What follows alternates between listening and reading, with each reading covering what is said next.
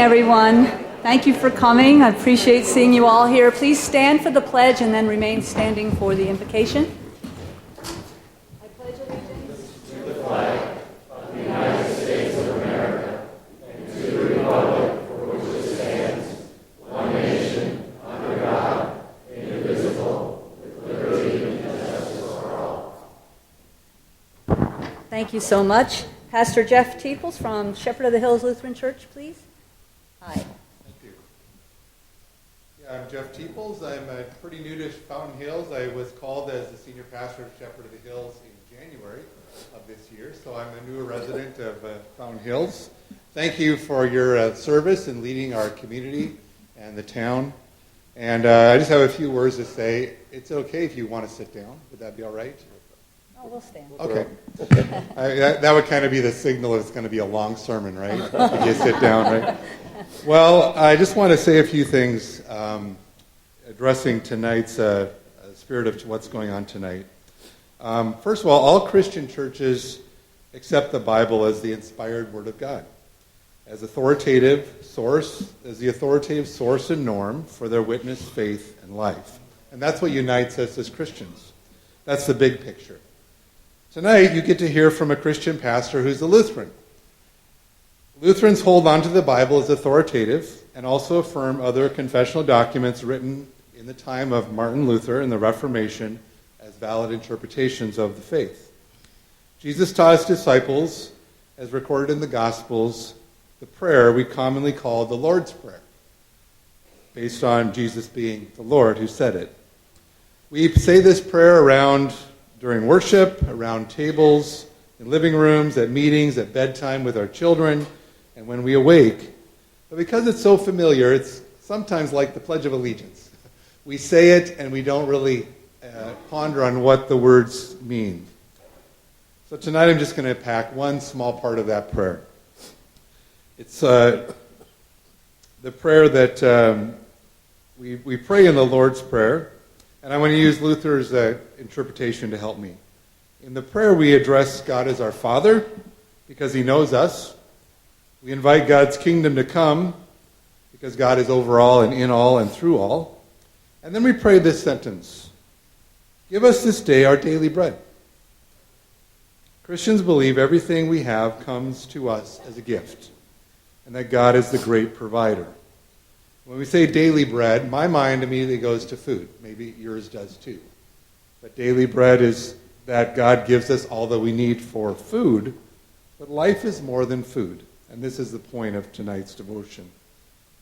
When Luther expanded on daily bread in the Small Catechism, he said this: daily bread includes everything needed for this life, such as food and clothing, home and property, work and income, a devoted family, an orderly community, good government, favorable weather, peace and health, a good name, and true friends and neighbors.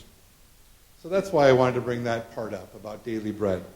Because for you as a town council to consider, as well as for everyone that's gathered here tonight, is our hope, I believe, as the Bible would teach, is for a good community, a well-ordered community. And that includes our home and property, our work and income, our families, and good government, and good weather. And that's why we live here in Fountain Hills, for the good weather too. So I know there are a lot of opinions tonight in this room, but our collective hope, and I speak for myself, I think also for others, that we would have a good community. So I pray the spirit of respect here in the dialogue. I pray that for the elected leaders that you can discern what is the best for the good of the community, and that we all live in and share together. Would you please join me in a prayer? Lord, as Jesus promised or said, give us today our daily bread. We pray, Lord, tonight for the spirit in this room, that you would give healthy dialogue, that you would allow us all to speak and listen, that you would, over all and through all, give to us, the community of Fountain Hills, an orderly community. We thank you for good government and the processes that are in place to express opinions and make decisions. Lord, come near us tonight and unite us as a community. In Jesus' name we pray. Amen. Thank you.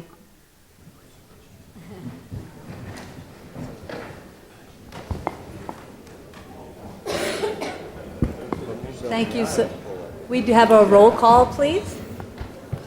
Mayor Dickey, Here. Vice Mayor LaCrone, Present. Councilmember Charno, Present. Councilmember Tolas, Here. Councilmember Brown, Here.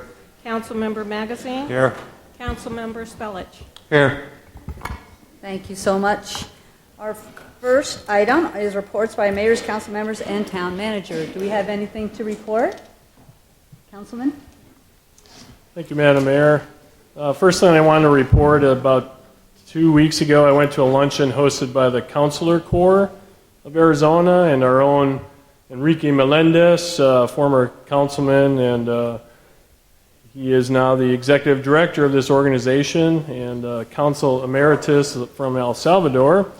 And also attending the luncheon was Bogomil Horcham and his wife, and he's the honorary consul to Poland.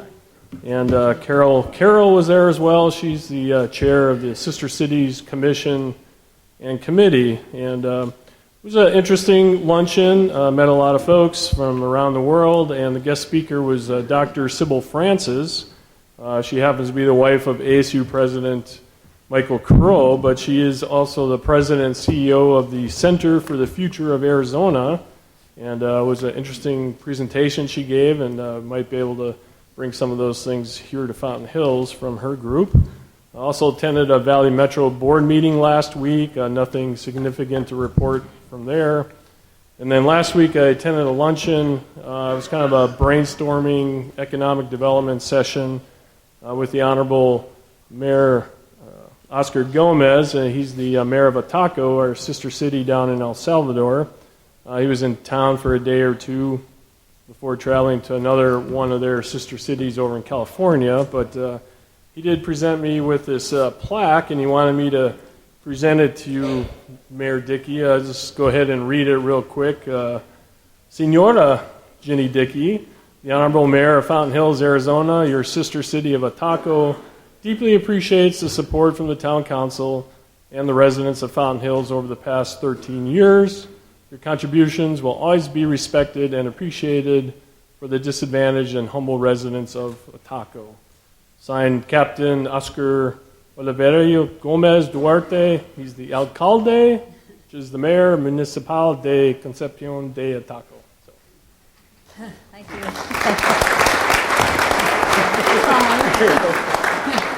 That's great. Thank you so much. You went to the homecoming parade, didn't you? I did, yes. Yeah, homecoming parade for the high school. It was a really nice parade and a lot of community spirit, and I like to see that. So very nice event. And a great homecoming game on Friday night as well, and they won big time. So it was a great game. Thank you. Anybody else have anything to report from this week? Grady, do you? Just a little bit. Just wanted to let council know that last week was the Your Government Day with the Fountain Hills Leadership Academy, and the mayor, myself, and the department heads all gave presentations before this year's class, which consists of, I believe, 17 candidates. So it went really well, and we're very pleased to be part of that important program. Thank you, Grady. That earlier we had the leadership kickoff, which was a really nice gathering also. Then they're going to be doing 2 months worth of Thursdays all day, every day, learning everything about Fountain Hills. Probably a lot of you got to go to our Oktoberfest, our Plan B Oktoberfest, which was really very nice, and the weather kind of made the park unsuitable for it. So we had some businesses step up and some service organizations, and that was really wonderful. Went to the MAG Regional Council meeting, and at that meeting we voted to wait to ask the legislature for the go-ahead on the ability to ask the voters to renew Prop 400. So we will be waiting until the 2021 session for that. Maricopa County, for the third year in a row, is the fastest growing county in the country. And some of the mayors, Wires and Giles and Carlott and others, expressed some interest in the gas tax, so you guys will probably be hearing from us on that. Gilbert Vice Mayor Cook presented at the meeting about Domestic Violence Awareness Month, which is October, and we'll be doing a proclamation about that at the next meeting, but I wanted to, they gave me the ribbons, so I wanted to bring them tonight for you all, and also a letter from the governor's office. And so just keep that in mind and bring them back next time. That would be great. Anything else? Good. So our next item is the proclamation for Fire Prevention Week, which I'm just going to read from here, and then later I'll give the fancy proclamation to our chief. So whereas the town of Fountain Hills is committed to ensuring the safety and security of all those living in and visiting Fountain Hills, and whereas fire is a serious public safety concern both locally and nationally, and homes are the locations where people are at greatest risk from fire, and whereas home fires killed 2,630 people in the United States in 2017, and fire departments in the United States responded to 357,000 home fires. And whereas the fire death rate per 1,000 home fires reported was 4% higher than in 1980. And whereas the smoke alarm sounds that Fountain Hills residents may have, when they hear it, they have less than 2 minutes to escape. And Fountain Hills residents who have planned and practiced a home fire escape plan are more prepared and will therefore be more likely to survive a fire. And residents should make a home escape plan, drawing a map of each level of the home, showing your doors and windows, and practice the home fire escape plan with everyone in the household, including visitors, at least twice a year during the day and at night. Whereas Fountain Hills residents should teach children to escape on their own in case adults can't help them. And whereas Fountain Hills residents should make sure everyone in the home knows how to call 911 or a local emergency number from a cell phone. And whereas Fountain Hills residents should practice different ways out, and in a real emergency should get low and go under the smoke to get out quickly and get out and stay out, never going back inside the home for people, pets, or things.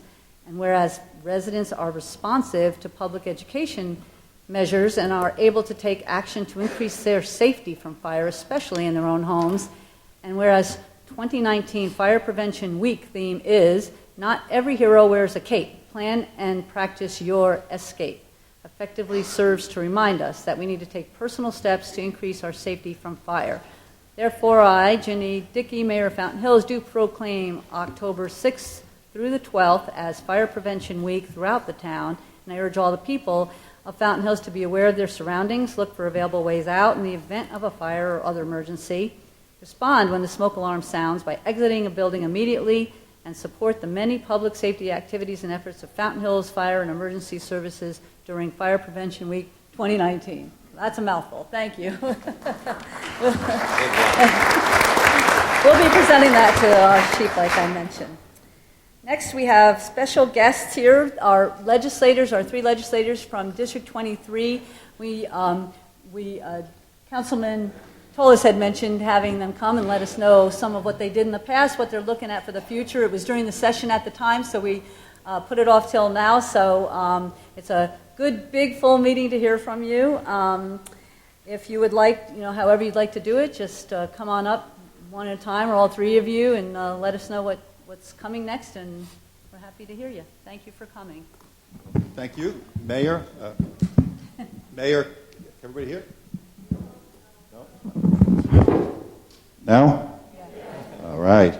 Mayor, council, staff, voters, a pleasure to be here.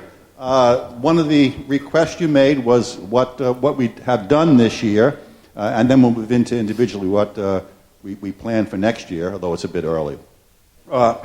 This past year, 1,318 bills were introduced to the legislature. Of that total, 331 got through the committees and the floor votes in both chambers and were sent to the governor. Of the 331, 11 were vetoed and 320 were signed into law. Since that's a little bit more than we have time to go into this evening, since I suspect everyone's not here to listen to us, I'll just go over some of the bills which I think are of greater interest to Fountain Hills. because roughly 30% of the bills dealt with municipalities. So I picked up a selection that I think you'd be interested in. The first bill, which actually I sponsored, I was the prime sponsor, changes the law concerning duty to report potential sexual abuse of children. Right now, there are certain mandatory reporters like doctors and police officers and teachers and priests and what have you. I changed the law to not only require the mandated reporter who has probable cause to think that this is happening, I also made it the responsibility under penalty of law for not reporting for the immediate supervisor of this person to also report if they have reasonable belief that the abuse was going on. I did this because we read about large organizations where there's a pattern of abuse and supervisors didn't do anything, which suggests a possible cover-up. So now the supervisors, if they find out that there's abuse going on below them, will have to report it too, or if they don't, they could be held criminally liable. The second bill is critical health information emergency responders. This gives you, the council, the ability, if you want to pass an ordinance which would create a mechanism for your residents to put a decal on their car and information on any medical conditions they have in their glove compartment. So if they're injured or taken ill and can't communicate to first responders, the first responders would see the decal, know that there's medical information pertinent to the case in the glove compartment and get it. Minimal cost. You simply pass an ordinance and coordinate the creation of the stencil and explain how it's done. Animal cruelty, domestic animals. This also was my bill.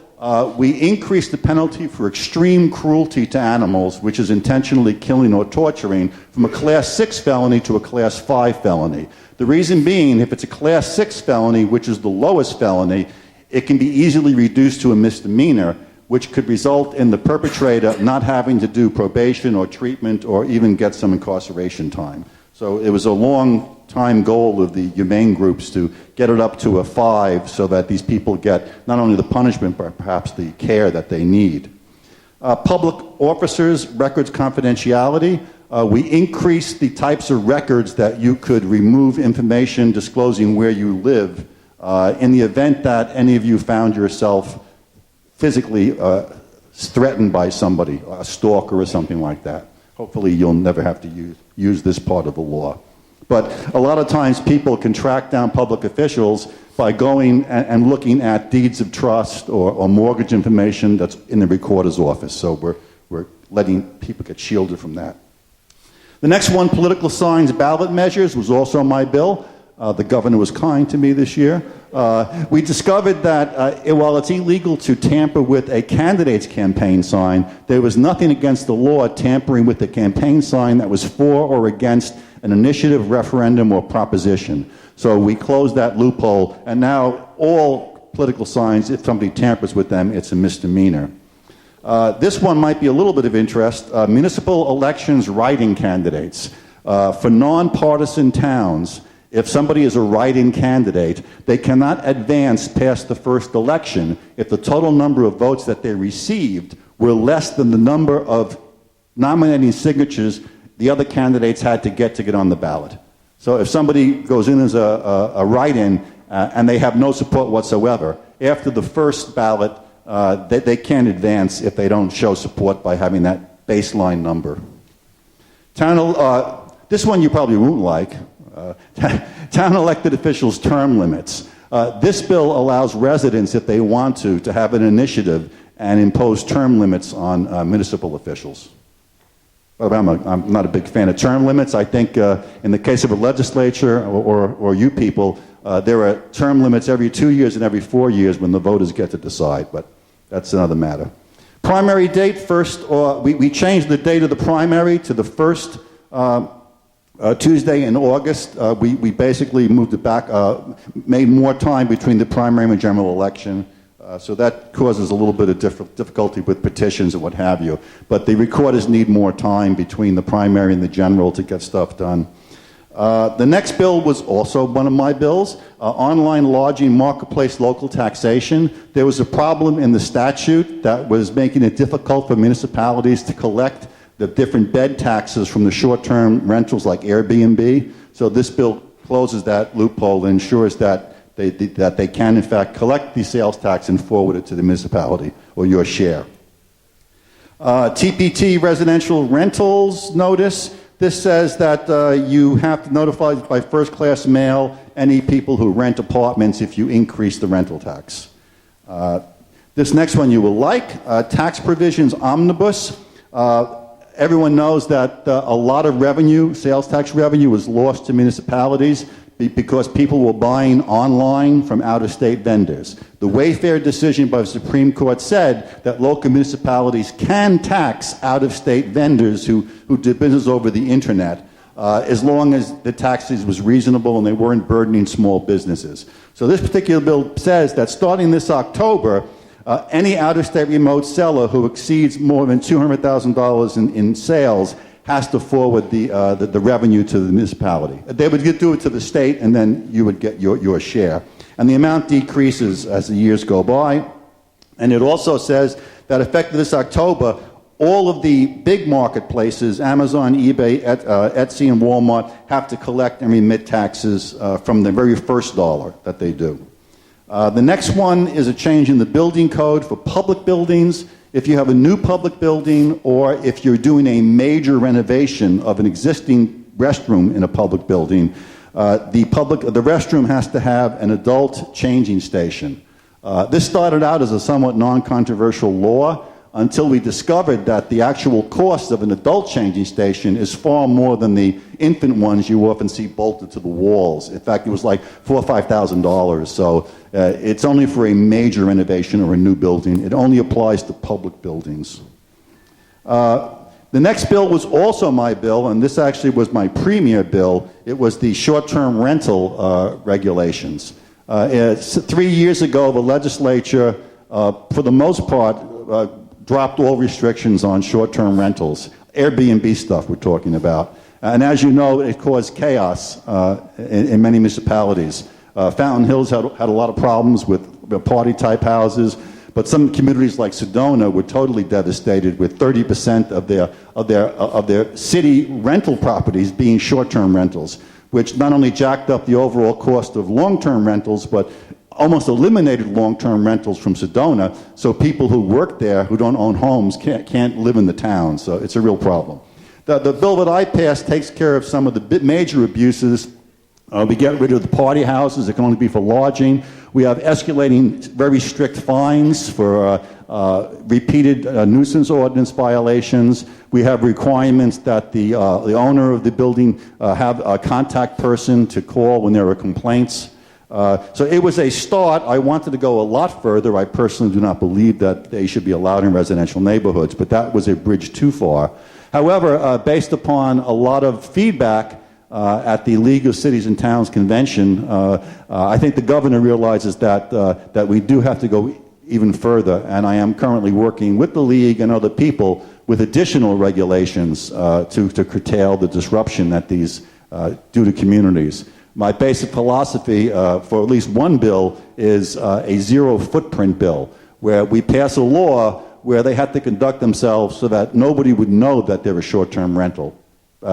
Limiting occupancy, no noise whatsoever after a certain time outside, things like that. Off-street parking, what have you. So that's an ongoing project. Got a couple more. We reinstated the State Parks Heritage Fund. Don't get too excited. We didn't fund it, but we put the mechanism back so that funding can flow as monies return. I know Fountain Hills had a lot of parks that were built with heritage funds. When I spent my 6 years on the town council, often as a target, as you are later this evening. Let's see that. Two more. We were busy. We did the texting while driving ban, so statewide texting while driving ban. Okay. And finally, there is a craze for these stand-up miniature scooters. You see them in downtowns of a lot of major cities. They're kind of like a skateboard with a big tall handle, and people rent them to drive around. They're extremely popular. They appear to be pretty safe because I've seen a lot of older adults riding them. So what we did was we removed them from the definition of motorcycles, motor vehicles, motorized skateboards, and mopeds, which have considerable regulation. So we said you can't treat them like that. We do allow municipalities to do whatever regulation they want short of licensing and registration. So you can control their usage, but we took away the state restrictions that was often making it illegal to do. And that are the major bills that we did. You also had asked what we were planning personally. I already mentioned that I will be expanding the restrictions on the abusive and disruptive short-term rentals, because that is a continuing and ongoing problem. So that's going to be like my major push. The other major bill that I'm doing is I want to create a website that lists the names and identifying information for anybody convicted of extreme animal cruelty, so that people who are giving away pets, selling pets, stores, individuals, breeders, can go to this website just to check to make sure that the person that they're selling an animal to is not an abuser and a sick person like that. So it's informational. And that's it. Thank you, Representative Kavanaugh. And I yield my remaining 20 minutes to Representative Lawrence. Mayor, can we address questions to John? Want to wait till they all have a chance? Is that okay? Hi, Hi. Senator. Welcome. Good afternoon, or good evening, I should say. Thank you for having me. It's a delight, a pleasure, and I walked in here and I saw such a crowd. I thought we either did something very great or something not so great, but then I realized you had a couple of controversial issues on your agenda, so I was relieved. I'll get right to it. My seatmate covered a lot of the bills that we did collectively at the legislature, so I'm just going to talk about a few items that I did so that you kind of know the niches that I fit into down at the legislature, and if any of those issues resonate, be sure to contact me. I always like to do constituent bills. In fact, that's the vast majority of bills that I do, constituent bills. I get a big kick out of them. They are difficult to do. They don't come with very many stakeholders or a lobbying team, so they are quite satisfying when you can get a constituent-led bill across the finish line down at the legislature. So, but before the bills, the budget's always a big topic for us down at the legislature, and last year was no different.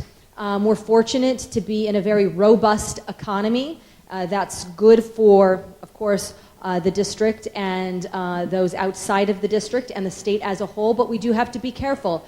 With all of the increased revenue, there's an appetite for spending, lots and lots of spending, and we have increased our spending quite handedly. The concern I have with that is much of it's ongoing, and the problem with that, of course, is when revenues don't meet your ongoing demands, then it becomes very difficult to roll back and make cuts, and nobody wants to make cuts. It's not fun and not pleasant, and we've all experienced it.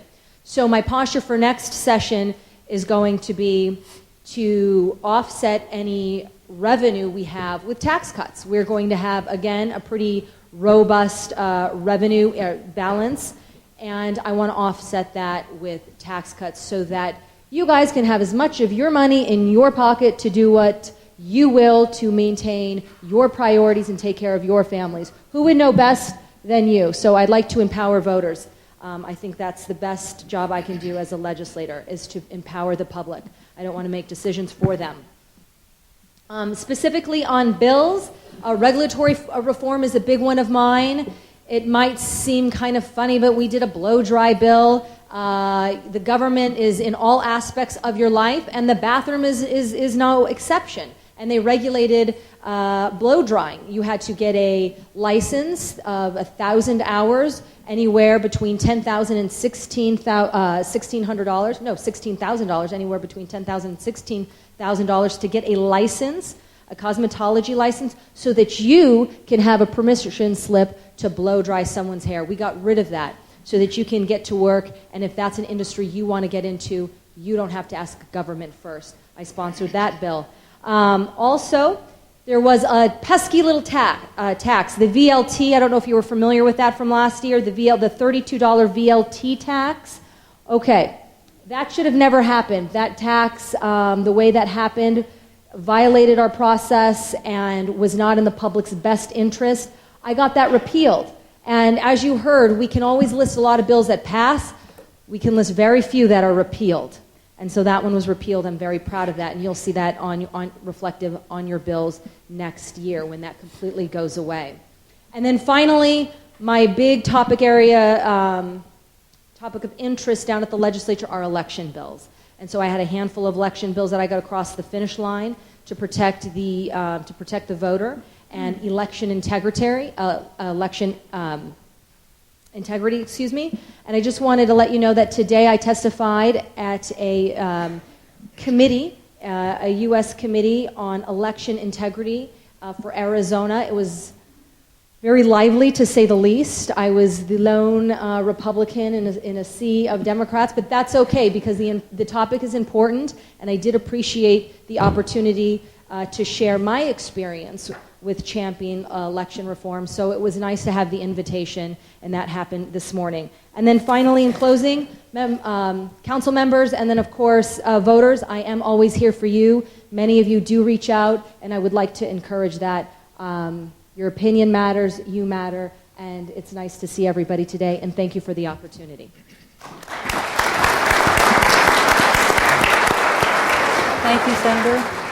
Representative, Thank you. welcome. Mayor Dickey, you may or may not remember this. I'm a real estate agent here in Fountain Hills. I've been here more than 20 years at MCO. How many of you remember the Phoenix Symphony Orchestra being here? You remember that? Anyone? It was here quite a few years ago, and I emceed that. What was the hamburger bill that was here? White Castle. How many of you remember White Castle? Anyway, Mayor Dickey, you shopped me once.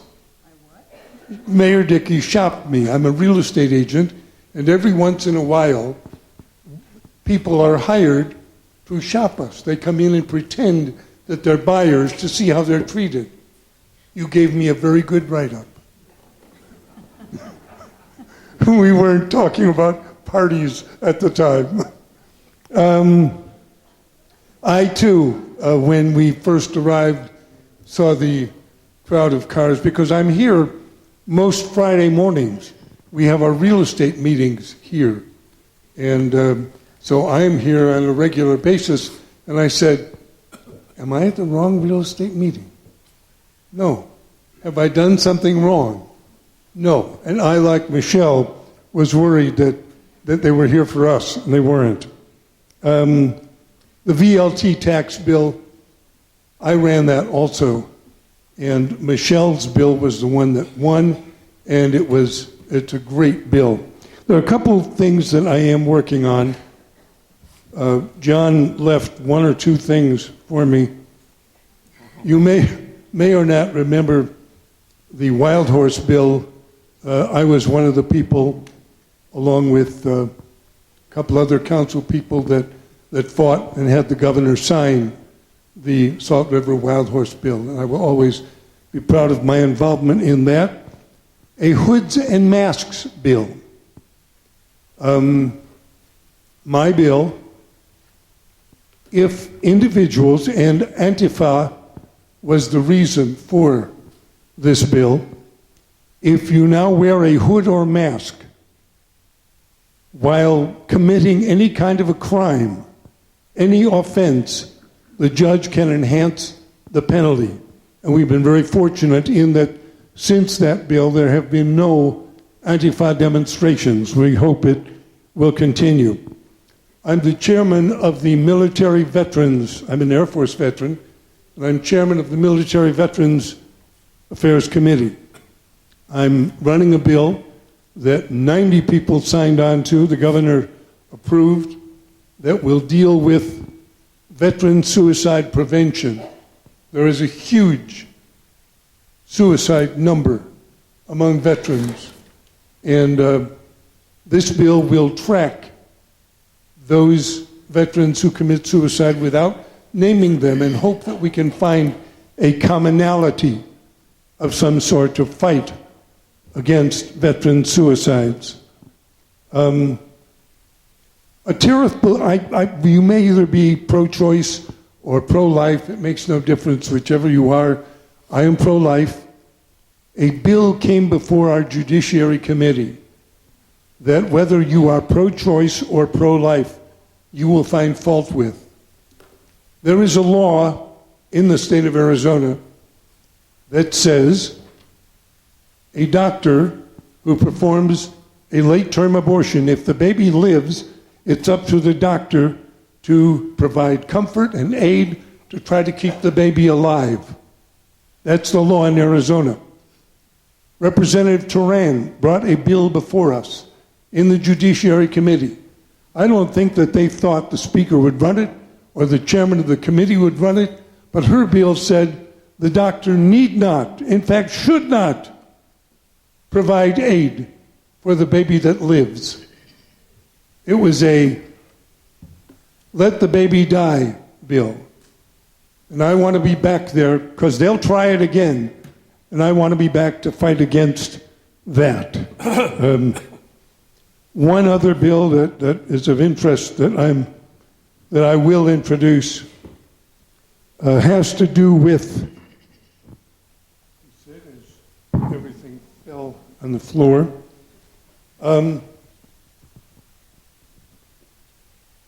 In Arizona,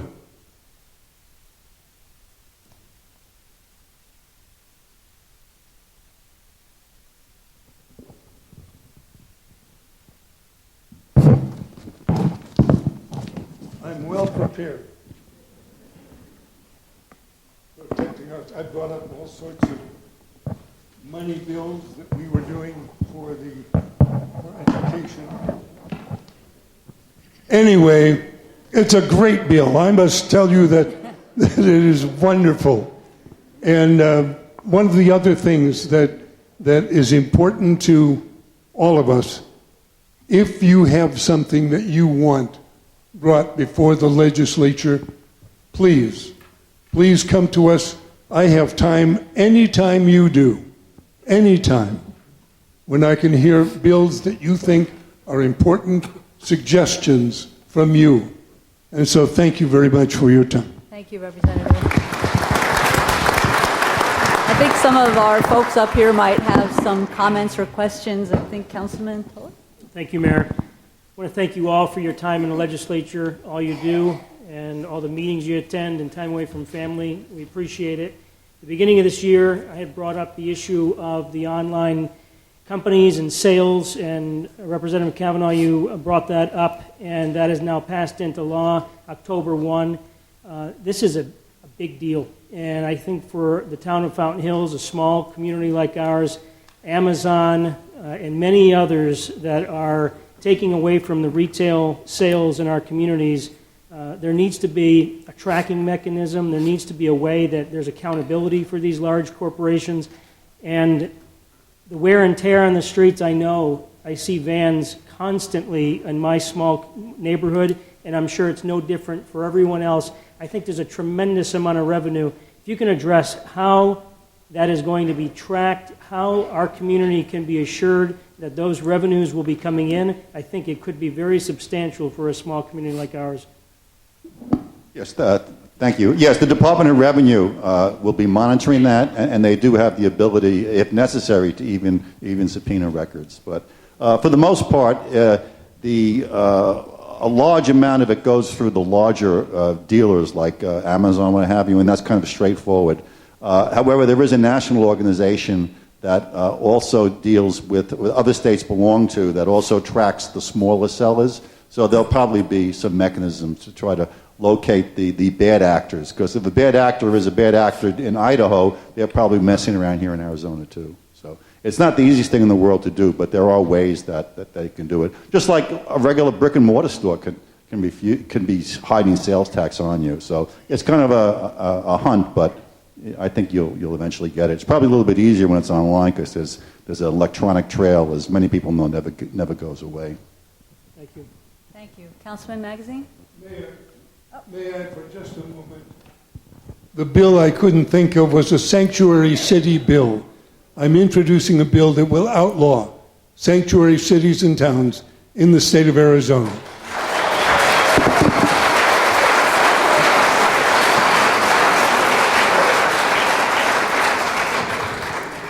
Already out. Councilman Magazine? Did you want to say something? I think he's going to answer you. Oh, going to answer me? Okay. Thanks to all three of you for attending this evening and for informing us as to what you've been doing in the legislature. It's very important to us as local officials. I believe the senator indicated that she wanted to offset increases in revenue with tax reductions. I'm surprised that none of you have mentioned the dire straits we're in with our schools and our teachers. I think that's probably the most important issue facing every town and city in Arizona. The teachers are leaving in droves. They're being replaced with people who are not certified to teach. This is a huge problem, and I would certainly hope the legislature would take it under advisement. Yeah, and that was kind of a budget issue, and the direction we had was things that more directly affect the towns. But that affects everybody, so we didn't think it was specialized. However, I think we're all very proud of the fact that we, over the last 3 years, we have given more than half of all new revenue to K-12 education and universities. So they have received the bulk of all of the revenue increases over the last several years. And then again, we also did the salary increases for teacher, monumental 20% increases over 3 years, which was well appreciated and well deserved, and I think we're happy we all supported that. If I may, Mayor, how do you reconcile increases in revenue without giving even more of it to the schools? As I said, we have a very serious problem, and 20% increase sounds good, but from what base? From a very low base. We are 49th in the country in terms of investment in education. Yeah, and that is, I guess pessimistically one might say that, but I also think that when you discount certain handicaps we have, like a very large non-English speaking or challenged population because of illegal immigration, the performance of our students, we're in the top half nationwide. And I think the bottom line is, while spending is important, how do you perform? That's how I judge a school system. How well are you doing? Money's important, but let's not forget that our teachers and our students are doing quite well under the circumstances. And this year, we have a roughly $250 million projected new ongoing revenue, about $250 million one-time revenue, and I will predict that true to form, somewhere in the area of half of that is going to go to K-12 and universities because they are a high priority. There are a couple other expenditures that we should mention. I brought them with, and this is just part of a long list, and you've got a long night ahead, so I won't go through my long list. $15 million to the Arizona Teachers Academy, $400,000 for a quality teacher pilot program, and the list goes on. Millions of dollars that we spent in addition to the 20 by 20 raise, which, by the way, Republicans voted for, and only one Democrat voted for it. Other than that, every Democrat voted against the teacher raise. And I'm very proud of what we did for the teachers. Thank you. Thank you. I want to, obviously there are a lot of issues that we can talk about, but I wanted to thank our legislators for coming. So Prop 400, I mentioned earlier, we're going to be looking to the legislature to give Maricopa County the go-ahead to ask the voters to renew Prop 400, which is the transportation planning bill for Maricopa County. So I hope when we get around to doing that, when the league is out there knocking on your door, that you'll give that some consideration. Also, you know, the census is April 1st, 2020. So whatever you can do, and we're all doing, and MAG, to get us all counted in Maricopa County, the state of Arizona is very important for a lot of reasons. We appreciate your help with that. And then you mentioned, John, some league resolutions that you're actually already part of, which is really great. There's not that many this year, and so when we go forth, there's one about salvage properties, allowing cities some allowance from flexibility, allowing cities to talk about emergency situations like emergency response during executive sessions, because right now there's kind of a blip that we can't do that.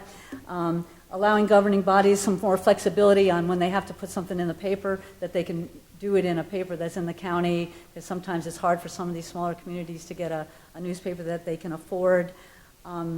You're already working on the short-term rental. That's another one that we really appreciate that.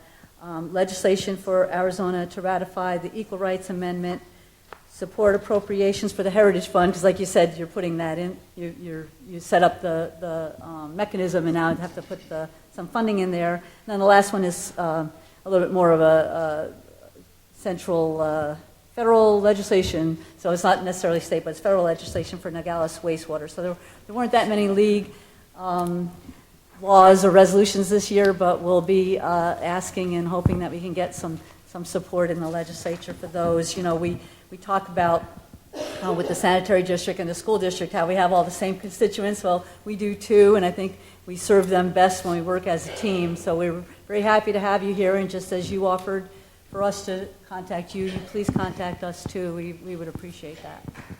Thank you.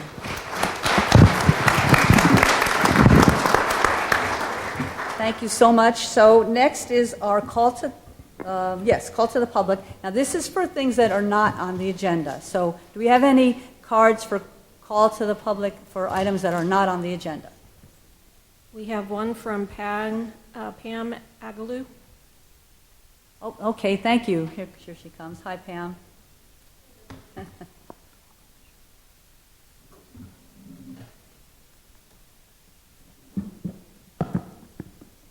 I'm Pam Agaloo. Everybody hear me?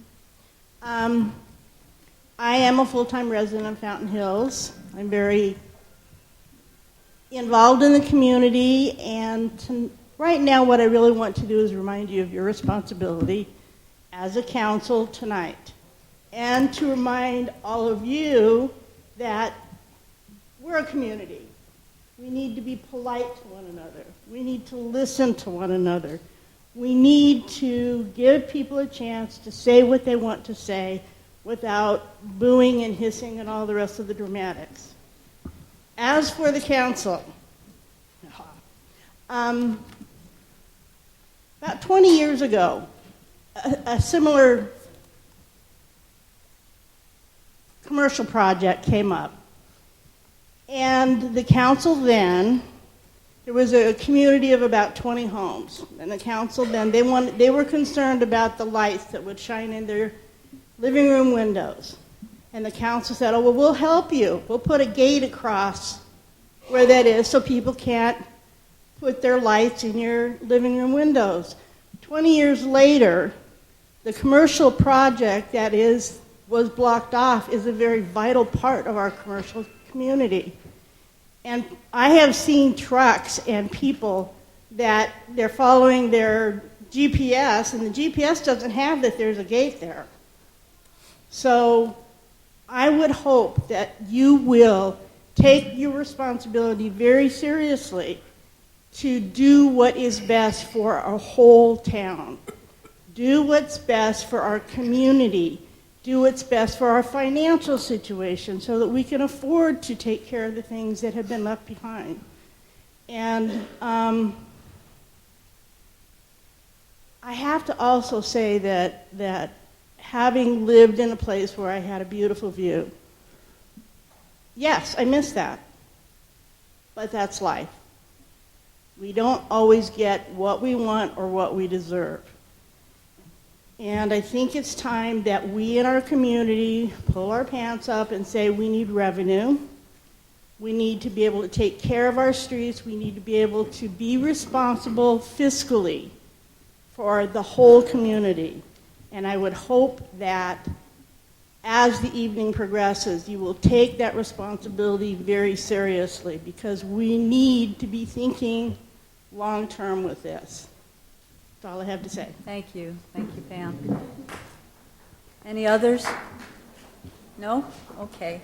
We'll move on to the consent agenda, please. Everybody, take a look at it. If you'd like to remove anything, let me know. Otherwise, can I have a motion? Move to approve. Second. Thank you. We have a motion and a second. All those in favor, please say aye. Aye. Passes 7-0. Thank you. 1 second, I'm just going to get something.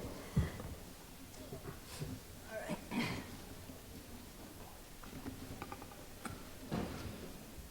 Thank you. So next is our regular agenda, and we only have one item on the agenda. I'm going to kind of lay out what we're hoping, how it will go, and read a little bit from our rules of procedure, and then move forward. So first of all, I wanted to really thank the staff. It's been a long process here. They've provided thorough reports. Thanks for setting us up here and planning and zoning in a different venue so that we could accommodate everybody. And I appreciate the effort from everyone, including planning and zoning, the applicants, and as I said, the staff and the public. The way we're going to do this is we're going to open the hearing. Our staff will report on the 3 items separately, but all at one time, you know what I'm saying? Then we're going to hear from the applicants on all 3 items. Then council will be able to ask questions throughout as that's going on with staff.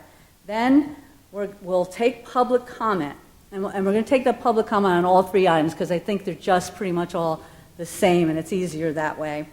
We're going to try our best to address in the order submitted, but you kind of saw how that was happening, so we'll do our best. But I also we're going to try to mix it up so we have one side then the other.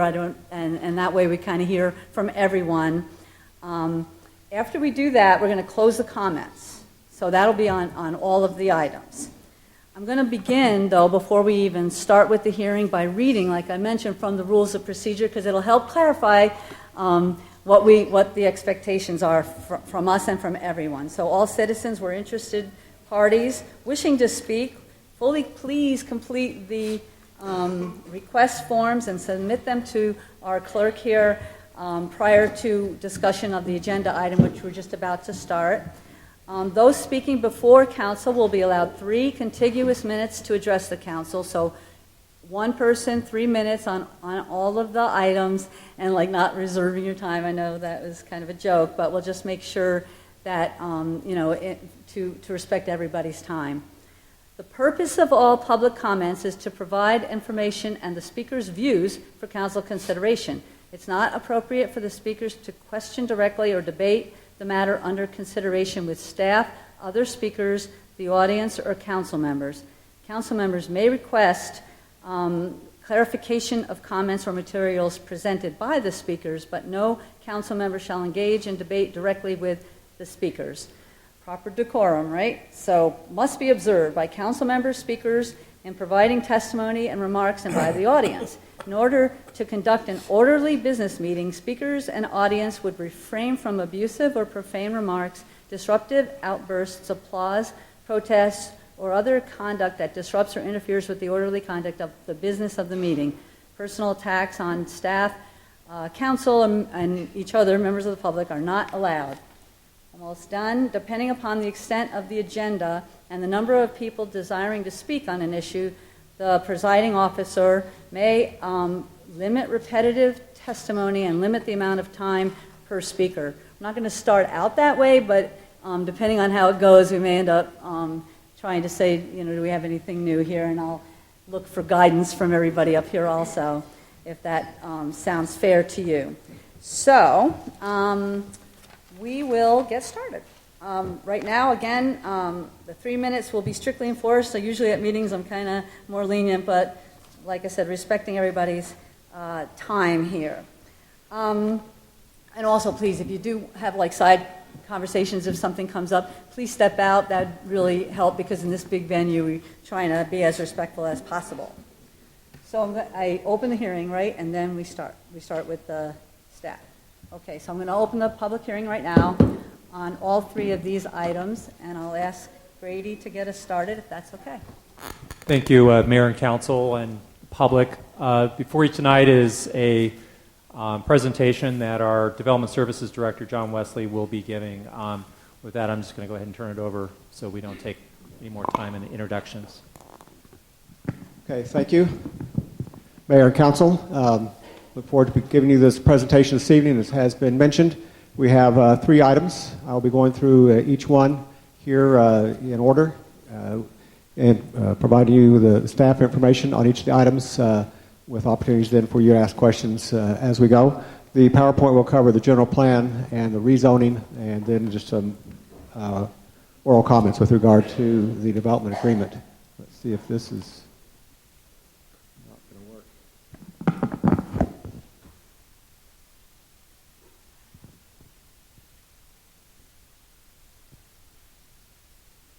Where did the presentation go?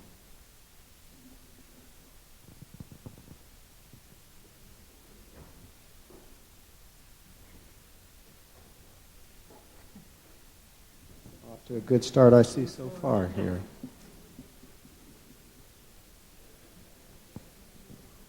Technical difficulties.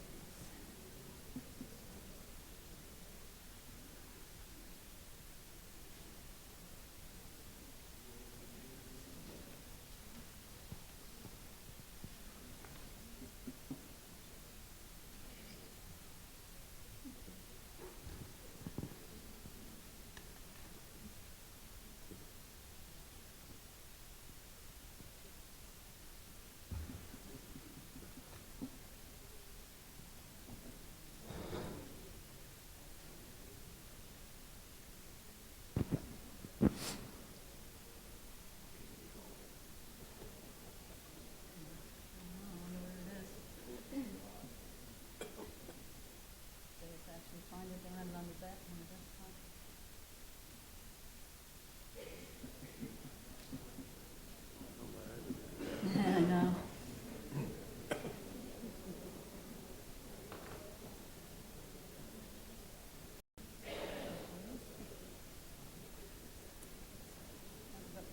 I missed the second page. There we go. Yeah. Well, it's kind of light in here too. Because of that a little bit.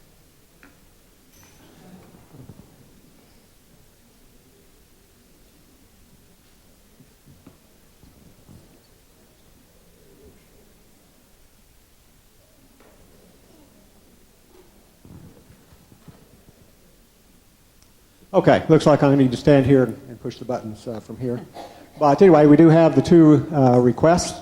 One is for a minor general plan amendment on 23 acres to go from lodging to multifamily medium, and to rezone approximately 60 acres from the L3, which is a lodging zone, PUD, and OSR to the Daybreak PAD. So this map shows the locations,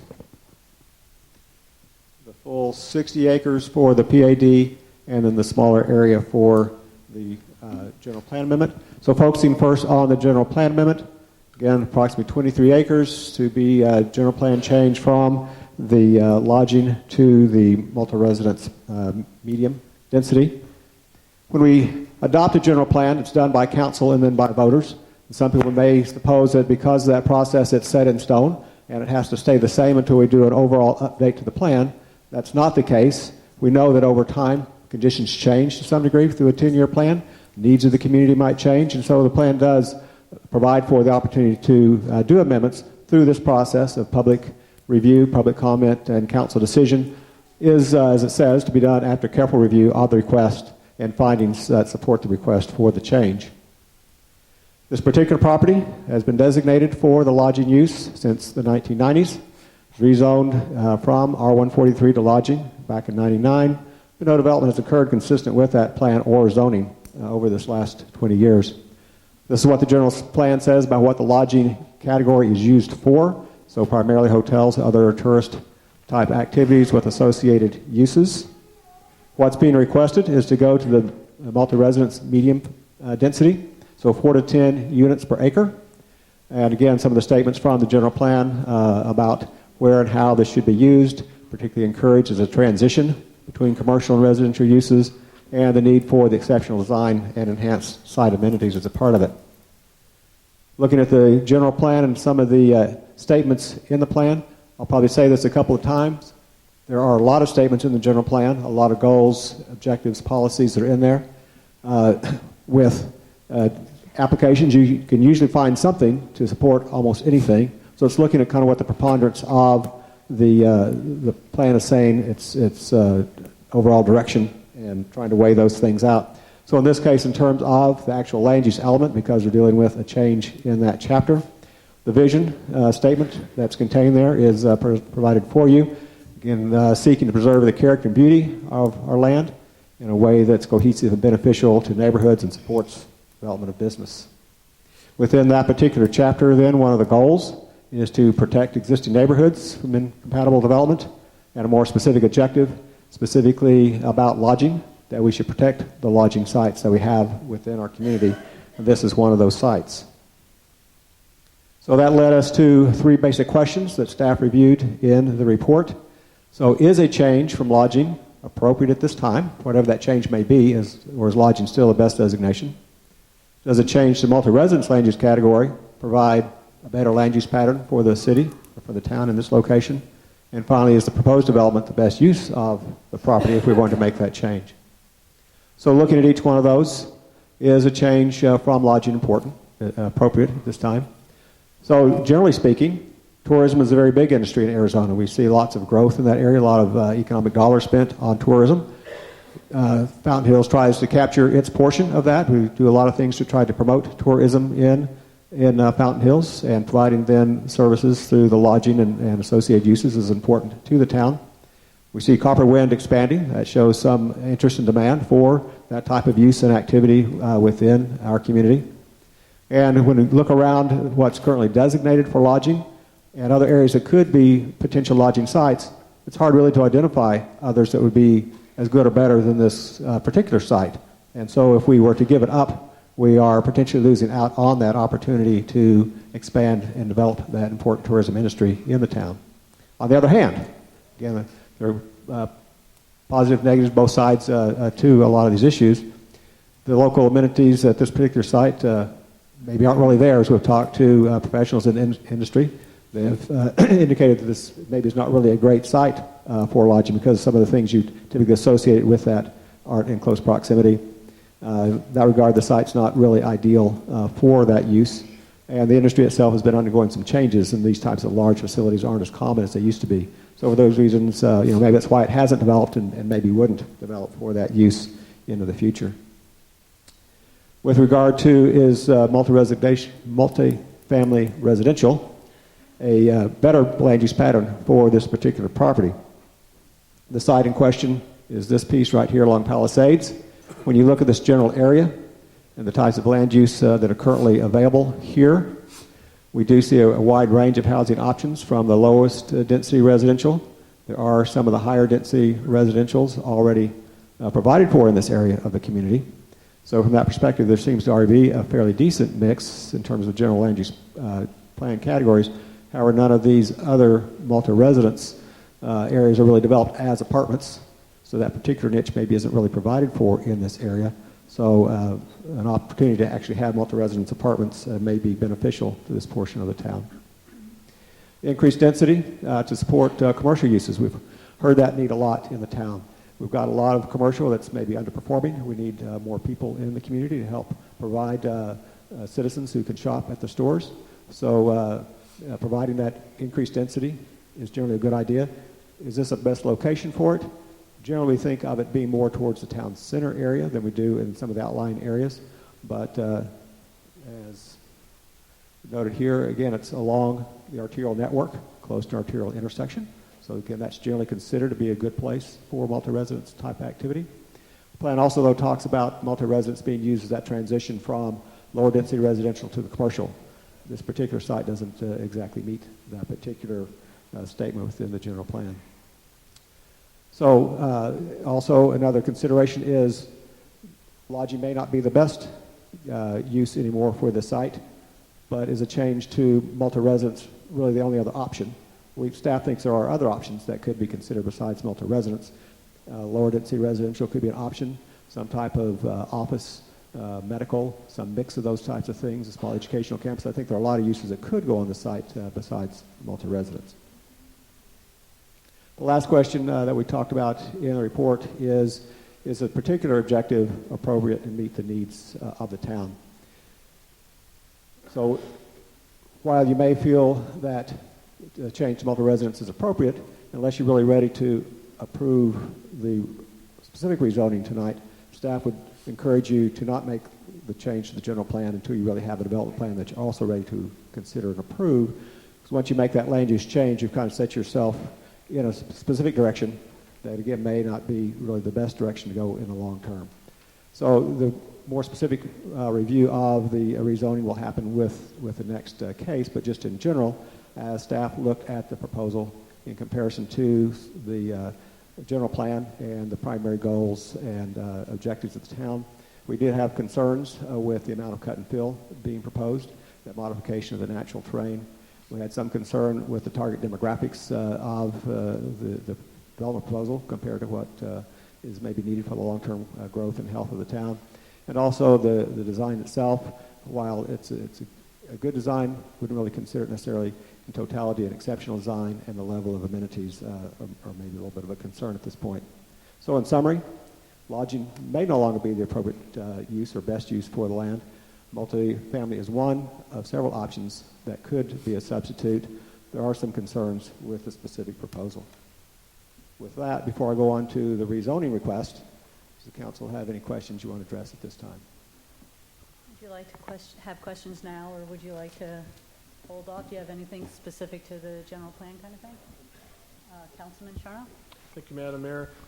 John, given the fact that it's already zoned commercial and, with raw land prices the way they are, I mean, do you think it's feasible in the development world for a developer to buy that higher priced land and then put single family homes on there in terms of the economic return? I mean, don't you think that would have been done already if that was a viable economic alternative? Sure, Mayor, Councilmember, when you look at those numbers, depending on what landowner really is trying to get out of the land, you're right, single residence may not work today at whatever prices are going on. Looking at a general land use pattern for the area was what the comment was there. It would be very appropriate in the area for that use. But I agree, it may not be economically feasible. Any other questions? One more, actually. And then I know you said you wouldn't recommend changing the general plan and then not approving a specific plan, but are you comfortable with perhaps approving a general plan change and then continuing a specific project and, expecting ongoing negotiations or changes? Is that something that's okay in your world? Mayor, Councilmember, yes, that's fine. And certainly the council has a prerogative to go ahead and approve the general plan and not approve the rezoning. If you're just really certain that multi-residence is the best land use for the property, you lose a little bit of leverage in the future in those negotiations if you've already made that approval. I know you said multifamily shouldn't be, a buffer between commercial and... Generally speaking, we look at the multi-residence being that buffer between the commercial and the residential. And here, there's not that commercial piece right there that would kind of really work as a buffer. It's across the open space, across shade before you get to that commercial. Yeah, that was kind of a point I was going to make. I know it's not directly adjacent to this parcel, but Shea Boulevard obviously is a major arterial in the whole county, and there is commercial just directly across the street from that. So, at least in my view, I see it as kind of that way.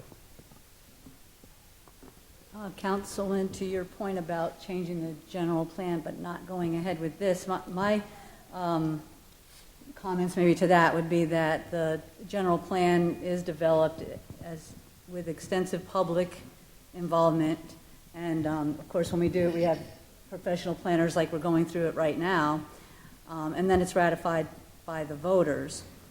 So if we were going to change that, I think it would behoove us to have it for a specific project, rather than if we change that, we're making a pretty big decision to take what John just said was probably our last practical site for lodging and changing it to multifamily, but then saying, but not for this. So then that would be something that we did, and then that would be kind of left hanging there. So I would caution about doing that without having it in mind that you wanted to go ahead with this project.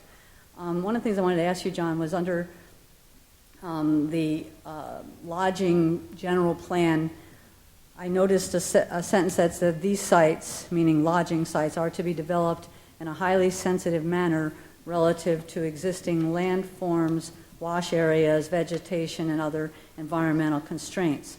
So if we don't change the general plan and we keep it as lodging, will those protections remain with that piece of property? Yes, Mayor, in terms of the general plan statement, that would certainly be there and be a guide. The intention, The approved zoning already for the site, for the lodging use, if somebody were to come in tomorrow with building plans for that, we would process those building plans because that's already approved by council and did a fairly good job, I believe, of meeting that objective. If somebody wants to change that plan to some other plan that would come back through this process, we would certainly be using that general plan statement to guide any changes to the plan. Yes, okay. And then the last thing just about the general plan that I wanted to mention was that in the report, we talk about the,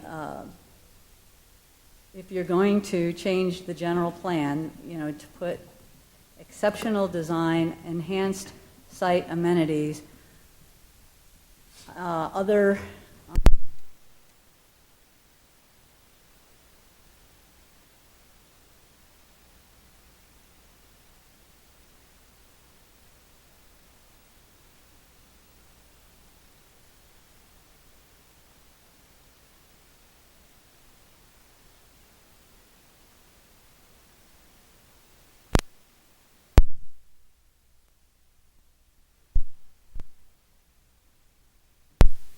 Vice Mayor. Thank you, Mayor.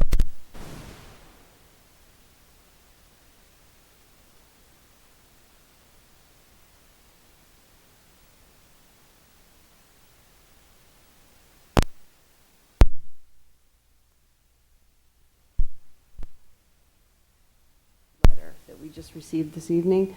When I read all the materials, which was like 400 some pages long, I didn't see a recommendation, but now we have one in front of us that you made back in July. Am I accurate in saying that? Mayor, Vice Mayor, as staff worked on the staff report, and we went through various iterations of that and had some internal communications and also some communications with the applicant to see, kind of test a tolerance level for what was appropriate and worth putting into the report, where we should get to in terms of a position. At one point, we did have the idea we may have a specific recommendation, but ultimately decided that given the overall nature of this case, the amount of public input that we knew we'd receive through the public hearing process, we felt it was better to back off on a specific recommendation so we could go through this public process to really get to that point. All right, well, thank you for clarifying that. So what you're saying is what I read, the 400 some pages, what's in there is the most current. Yes. All right, thank you. Thank you. Anything else? Oh, Councilman? So, John, so the final packet that we received that's online, is that considered the official Yes. packet then, in Yes. terms of information from staff and your give and take on everything? Correct. Mayor, Councilmember, that is correct. Okay. And then, real quickly, the general plan as it stands right now, we annexed the state trust land. Is that part of the general plan right now, or was that done before? That's in the current general plan. Is there a lodging site in the general plan in the state trust land? Now you're testing my memory. I'd have to go back and look at the plan. I believe so. I believe so as well. But again, I have to look at that to be sure. There is, Councilman, there is, I guess I don't know if I said the word, but I was saying a practical or a reasonable or an existing area. So that's what this says, is that basically there are 3 identified lodging areas, and 2 of them already are, and then the other one was this, because the state trust land is a little bit more in the future, of course. Anything? Oh, Councilman? Thank you, Madam Mayor. John, if you could give me some clarification. the units and the density of the units, from what I read, and correct me if I'm wrong, are we saying that the number of units per that footprint, are we calculating that we're taking into consideration that we're building on the entire area? Because to me, it seems like we're not building on the entire area, we're building on the 23 acres. So it seems like we're using the whole entire plot to figure the number of density. Mayor, Councilmember, that is correct. I'll get into that in more detail when I do the zoning presentation. So if you'd like to hold on to that, when we get to that particular slide, we can talk about that in more detail. That is a very, very good point. Very good question. Councilman. Thank you, Mayor. John, can you give me your definition of exceptional? Mayor, Councilmember, that's always been a bit of a challenge. I'll have to admit that is a challenge in what it is. What I would do, and as I've communicated with the applicant, in this case, to work on that, Chapter 19 of the Zoning Code lays out a number of standards and requirements, design guidelines to be met. And so I've told them that's what I would use. It's not just my subjective whim, that we would follow those standards that are in there to get to what would reach that criteria. So there's no clear definition of exceptional? No.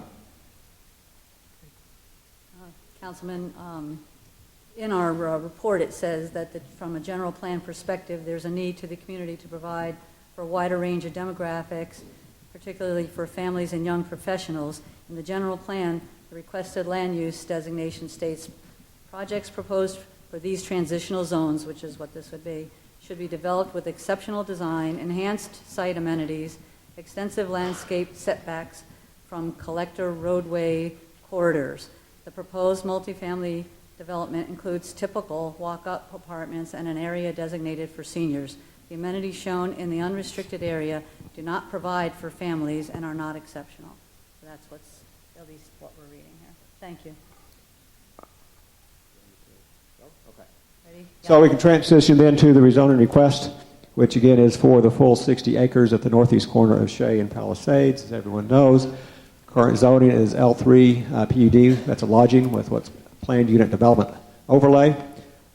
And just hopefully quickly, previous zoning code used base zones, L3, with a zoning overlay, PUD, so you modified the requirements or standards within a specific zone.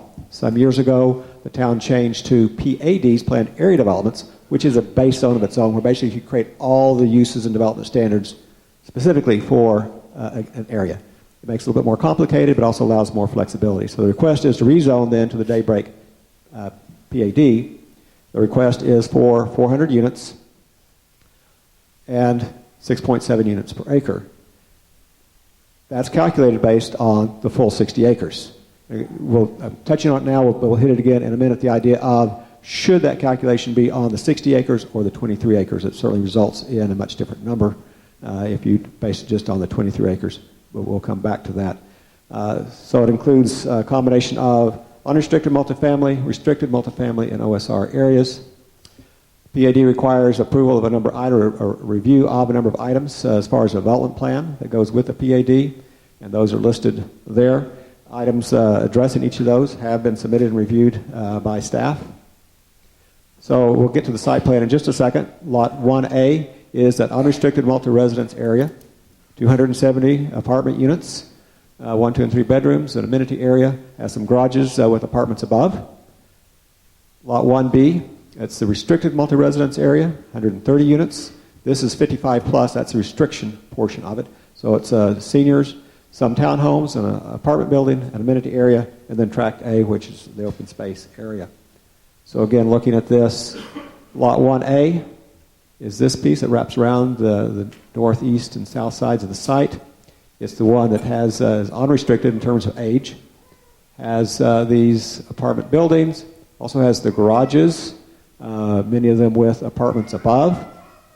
It has the one amenity area located here, a proposed walking trail around the outside.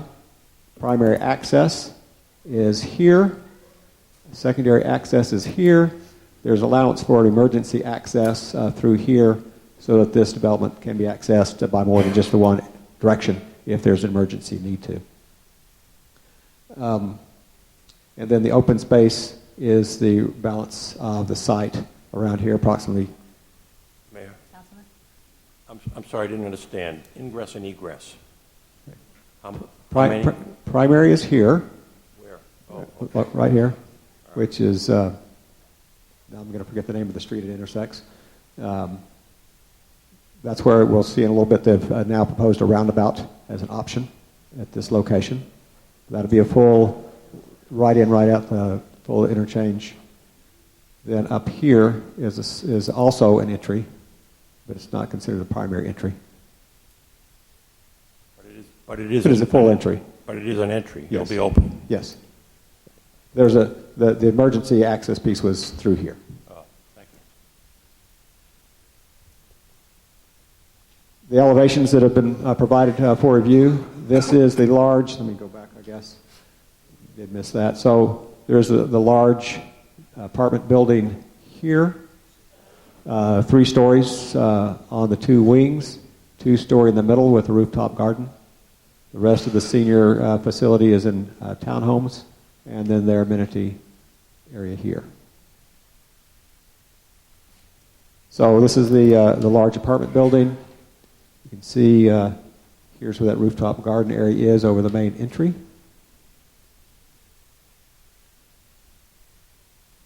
And elevations of the other buildings.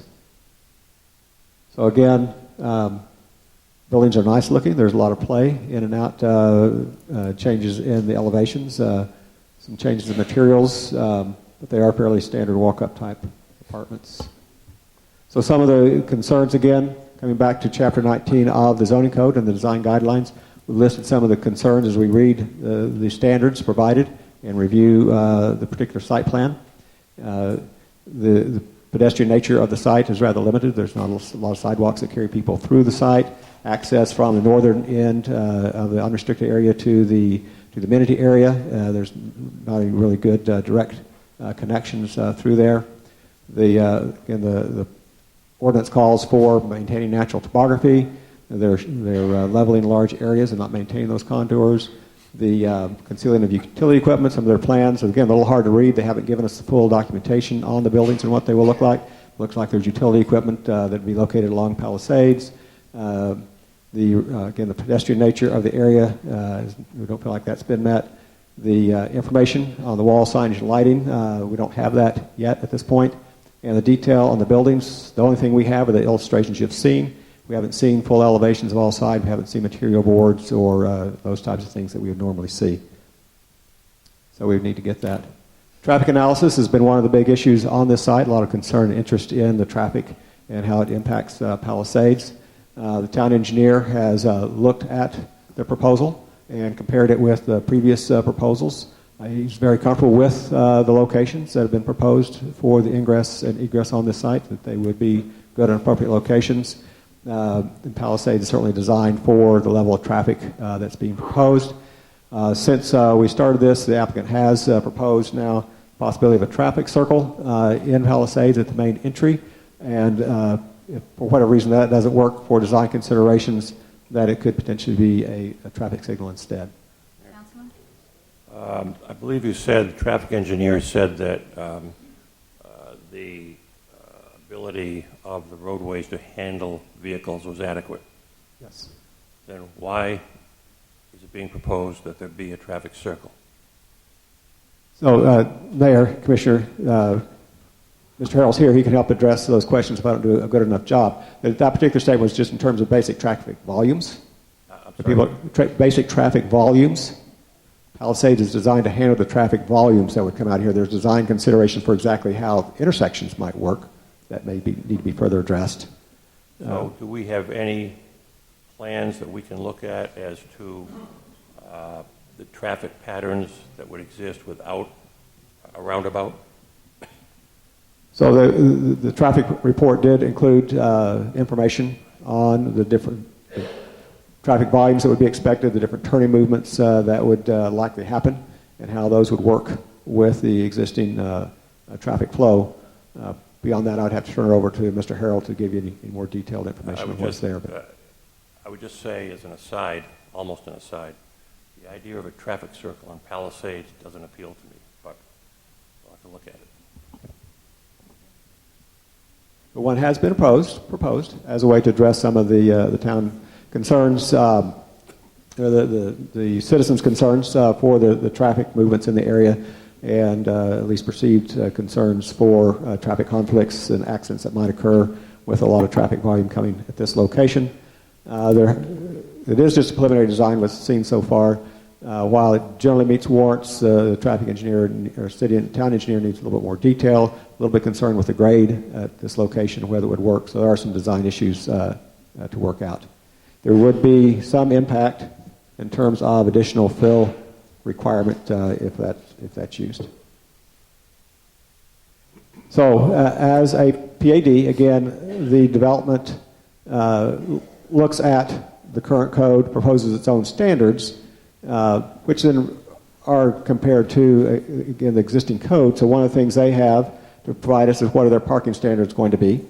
They could use the existing code. In this case, they have proposed some slightly modified standards for this development based on review of what other cities and towns require, a study of apartment complexes both in Fountain Hills and some surrounding communities about what need really seems to exist, and proposed these ratios that you see here.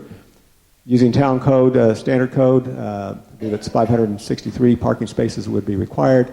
They're proposing 481, so it's a difference of 82 spaces. Generally speaking, staff doesn't have too much concern with that from the numbers we've seen.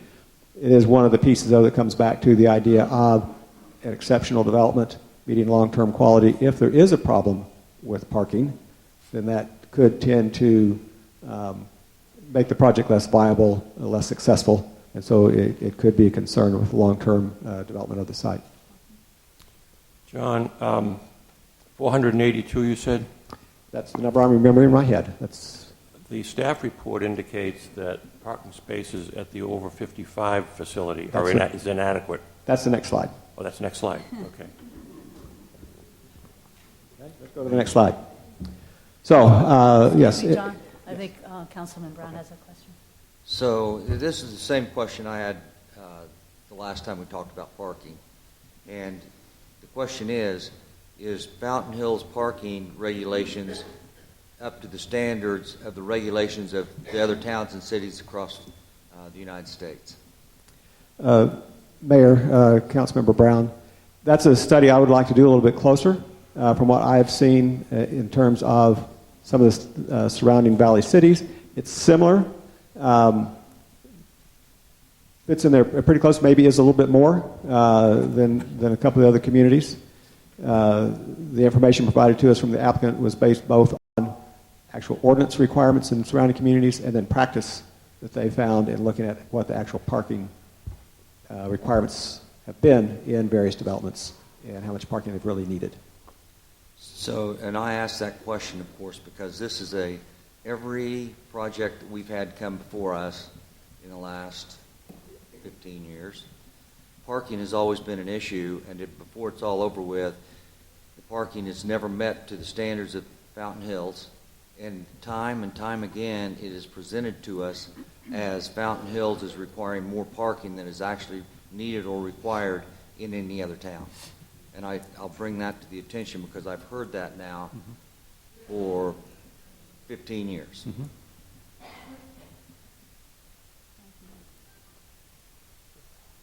Councilman Charno? Thank you, Mayor. I guess as long as we're on parking, and Dennis, as you know, I was the lone no vote on the rental development behind Bashes, mainly because of the parking. And for that project, staff was comfortable allowing parking spaces to be counted out on Westby and have a small, less than required number of spaces inside the project. And with this project, it seems like staff is making an issue that the spaces are under. So I'm just wondering what the difference is, or why the dichotomy. Mayor, Councilmember Charno, in terms of the number of spaces for the unrestricted area, I don't really have a big concern. A minor concern that just generally have that I'm making sure the council is aware of, if it does turn out to be inadequate, the impact is going to be the development will be less desirable, be harder to maintain rents, therefore maybe harder to maintain in the long term. But from the information provided, don't have a real big concern in the unrestricted area. With regard to, with regard to the restricted area for the 55 plus, they're proposing basically one parking space per unit. Again, for a senior population, the applicant has told us a lot of those are going to be 70 and 80-year-olds and less driving. That, and again, what we see around the valley from some of the other communities when we get into these senior populations, one per unit seems to be a generally accepted reasonable number. The concern staff has had with this particular request is that the distribution of those parking spaces, they've got, the townhomes have 2-car garages, and so that has left 76 parking spaces for the 105 or 6 multi-residents in the apartment building. So that's a pretty big difference between the number of spaces available there versus the number of units and residents. They are, however, and it's been put into the development agreement, going to be providing a shuttle service to help get residents to and from wherever they may need to go to lessen their need for parking, individual parking. They also have illustrated for me, and what we'll talk about in their presentation, I believe, some areas on the site where if it becomes necessary, some of the landscaping could be turned into some additional parking. I've only briefly seen that, have not been able to evaluate it. The little bit I've seen, I'm not necessarily convinced that that's a good solution that's being proposed for that. But again, it's with a quick look. Councilman? I think it was the applicant who just hit a nerve when he says that people 70s, 80s don't need more than one space. My wife and I are in that category, and we have 3 vehicles. No clapping, please. No clapping. I was going to ask people in the audience to raise their hands if they had a problem with that, but they just answered the question. If I may just finish up one other thing, part of that concern also that staff has is that there will be some level of staff with that apartment complex. There will be some level of visitors. There will be some level of delivery type of vehicles coming and taking some of those parking spaces. So even at the 76 per the 100 whatever, even those won't necessarily all be for residents. In your opinion, how many spaces would be needed? If they could really have dedicated to the residents, at least one per unit. But that's what I'm questioning. Right. Right now they don't have that. They don't have what? They don't have one per unit actual spaces because of the ones that are in the garages for the townhomes. That leaves the apartments short about 30 spaces or so. So they at least need to do that much. I'd hate to live there under those conditions. It would definitely have to be a lifestyle choice. We'll recess if we keep applauding. I hate to say it, but we really have to try to stick to the rules here. I really would appreciate that. Councilman Brown? I also live in that 70 to 80-year range, and I have several cars, but if I were going to move into an apartment complex, I probably wouldn't be able to afford to maintain 2 or 3 or 4 automobiles. So, I mean, I think the parking issue, I guess I'm just so sensitive to the parking issue because every time we have a project come before us, the parking issue is always the same. We get the project built and no one complains about the parking. The apartment complex behind us, the parking issue was drug out for days. And the apartments are full. If you don't think they are, look at the number of balconies that have furniture on them. And I would have to ask the town manager, have we had any complaints at all about parking in that project? No. So I'm pretty sensitive to this parking issue. Opposed to just saying, no, we can't do this, I say let's work with the developer and say, okay, if we have to give up a little bit of the landscaped area because there's enough landscaping there to put in 2 or 3 small towns, let's work with the developer and figure out how to make it happen, opposed to just saying it can't happen. Councilman? Yeah, it's a rare occasion when I disagree with my colleague, Mr. Brown. But to say that people at that age group are likely to have one car doesn't make any sense to me. It's going to be, a lot of it will be couples. Some may even still be working. One person has to go to the grocery store. Another person needs to go somewhere else. If what you're suggesting is we might be able to find room for some more, I'm all for it. I'm not sure that's what you're saying, though. Well, that's what I'm saying, absolutely. But the biggest thing I'm saying is that time and time and time again, these projects are brought before us in the town of Fountain Hills, and the main issue that seems to drag the projects down is parking. And I will use the same example again. The last big project we had were the apartments behind us, and the biggest issue, one of the largest issues, not necessarily the biggest, but one of the main issues that was presented was parking. And it was dragged through the mud for weeks before we finally all agreed that it's okay, because they brought before us different towns and different municipalities and showed us different calculations for parking. And I say once again, we aren't using those calculations, and we haven't had, as the town manager said, we haven't had not one problem with parking, and the apartment building's virtually full.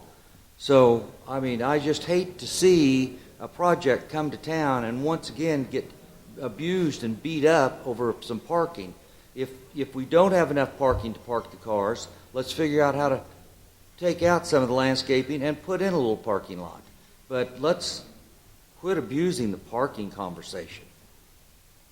Thank you. Just in general, if we have like you were saying, a parking per unit of residential and commercial and that kind of thing, and so that's like a guideline. But is it fair to say that staff looks at the particular project though, and then would come up with an idea or a position that they have concern or not concern? So when there wasn't too much concern with Keystone, but there is some concern with here, is it so much the guideline is out of whack kind of thing, or is it that you're looking at it in particular with what's in front of you and saying, even if it's inflated, I still have concerns that there's not going to be enough parking in this particular project? Mayor, I'm going to try to answer that. So our ordinance is maybe a little dated, and in particular, it doesn't have anything in it to deal with senior facilities, assisted living facilities, those types of things. There's just nothing in there. So we do kind of have to look to see what others have done. Each project is a little bit unique. Our ordinance is our ordinance, so that is the requirement, unless we are going through something like this that allows council then to consider a different standard. We do know that the applicant, or believe that applicants in these projects, they certainly have a vested interest in providing sufficient parking for the development, or wouldn't be successful, and they're not going to make the money they want to off that development. So we believe that they have done a good study of the market and the requirements for the type of development that they're proposing. And we've looked at their numbers and overall agree with them. Staff's only concern has been with, again, the 55-plus apartment building and the way they're laid out for that building, that there are sufficient for that building. Thank you. Anything else? I've got more. Okay. So some other development standards they have in their PAD request. The code allows a maximum 10-foot cut and fill. They're requesting a maximum 30-foot cut and 57-foot fill. Reasons for making this request is to allow for good access to and from the site. Those places where they have their primary entries need the fill because they're in the low spots where the washes are, so they need that.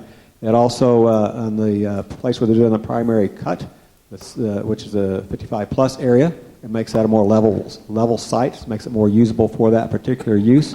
As we'll see in a moment with the cut-throughs of the land. When they lower that, it brings the buildings down, so it impacts some of the views to and from the site by doing that. It allows for on-site movement then of the dirt, and nothing have to be brought out, taken out or brought into the site. It's been pointed out that some other developments in town, Darrow Canyon, Fire Rock, so forth, have had some fairly significant cuts to their property. So it's not a new thing to request this much of a cut, but it is a pretty significant change on a very prominent hill that, again, as we look back to both the general plan and the zoning ordinance and the subdivision regulations, there's a lot of policy, there are a lot of ordinances that deal with this topic, and it's been a key component of the town to strive to, as much as possible, work with natural terrain and follow natural terrain rather than make these significant cuts. When the applicant comes forward, I'm going to ask some questions about the size of the cut, wondering why it can't be 15 feet or 20 feet.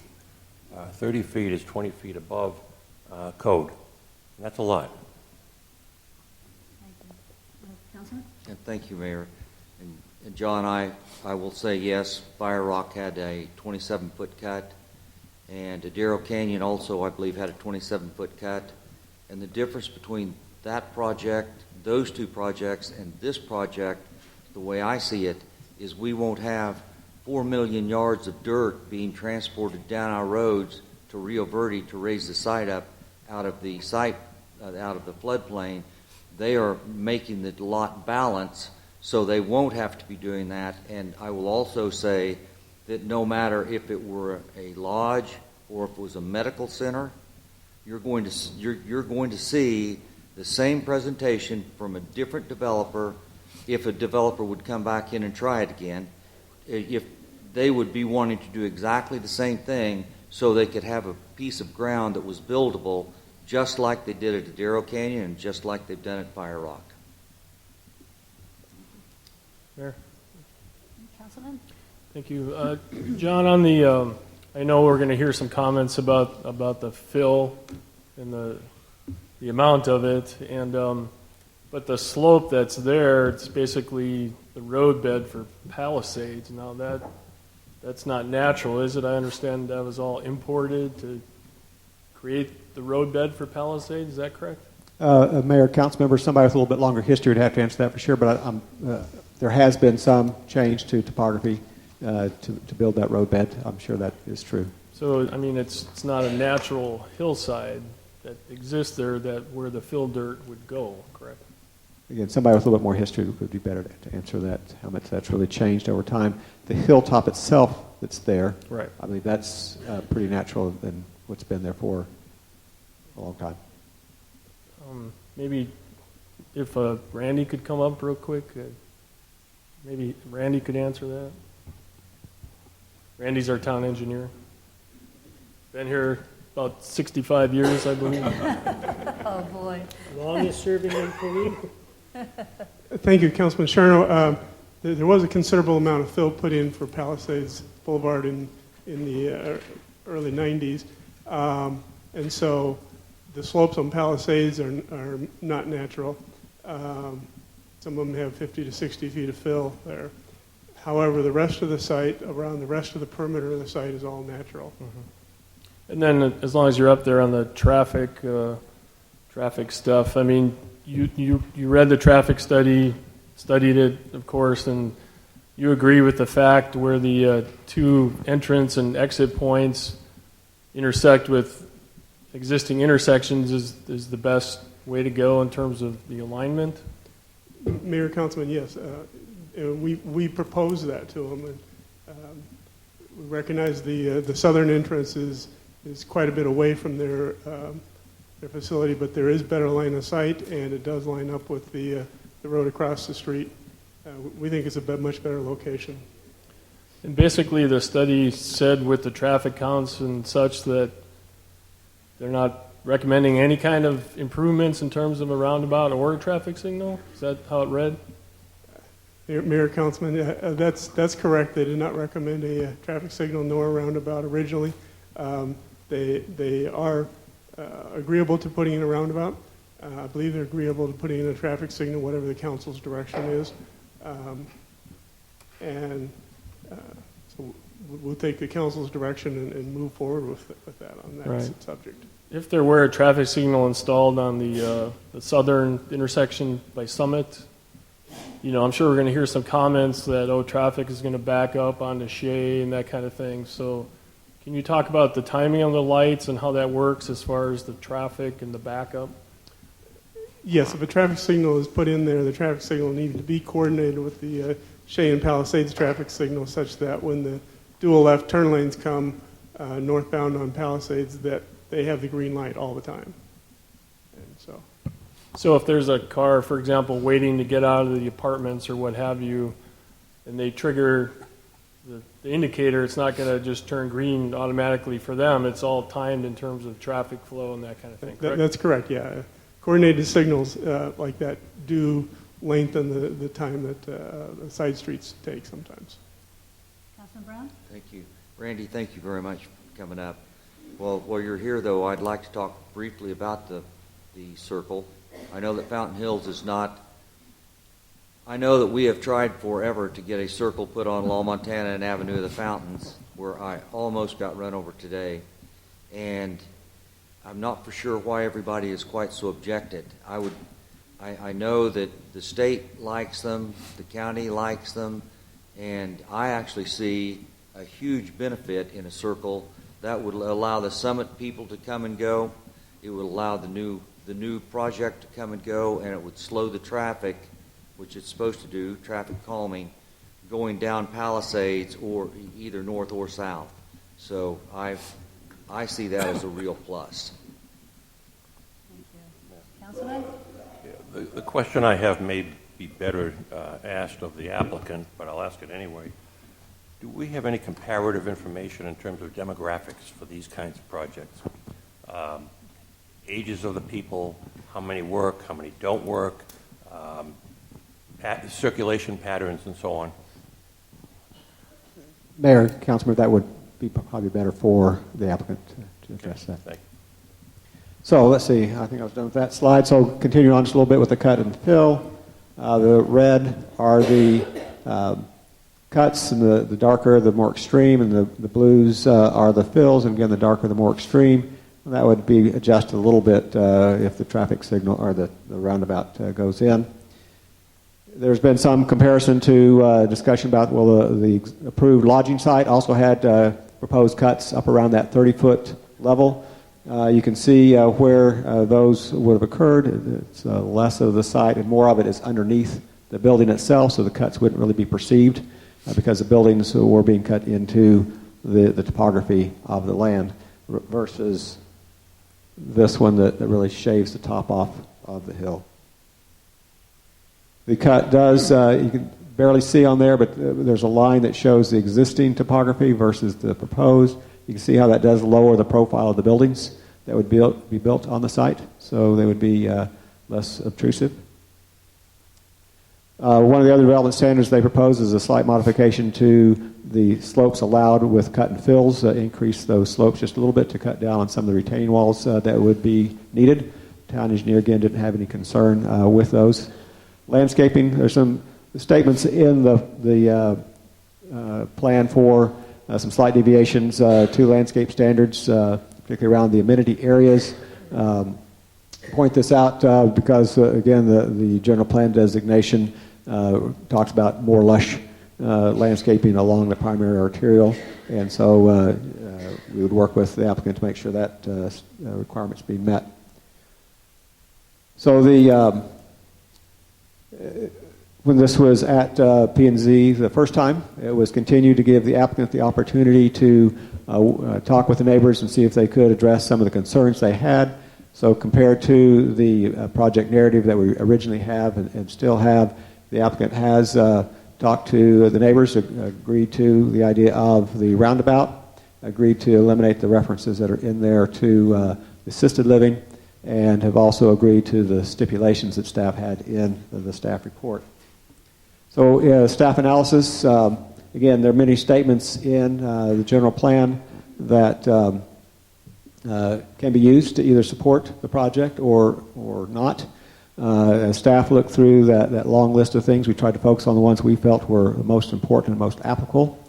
And so these first ones here in terms of the mission statement in the plan, the land use objective 5.2, goal 6, and objective 6.1, the growth areas objective 3.1, those all speak to maintaining natural terrain and working with the topography. Land use objective 5.6, again, is the one about the lodging. Guidelines for multifamily talk about developing, again, with exceptional design and enhanced amenities. The mission statement for growth areas talks about providing a variety of housing, which supports the idea of multi-residence. With regard to the zoning itself, it's against the development standards that we've just been through. Staff generally supports those. They doesn't see any real issues with them, with a few exceptions. Again, one being the amount of parking directly provided for the 55-plus apartment building. Having a 55-plus community, again, is that really what we need currently in the town versus other options for housing and bringing in the families and professionals, and the concern with the degree of cut and fill. With regard to the site plan, we haven't really been provided with all the details required by the code for review of the site plan, so we have some questions and concerns there. We've got minimal amenity areas. When we look at apartment complex of this size, we'd usually see several things kind of scattered through the site. We only see the one. And so then it's located at the south side of the site. Anybody living on the north side of the property currently would have a little bit of a challenge of getting there without getting in their car and driving. The level of overall design in terms of the buildings and the layout of the site, when we look at the standards provided in the ordinance that we talked about earlier, and then again, not really following the topography and kind of that random nature of the buildings.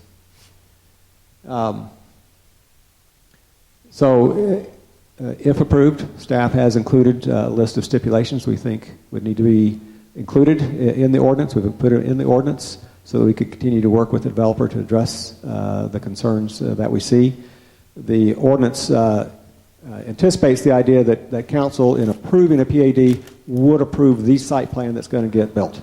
In this case, they've requested that this would be considered more of a preliminary site plan, and that they would then come back to the staff level for us to review a revised site plan that addresses the concerns, and that would then be approved by staff.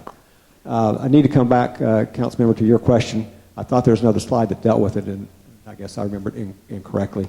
So your question about the density, it has been kind of an ongoing question that staff debated quite a bit. Should the density just be calculated on the 23 acres? Because that is the piece that has the multi-residence, or would have the multi-residence land use designation compared to the rest of it, that is designated open space and really has no density. And so 23 acres by a maximum of 10 units per acre is 230 units would be all that could really go on the site. Staff has looked at it, however, in terms of the PAD is for 60 acres. PADs, one of the main reasons for a PAD is situations like this, so you can move density to one piece, so you can maintain natural topography, open spaces, and so forth. So as a 60-acre site, that's where the math comes out with the 400 units and the 6.7 units per acre. Again, that's the argument that staff has used, the direction we have looked at it, but there is that other way to look at it. I think some of the neighbors have looked at it that way in terms of all you can really calculate that density on is the 23 acres. John, does update design mean update of the buildings or update of the way it's laid out? What does that mean? Let's see. And that is, I want to make sure I'm reading the right one. Update the PAD document. Upgraded design. In the last one? Third from the bottom. Third. Upgraded design. Upgrade design and amenities. Yes. Primarily, again, we're looking at the amenities. We see, again, particularly for the unrestricted portion, the 55-plus area has a pretty good level of amenities for that small site. Not really concerned about that. For the larger apartment complex, we see on the south side a pool with a spa and a clubhouse. We have no idea what's in the clubhouse. We don't see any other amenities throughout the site, any picnic tables, barbecues. If it's going to be for families, there's no playgrounds. We don't see any of that. So certainly need to upgrade, we believe, that level of amenities that are provided. And then along with it, the design, what we have is fairly minimal at this point. They're not bad, but I don't know that I would call them exceptional at this point in terms of the use of materials and some of the colors and so forth that might go with the site to really be an exceptional design. Vice Mayor. Thank you. John, you've mentioned a couple times that there are some details, if this was approved, that would have to be worked out. Is this, sorry, I'm trying to get as close as I can to this thing. My legs are hitting a table leg. So anyway, you mentioned a couple times that some details would have to be worked out with staff if this is approved. Is this the list of the things you're talking about, or are there other details that you've had in mind? Mayor, Vice Mayor, this is the list. Okay. Thank you. John, I have a question about the density that you were talking to Councilman Spelch about. If we take it that way, then it almost seems like it wouldn't have been a minor general plan amendment, because then you're looking at the whole 60 acres. So if the pad is the whole almost 60 acres, how did that not generate a major general plan change? If they would have asked for the whole 60 acres to be changed to the multifamily designation, that would have been a major amendment. I believe the threshold is 40. Anything over 40 acres becomes a major amendment. That's why it's here as a minor.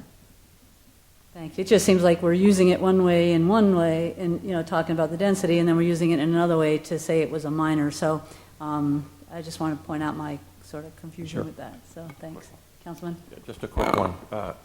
We have a development in town that, in my opinion, and the opinion of a lot of people I've heard from, does not have the colors of the outside that people like.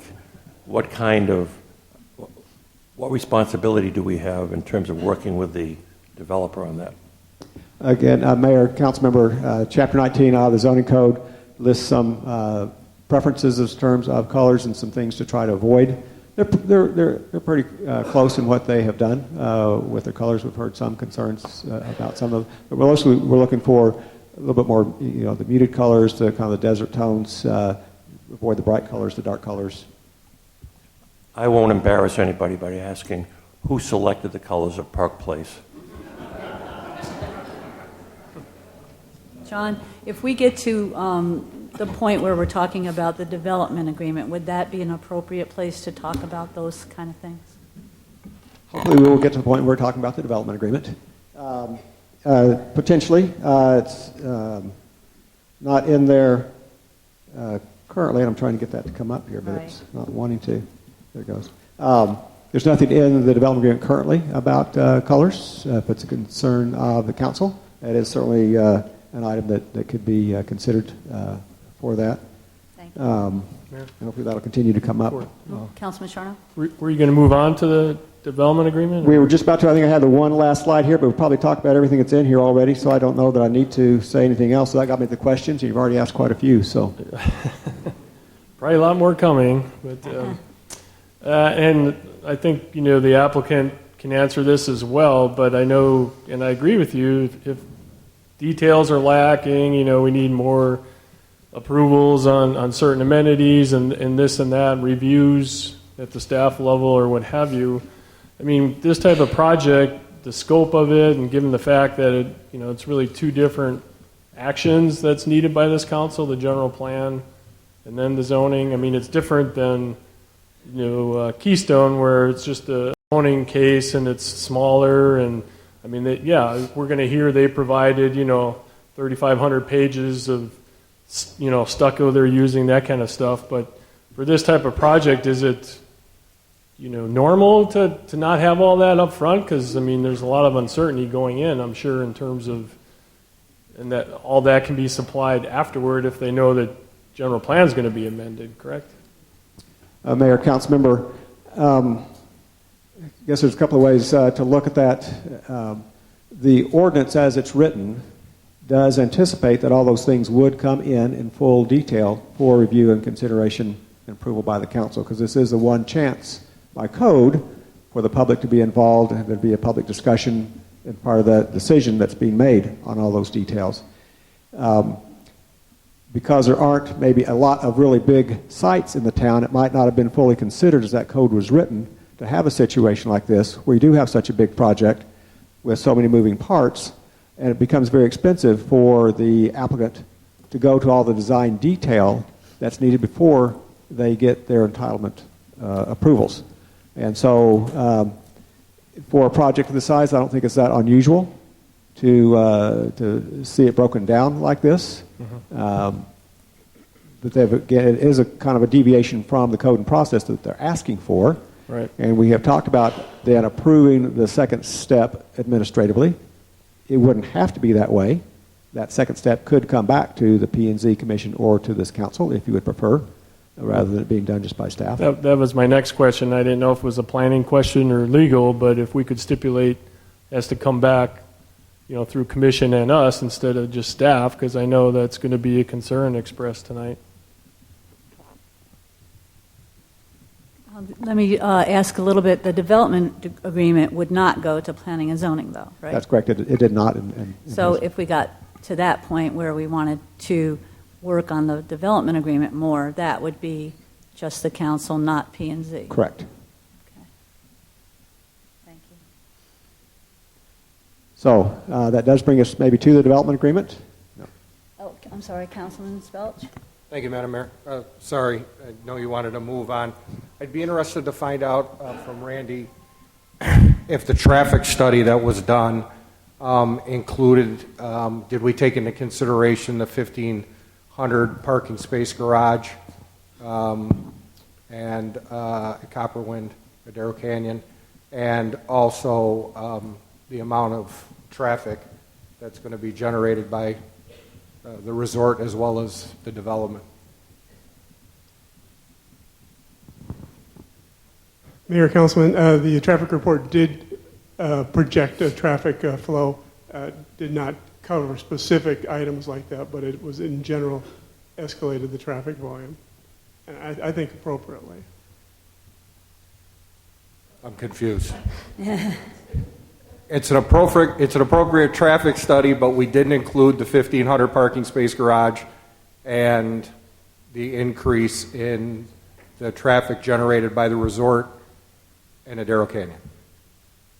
So to explain myself a little more, Councilman, the traffic study escalated the traffic based on MAG projections for the roadway, and so that takes into account all of the projected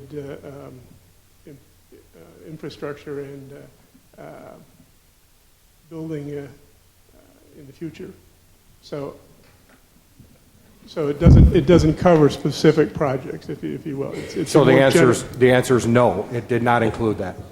I mean, I'm not the smartest guy in the room by any stretch of the imagination, but I'm really confused. So is the answer yes, it included it, or no, it did not include it? Yes or no? Randy, if I may, it did not specifically include Copper Wind, but I will tell you that the Maricopa Association of Governments has modeling software. We provide them our traffic counts. We also provide them our growth and development, and they go ahead and run those numbers through this traffic modeling. So Randy's correct. We did not use specific numbers, or the applicant did not use specific numbers, say, for Copper Wind, but they use the numbers that are the generally accepted numbers that the Maricopa Association of Government uses, and they use, all the cities in Valley use those numbers that MAG uses, because they have a modeling program that helps us project our needs. So I hope that answered your question. No. Councilman, I think it's fair to say that the amount could be higher based on the fact that we have a specific project, but I also have faith in the MAG projections in general taking into consideration. But I think from what I'm hearing, it's possible that MAG wouldn't have known that we had, that exact project. So maybe in the long run it doesn't matter so much, but maybe they didn't know right now about that specific thing.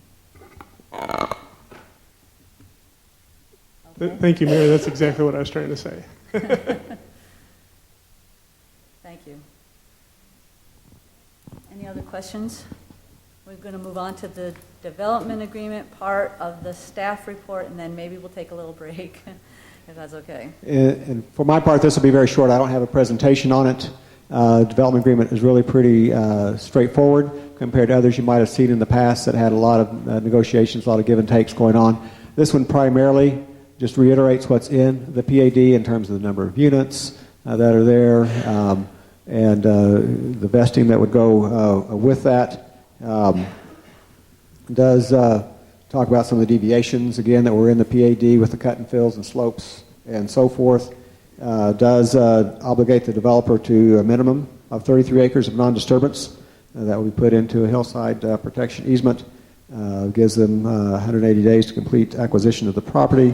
Does have the piece with regard to providing the shuttle service for the 55-plus community. Councilman Charno?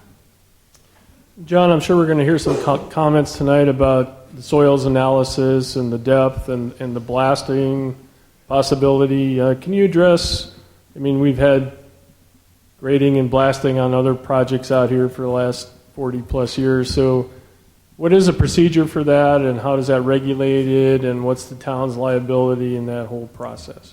I can answer maybe a part of that. I'll turn anything about further processes and liabilities over to others, but there was a drainage or a soil study that was done a number of years ago for an earlier project. One of the concerns has been that it only went down 10 feet, and they're going to be going down 30 feet, so we don't really know what's there, what they're going to find from what's been seen in the past. There's a pretty strong likelihood there'll be some pretty solid rock, and so it will likely lead to some blasting to help get the dirt out. As part of their submission for an actual building permit, they will have to do that work, and so that will be part of the more detailed review that would happen in the future with those plans as they come in. One other quick topic. One letter writer recently said the developer at some point had asked to waive $1 million in development fees, and is that true or not? Mayor, Councilmember, I'm not aware of anything like that. Thank you. Councilman? Thank you, Madam Mayor. To piggyback off of Councilman Charno's question about blasting, this might be for the town attorney, John, more than you. I would be interested to know that if blasting did take place and there was any type of structural damage, be it a swimming pool or a foundation, to the existing homes in the area, who is on the hook for that kind of damage? The question, Mayor, Councilman, the question, as I understand it, is as the work is progressing, if damage occurs, who bears the responsibility of it? That's correct. I think the answer you probably want to hear is not us. So, and I believe that would be accurate. I would assume the individual performing the work would assume that responsibility. Councilman Brown? If I could help answer that question, there's a procedure that the builders go through and the developers go through when they're blasting. And before any blasting would occur on a project like this, they would go to all the residences within 750 feet, or I believe that is the normal distance away, that they would actually videotape all of the foundations. They would look at the windows. They look at the tile in the showers. It's almost ridiculous the extent they go to, and then they put seismographs, seismometers, whatever they're called, that actually test and actually monitor the amount of vibration from the blast to their house, and that's all so closely monitored, it's unbelievable. But I will also tell you the story that I had the privilege to help to build some of the casinos in Cripple Creek, Colorado, and we were blasting beside foundations and buildings that were 200 years old, and they could blast a foundation beside an existing foundation and not even show a vibration on the building beside it. Now, granted, they were more accustomed to that type of work, but in Arizona, where they just pull the trigger and you see the dirt fly and pile up, is a little unusual. But I'm trying to say that it is so well managed and organized that in Fire Rock, where they were blasting within about 300 feet of a house, there was no damage at all. It's so well managed, it's hard to believe. Well, you understand my concern. Oh, absolutely, I can understand your concern. But I'm going to say that the problem would not be the towns, the problems would be put back on the developer. It's the shoulders of the developer that would carry that. Councilman Tulls? Thank you. John, is it fair to say that if this project were the resort that was coming forth and there was these issues, that we would be asking the same questions and there'd be the same concerns about traffic, there'd be the same concerns about blasting, there'd be the same concerns that we're dealing with right now? Are we fair to say that? Mayor, Councilmember, any requests that would come in, we would be looking at and asking the same types of questions, yes. So the way that the current zoning is, we are going to either move forward with this project this evening, we're going to deny the project this evening, and then another developer ultimately is going to have to go through the same process, witnessing this whole process and having to deal with the investment to take the risk associated with another denial on this project. So ultimately, what I'm kind of reading into this is that either we're going to be able to resolve these challenges and issues this evening, or ultimately this project is likely never going to be developed. Is that fair to say? Mayor, Councilmember, I'm not sure that is a question I can really answer. I see the challenge that you're presenting. The answer, which is in my presentation, and I talk about the developers that have come through Fountain Hills and that have developed a little bit, and then you never see them again because of Fountain Hills. And the answer to that question is that if we deny this project in its entirety, because the development community is such a finite community, by the end of breakfast tomorrow, every developer in the valley will know that we have denied a viable project in Fountain Hills, and if you think they're going to come back to Fountain Hills and try it one more time, it isn't going to happen. Now, easy now. I've probably done more of this than most of the folks out here, so you need to kind of listen a little bit. And I will tell you stories, about how the town of Fountain Hills has treated the developers since the onset, and you will hear these stories. But that's going to happen, and there's nothing we can do about it, but I'm telling you, before lunch tomorrow, every developer in the valley will know that. Please. I'm tired of it. I'd like to have the sheriff ask these naysayers to either hush or leave. Mayor. Excuse me. I wanted to say something. There's something I wanted to tell all of you. I have heard all of you. I've read your emails. I've heard both sides. And so I would ask that you give us the courtesy to share our thoughts. Because you know what? It's not easy sitting up here. This is a very difficult project to make a decision on. And about 50% of you aren't going to be happy, whichever way we go. So really, you owe us the courtesy too. Seriously, I've spent hours listening to you. And I'm happy to do it. That's why I'm here. But please, allow us that courtesy. Thank you. Thank you, Vice Mayor. I lost appreciate my train that. of thought. No, I know, I understand. Councilman Charno, I'll come back to you. Yeah, real quickly, along those same lines, as far as I'm sure we're also going to be hearing tonight that the proposal is not compatible with the existing neighborhoods per general plan, and I don't begrudge the former council that changed the zoning and the general plan designation on this parcel at all. However, in your professional opinion, would you say a resort is a compatible use with the existing neighborhood? Mayor, Councilmember, I outlined this a little bit, I think, in the report in terms of compatibility.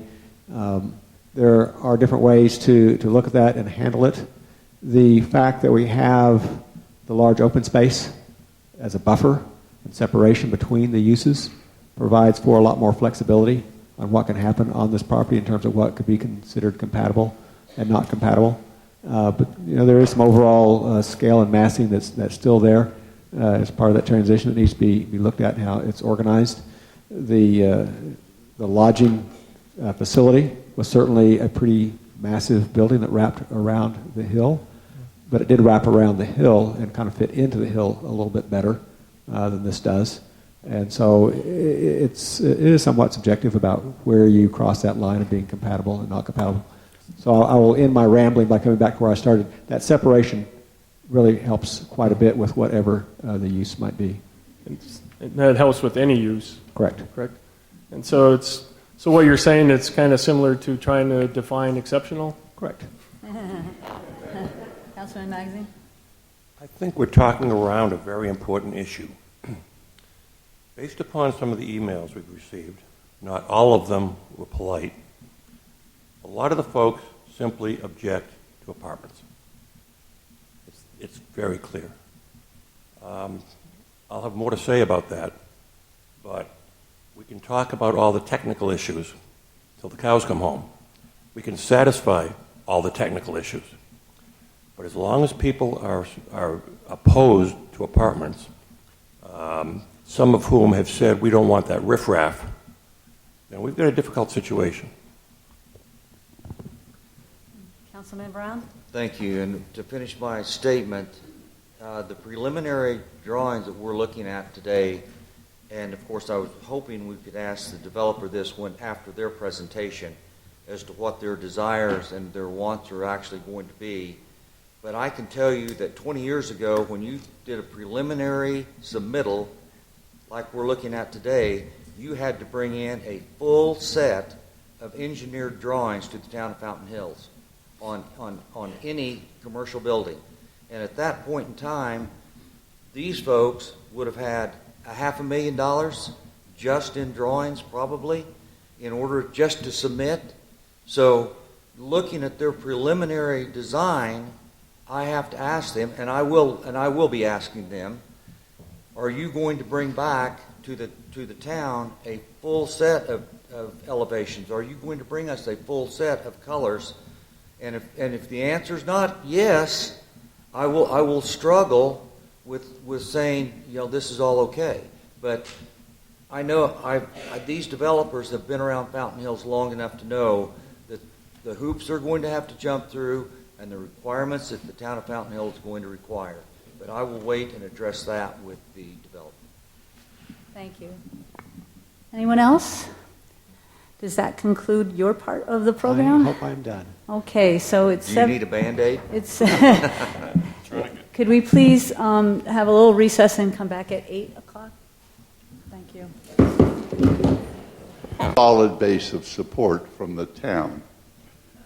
The next slide shows the resort-style living. I'm not going to go into a lot of details. We have been criticized in the staff report for not having as many amenities as Mr. Wesley would like. I'm going to cover that a little later.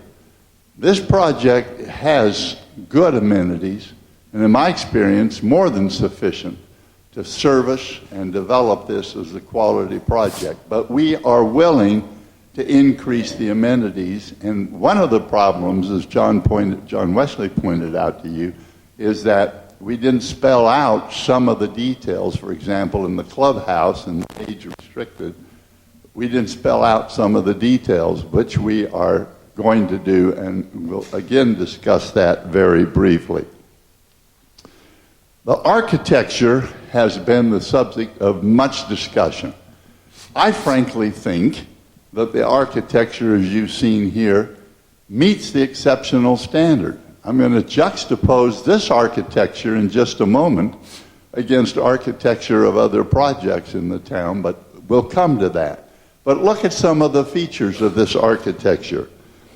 We'll point out with the pointer, varied building massing, varying roof lines and styles, diverse architectural features, balconies, patios, diverse use of materials and facade detailing. I could go on and on.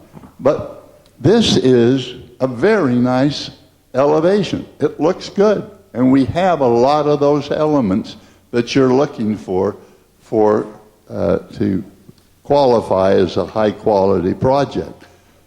I'm not going to make much of a commentary of this, but let's juxtapose our project against other projects that have been approved in the town of Fountain Hills. Here's our project compared with the Ridgeview Apartments. Here's our project compared with the Four Peaks Apartments, which admittedly are now condos. And then here is,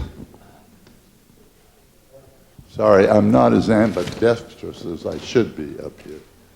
But here is also a comparison with the Four Peaks Apartments that are now condos. Four. Dennis, you got the wrong picture up there, sorry. Good help is hard to get. Put the Park Place up. And there are your favorite colors, Councilman, at the Park Place. Now, let me just briefly comment on color. If you don't like the colors of this project, we are very flexible. And what we tried to do was take the desert hue and use the outline of colors in your design guidelines. That's where we got the colors from. But we're not wed to those colors. And if you want to work with us on the colors, have at it. We would welcome that. Absolutely. Now, let's look at the project rendering. Here's the entire property. It gives you, I think, a good feel as to the openness of the project. Here's the project rendering up close. Notice how it blends in nicely with the environment and surrounding homes. Now let's talk about the general plan. A major part of our burden is to justify a minor, emphasize minor amendment to the general plan. So we meet the requirements to justify the minor amendment. I'm going to say that again. We meet the requirements. And much of the language that I'm going to present to you tonight to vindicate the fact that we meet the requirements comes from the staff report itself. Now, in my job, if I want to put a city council to sleep, I start talking and quoting from the general plan. That's the most boring thing we ever bring up. And John Wesley made a rather trenchant comment when he said, admittedly, it's true, you can pull things from the general plan to support anything that you want to. But there are some very good statements in the general plan that vindicate why this project should be approved. First of all, the first quote we have comes from the introduction that talks about maintaining the flexibility in interpretation and use. The general plan is not cast in stone. Right within it is the wording about flexibility. Coming down for another quote from the same section, for the general plan to continue to be a meaningful and relevant tool, it must be kept current. The current designation on this property as a resort under the general plan is not current. And we will empirically demonstrate that later on in our presentation. Again, stressing the flexibility in interpretation, confirming the general plans aren't fixed in stone. State law requires that you change the general, at least have hearings, on the general plan every 10 years. And as you all are very much aware, you're going through that process now in connection with the 2020 update. Let's go to the mission statement. The mission statement says that you should strive for diversity in neighborhoods. This project does that. We're bringing in multifamily. But now let's come down to the second quote. and I'm just focusing on the underlining. I'm paid by the word, Mayor, and I could read the whole quote, but I'm just doing the underlining here. All right. It says, where the natural environment is preserved and protected, and where diverse housing is supplied in beautiful developments. We want you to focus on the natural environment. That is what we are preserving. I talked about the fact that we have way more open space than you typically find in developments. I talked about the fact of the disturbance. We're way under what we're allowed to do. And then the last quote, in recent years, residential development has shifted from single-family units to more multifamily complexes. A direct quote out of your plan and consonant with the earlier admonition about keeping current. Goal 5, which you will hear a lot of tonight, and you did in Mr. Wesley's presentation, says that one must protect and preserve existing neighborhoods from incompatible adjacent land uses. If this hearing turns out like the Planning Commission hearing did, and I suspect it will, we'll hear a lot of the same comments, and they're hearing a lot of my same comments again, but you will hear a theme tonight constantly quoting this and saying this development is incompatible with adjacent land uses. Now, I'd like to quote from your staff report.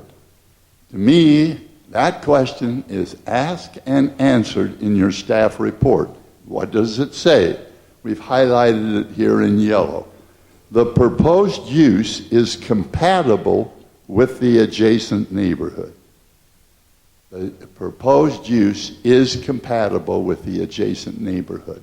Your own staff report confirms that this project meets that standard of Goal 5 and that it is compatible. At the bottom there, we clearly meet this objection. Again, the staff report clearly states, and I quote, there is a need in the community to provide for a wider range of demographics, particularly for families and young professionals.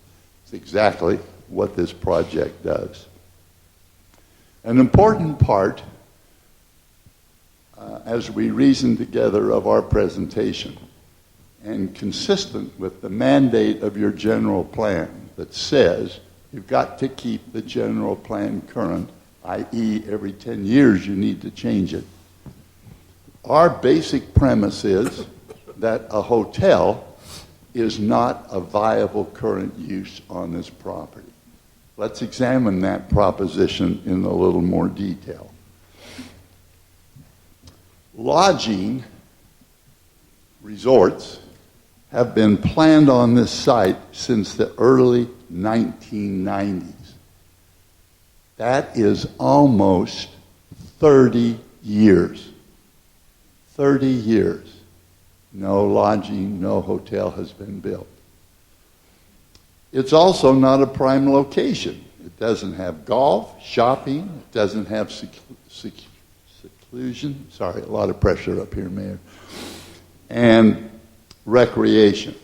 Your staff report specifically says those are integral ingredients that are necessary to make a resort hotel viable. We have not had a single offer in the 7 years since the current owner has owned this property.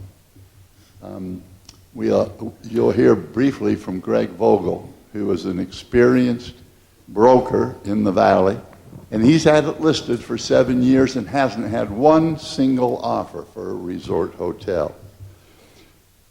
The best vindication of this premise is one of the developers who I represent, Neil Ginsburg. Who developed Copperwind? Neil Ginsburg. If this were a viable hotel site, Neil Ginsburg would have jumped on that like flies to honey. He knows and understands that it isn't viable as a resort hotel site. The general plan portion of the staff report even states, quote, and the preface to this quote is that it talks about all the years it's been designated as a resort designation. This could suggest that this location is not desirable for this use, and it is time for the town to consider an alternative land use designation. A direct quote from your staff report. We have submitted a letter from Greg Vogel since he's going to testify. I'm just going to summarize his letter very quickly. It's in your file. It says in 7 years he's never had an offer for a resort, and his conclusion is there is zero feasibility for a resort at this site. We also have a letter from William Heinz, who now owns the Copper Wind Resort, and some of the audience said, oh, well, he'll say it's a bad site for a resort because he didn't want any competition. But he gives specific reasons why this is not a good site for a resort hotel. I think his letter is very instructive. I'd like to now spend some time discussing the staff report. The staff report is admittedly what I call a neutral report. It doesn't take a stand one way or the other. It gives kind of the facts and you balance them back and forth. But I submit that if you focus on much of what is stated in that staff report, there's some very compelling arguments in favor of this project this evening. I'm going to skip down to the second paragraph. The general plan staff report states, the site has been marketed for resort uses for many years. No one has shown any significant interest. Challenges to using this location include lack of on-site amenities such as a golf course, lack of nearby shopping, too close to major streets, i.e. not secluded enough. Furthermore, this same staff report says, and I quote, that a multifamily designation is an appropriate alternative. That's one of the questions that was posited at the beginning of Mr. Wesley's report. Is this a appropriate use? And he concludes that multifamily is an appropriate alternative to the resort hotel. Moving right along, the master water, sewer, and drainage plans, according to your own staff, have been submitted and reviewed and approved. Traffic report has been approved. Then cut and fill, and we'll discuss that more when Jeremy comes up. But the comment, I think, of Randy Harrell was very instructive, if not dispositive, of this traffic issue. Remember what he said? He said, we told the applicant where to put the access points. We did it. Now, we've complicated it, and in retrospect, I'm not sure we did a wise thing that we've offered to put a roundabout or a traffic light. I'm going to discuss that briefly later. But the important thing is that we put the access points where we were told to do so by the staff, and that analysis was vindicated and confirmed by our traffic report. The rezoning staff report, and I'm bifurcating the two, the general plan and the rezoning report, says, quote, the proposed development includes a fairly significant open space buffer around the borders. These large buffers allow for the transition in use from less dense to more dense residential uses. As a general statement, the proposed use is compatible with the adjacent neighborhood. And then the staff goes on, you don't have to take our word for this, goes on to point out that we are maintaining 80% of the site as open space. And lastly, on this point, staff is supportive of most of the requested PAD standards. Now, let's juxtapose what we're proposing against what's there now. I forget who made the comment, but someone said, well, if a developer were to come in, would they have to comply with all these requirements of the general plan? Frankly, the answer is no. And why is it no? Because you have an approved site plan and project on the property now. And that some developer, if one could be found, could come in and develop that exact project that is approved and on your records. We've done a little comparison between our project and the resort hotel. Our proposal has smaller buildings with separation, as you can see there. The approved hotel site building is a single massive structure. There's no breaking up of the massing.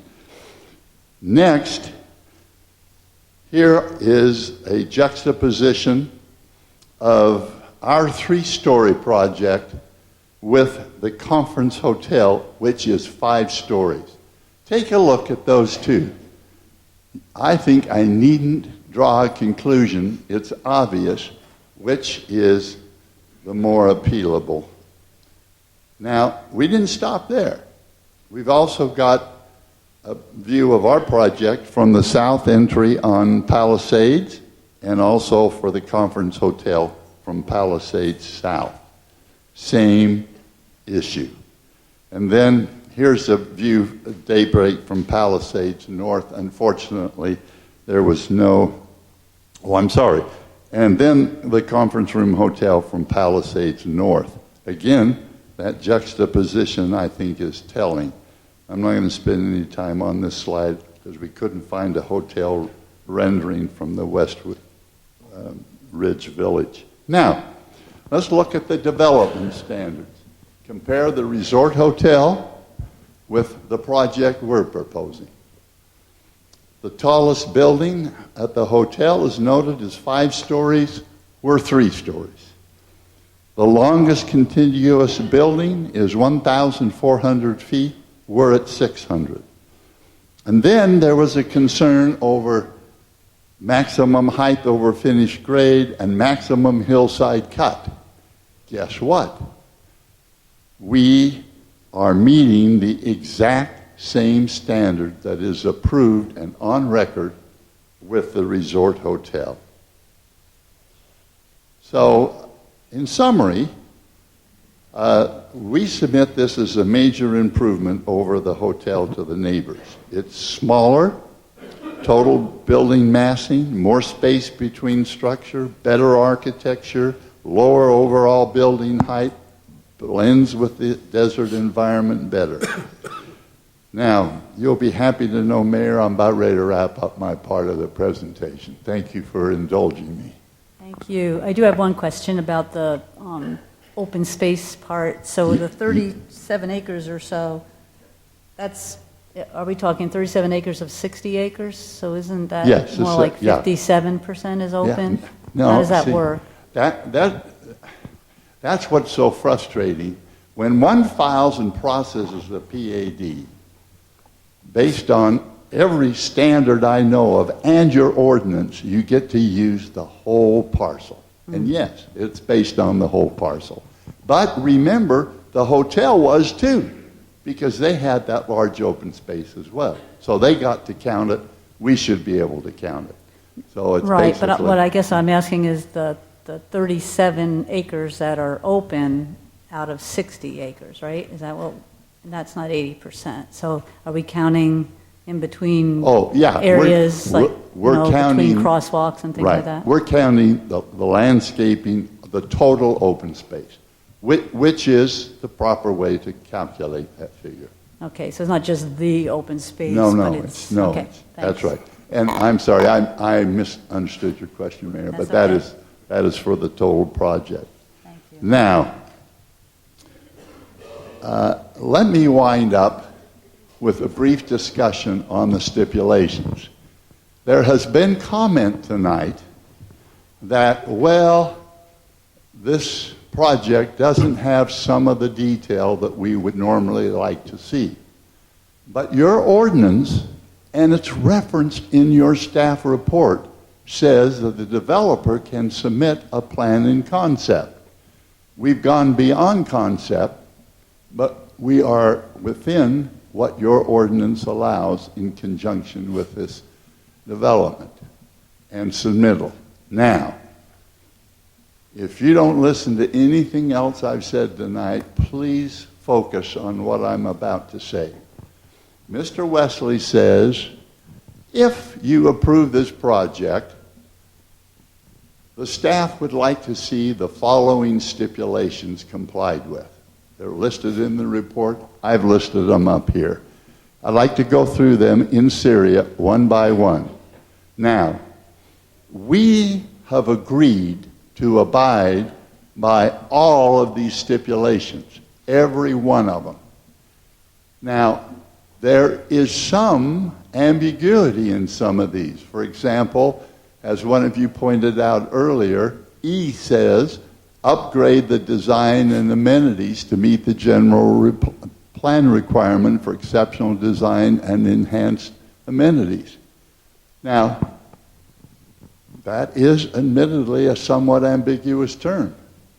Before we agreed to it, we were very careful. And in between the Planning Commission hearing and the hearing tonight, we've met with Mr. Wesley. There's Chapter 19 of your ordinance sets forth the design requirements that are necessary to meet the standard of exceptional. And we met with Mr. Wesley and reviewed that entire section of your ordinance completely, line by line, and we went through it.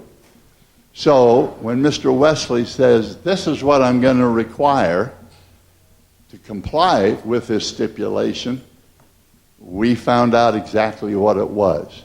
So our agreement is not an agreement in ignorance, but is an agreement that's predicated on exactly what's in your ordinance and what John Wesley says is necessary to comply with these stipulations. Quickly going through them. Stipulation 3 talks about submitting a revised site plan. Again, I'm getting tired tonight and a little old for this, but one of you up there, and I can't remember who said it, I think it was Councilman Brown, said, well, I want to know if they're coming back with another plan. The answer is unequivocally yes. In order to comply with these stipulations, which we're telling you we will comply with, we have to come back with another plan, and we will do that. And we're coming back with informed knowledge of what it's going to take to meet these standards, because we've met with John Wesley and we've gone through them one by one. Just real quickly, he wants all buildings to set back 25 feet from the property line or the height of the building, whichever is greater. Admittedly, buildings A and B don't meet that standard. We will meet it. B, and actually I'm going to shorten this up, B, C, and D all deal with pedestrian connection. And that's a criticism of our site plan that Mr. Wesley has had, frankly, since the beginning. And we met with him, and he showed us what is necessary to provide that pedestrian connectivity to satisfy this stipulation. We know what's required, and we're telling you unequivocally that we're willing to do it. And then E, I've already talked about upgrading the design and amenities. John told you that by and large he was satisfied with most of the amenities except more on the 55 plus side. He went through those with us. We know what's required and we're willing to do it. And then lastly, he is suggesting that we go beyond the ordinance minimum, back to the exceptional again, and that we exceed the minimum requirements for the landscaping along Palisades Boulevard. We are willing to do that. So, in closing,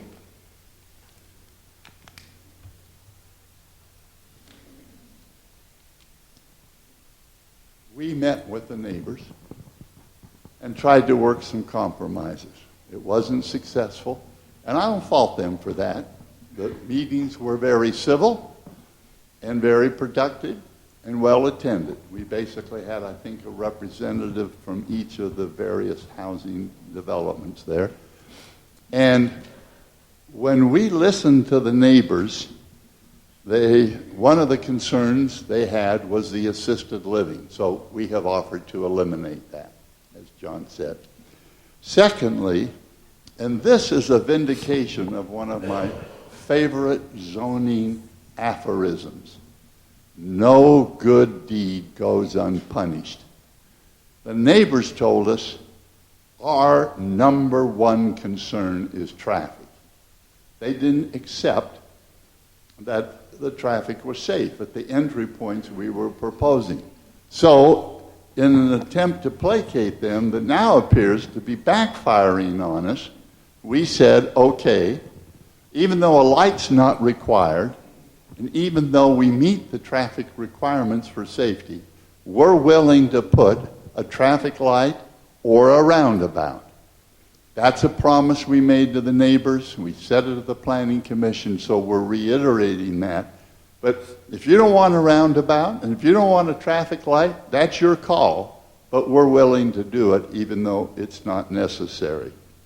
And lastly, and we'll get into this more when we talk about the parking when Jeremy gets up here, but we're going to be providing shuttle service for the senior living. So we make up in part for not having maybe as many spaces as you would feel good about. And then we also have submitted, admittedly a bit belatedly, a plan to John Wesley tonight that shows where we can pick up additional parking spaces if it's needed. So those are some compromises we've proposed, and I'm going to now turn the podium over to Greg Vogel for a brief recap on the feasibility of the resort hotel. Thank you, Mr. Gilbert. Thank you, Mayor and Council, for allowing us to present. I am the advisor to this site and have been for over 7 years, as Mr. Gilbert described. We do have a lot of experience. I've been in the land business in Phoenix for 32 years now. We've expanded our platform. We're now the largest land brokerage firm in the country. We work on all types of assets, master plan communities such as this one out here, Fountain Hills. We sold one of the last remaining sites, which is Adero Canyon now. We've worked on resorts. We've worked on resort sites. The Four Seasons Resort up in North Scottsdale, that was many years ago. Right now, our population is back and it is booming. This market is good. When we began working on this site in 2012, it was not. We were just coming out of recession. The market is back. As we look to the building permits, the next slide, where we are seeing activity is in the multifamily sector, the single-family sector. Office buildings are back, retail slightly, industrial surely, but the one area that has seen very little recovery is the resort sector as it relates to building. Go to the next slide. Job growth is back, just demonstrating our economy is here, but the resort building is not. 66,000 jobs the past year. Next. So this slide may be a little bit difficult for you to see. I don't know if you're seeing it on your screens there. I've got a poster board here. Jeremy offered to hold up. But this is every resort in the Scottsdale area all the way out through Fountain Hills to Wekopa. There has only been 2 resorts that have been built in recent times, the Mountain Shadows, which is just recently completed, and the Ritz-Carlton, which is under construction, with attributes we do not have here. I marketed the site far and wide. I marketed locally, regionally, and nationally. There was not a developer interested. I did meet one developer out here several years ago. It was right on site. He agreed to meet me here. I pulled up to his car. I said, "You want to go out and look at the site?" He said, "No, I've seen enough. Goodbye." That was my one site showing in 7 years. I've attempted to get other developers to look at this for alternative uses. We've talked about charter schools. The city or town did not want to see any non-revenue producing uses. So the idea that resort, we could go to the next site, and this is pretty detailed in terms of showing each and every, but we go to the next slide. So the 2 new resorts in and around Scottsdale, Mountain Shadows is one, and Talking Stick Resort, of course, as it relates to having a casino, does help. Having golf does help. Having a secluded area does help. We have none of that here. The power lines are disruptive to views, and it's just not an area where we'd see exclusive nature. The Ritz-Carlton is underway, and of course it has a residential component, and so does the Mountain Shadows. This is the thing nationally and internationally that makes resorts work, is where you can snap on to 80 or so resort keys, 120 keys, that's the hotel rooms for rent, and you would snap on exclusive residential opportunities. It is the only way they become financially feasible today to build a resort-style conference center. It's not happening unless there is a casino, unless there is golf, unless there is very high-end residential to assist in this. If we did find a developer to work on this, they then need to find a flag. We've spoken to flags. Flags are not, that's the Marriotts and others who would actually be the brand for the hotel. The brands were not interested, and we've covered those. So we have truly busted through this in every direction we could. We have not delivered one offer in 7 years. I don't know how much longer anyone could wait, including the owner who owns this, and the only thing that we would see that is feasible is the uses being proposed. There may be other uses, but the town may not want to see them. At one point, there was a talk of doing a big box retail here. Well, what was that big box retail? It was moving someone to vacate from here in town out to the highway. And of course, that loss of a tenant in town to move them out to the highway to the edge of your town was also not acceptable. So we've been exhausted in terms of the effort to market this with little to no interest. We do think that these uses are feasible that are being proposed, and look forward to hearing more throughout the rest of this hearing. Thank you. I think I'm turning it over to Jeremy. Thank you, Greg. I'm going to stand over here because my slides, I think some of them I might want to move back and forth. I'd like to start with just going through what the main objections to Daybreak has been. A lot of these have come from a common theme through the letters, as well as what we heard of the Planning Commission. First big objection that we hear is Daybreak will hurt my property value. It's important to put this question in context, that this is not, this site is approved for a hotel, 5-story hotel, as Mr. Gilbert has shown. And there's no empirical evidence to support that an apartment project or a multifamily project, whether it's for rent or for sale, hurts residential property values. This has been studied by Harvard University, and it's been studied by the MIT Center for Real Estate. And I'm just going to quote these. In general, neither multifamily rental housing nor low-income housing causes neighborhood property values to decline. MIT found, we find that large, dense multifamily rental developments do not negatively impact the sales price of nearby single-family homes. And the last one is that high multifamily areas have the highest home values, the mixed stock areas the next highest, and the single-family areas the lowest. So the more diverse the housing is in an area, the better it is for everybody in the area. The next question, Daybreak is way too dense. Our density on Daybreak will be the lowest of any other multifamily project that's been approved in Fountain Hills to date. You can see the highest dense project, obviously Park Place, is almost 47 units per acre. And it drops down from there. Four Peaks at about 18 units an acre. Ridgeview, 15 units per acre. And by the way, Ridgeview does have a big swath of desert preserve through the middle of it. Keystone, 9 units per acre, and here we are at 6.7. This would actually be one of the lowest density multifamily projects in the entire Phoenix Valley. Next objection. Traffic from Daybreak will be unsafe. We've had an independent traffic study done by CivTech engineers. That's been reviewed and approved by the town. That traffic study estimated an average of 1.7 trips per minute from the project, and that's split between two entrances. If you stand out on Palisades and watch your watch for 60 seconds, that's a long time, and only 1.7 additional cars will come by. Now, someone may say, oh, yeah, well, that's an average over a 24-hour period.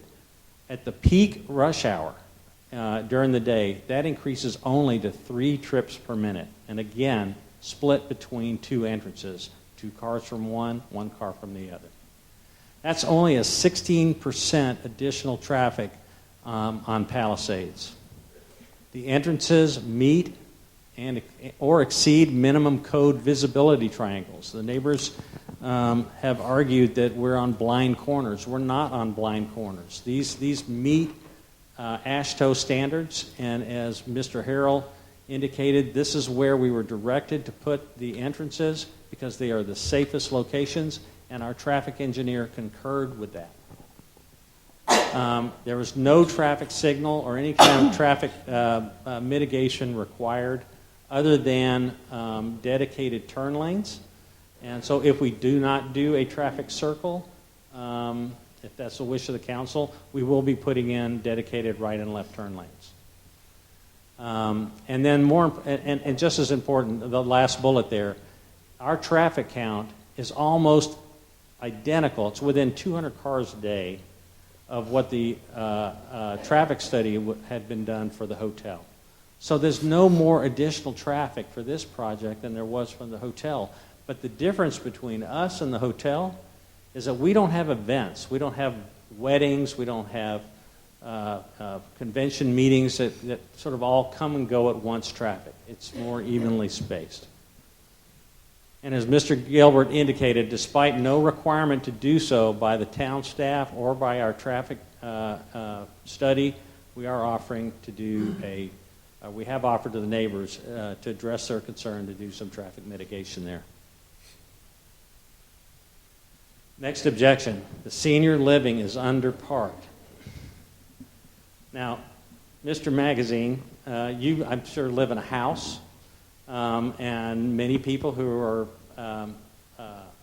your age, my age, older, younger, do have multiple cars.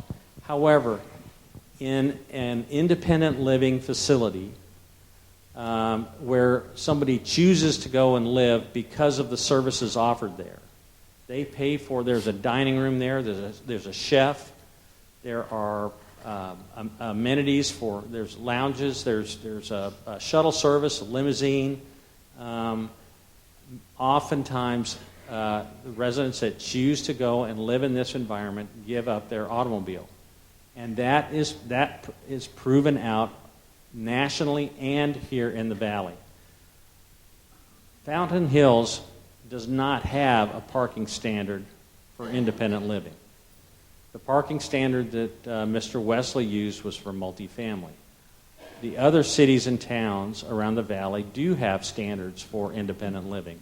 City of Phoenix, for instance, is 1 per unit. If you look at the other independent living facilities in Fountain Hills, they're around 1 per unit.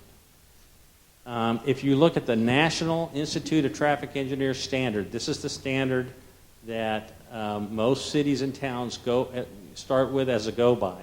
It's only 0.59 per unit on average. So we selected 1 per unit. Now, Mr. Wesley also cautioned about an observation that he made on our site plan, and that is, yes, but the developer has 2 spaces per unit in the townhomes, which doesn't leave enough for the apartment building. The garages in the townhomes are going to be designed to be locked off. That there'll be an option for those residents who want to live in that environment. If they have 2 cars, they can have a 2-car garage. Otherwise, it'll be locked off and it'll be available for other residents. So, yes, the 1 per unit is still translated across the entire site. Next objection. There is too much hillside cut. The previous zoning on this property, as it sits today, is already approved for a 30-foot cut. I know you saw that in Mr. Gilbert's presentation. And similar cuts have been approved in other recent projects. I did Adaro Canyon Phase 1. There was a 38-foot cut that was approved in Adaro Canyon Phase 1. Adaro Canyon Phase 2, a 29-foot cut. Parcel B at Fire Rock, that's the Toll Brothers Villa product, 27 feet. They took the top of the hill down 27 feet. Lowering the crest of the hill, the reason that we're taking that down 30 feet, okay, is to preserve the views for the residents behind it. It also is necessary to flatten the top of the hill for ADA considerations for the independent living facility.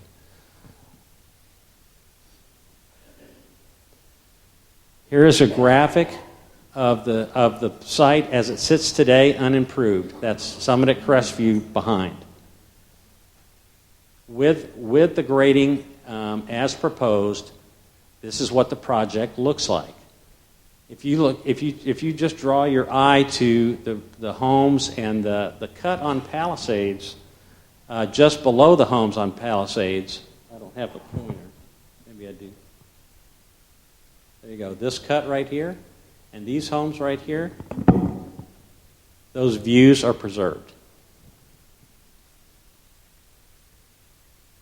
This is the site as it sits today as a satellite view. You can see Summit at Crestview to the left, and you can see Westridge Village to the right. I want you to note that Westridge Village is a very similar site as what we have. Notice it's a hill, and it's in a V. It's flanked by 2 large washes. I was around when Westridge Village was developed. I was part of the development team when we did Westridge Village. So if we roll back the clock in 1997, Westridge Village also graded the top of the hill in order to flatten the community. But we're not flattening this as much as Westridge Village was flattened. That is a tabletop over there. Next objection. There's too much hillside fill, and they're filling the washes. I keep hearing people, I've had countless people telling me that you're filling all these washes. It's not true. The previous zoning already has approved a 30-foot fill for the 23 acres. We are going to, our fill does not exceed that 30 feet on that 23 acres. It's only on this small portion where the southern access drive is coming in. And why do we have to do that? It's necessary for the safest access to the property. It's also necessary for stormwater retention to protect the environment. That's the only place for us to collect stormwater from this development and then bleed it into the natural wash. Otherwise, it just sheets off the project and it'll cause a great deal of erosion. It's also requested by the town to eliminate a steep spill slope from the construction of Palisades, and it's been approved by the town engineer. We are not filling the major washes. Here's the project. as it will appear once it's developed. You can see the major washes here and here are untouched.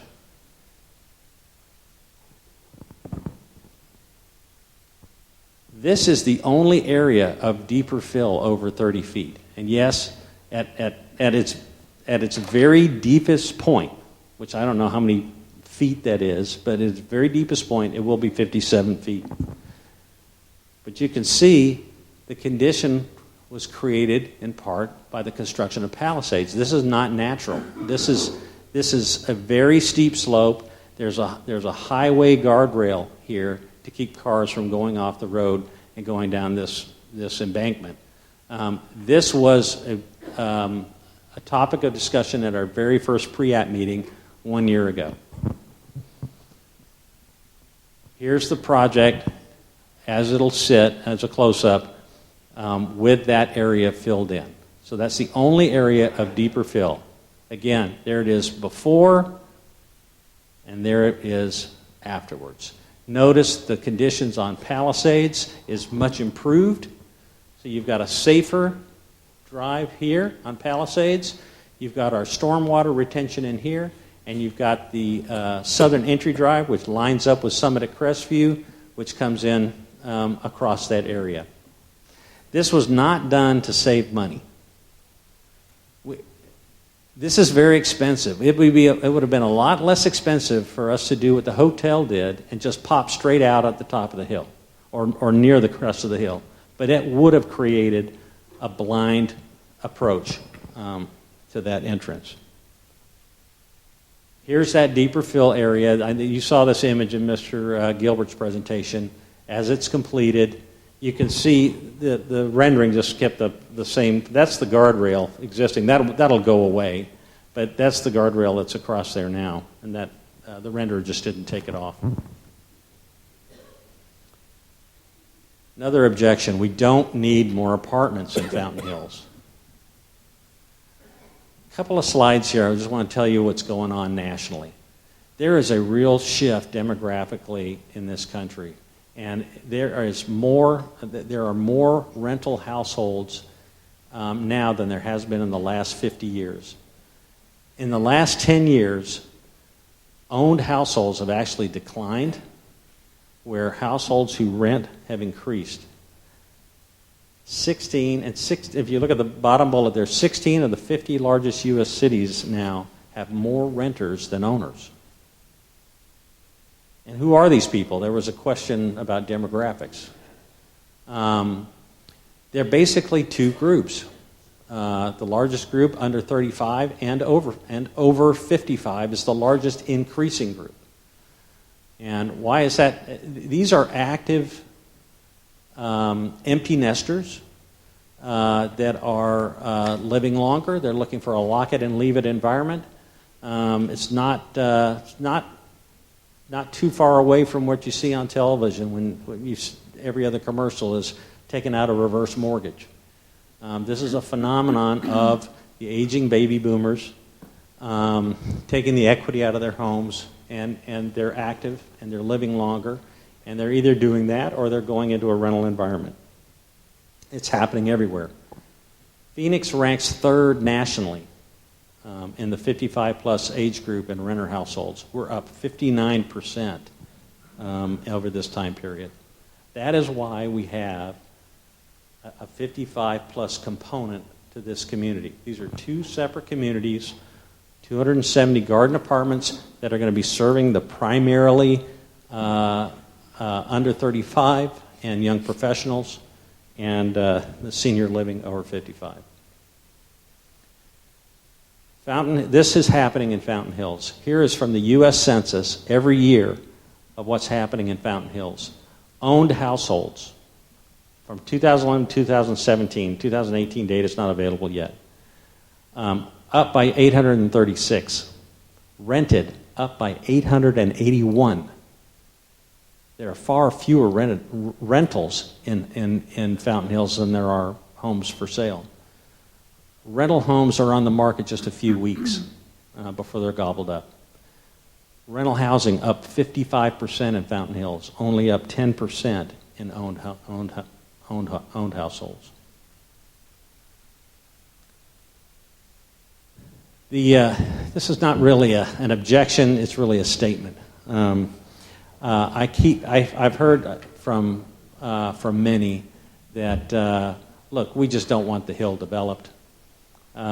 We just like it left the way it is. But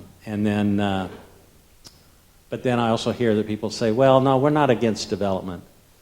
Well, I want to show you something from the opposition's petition that they sent out.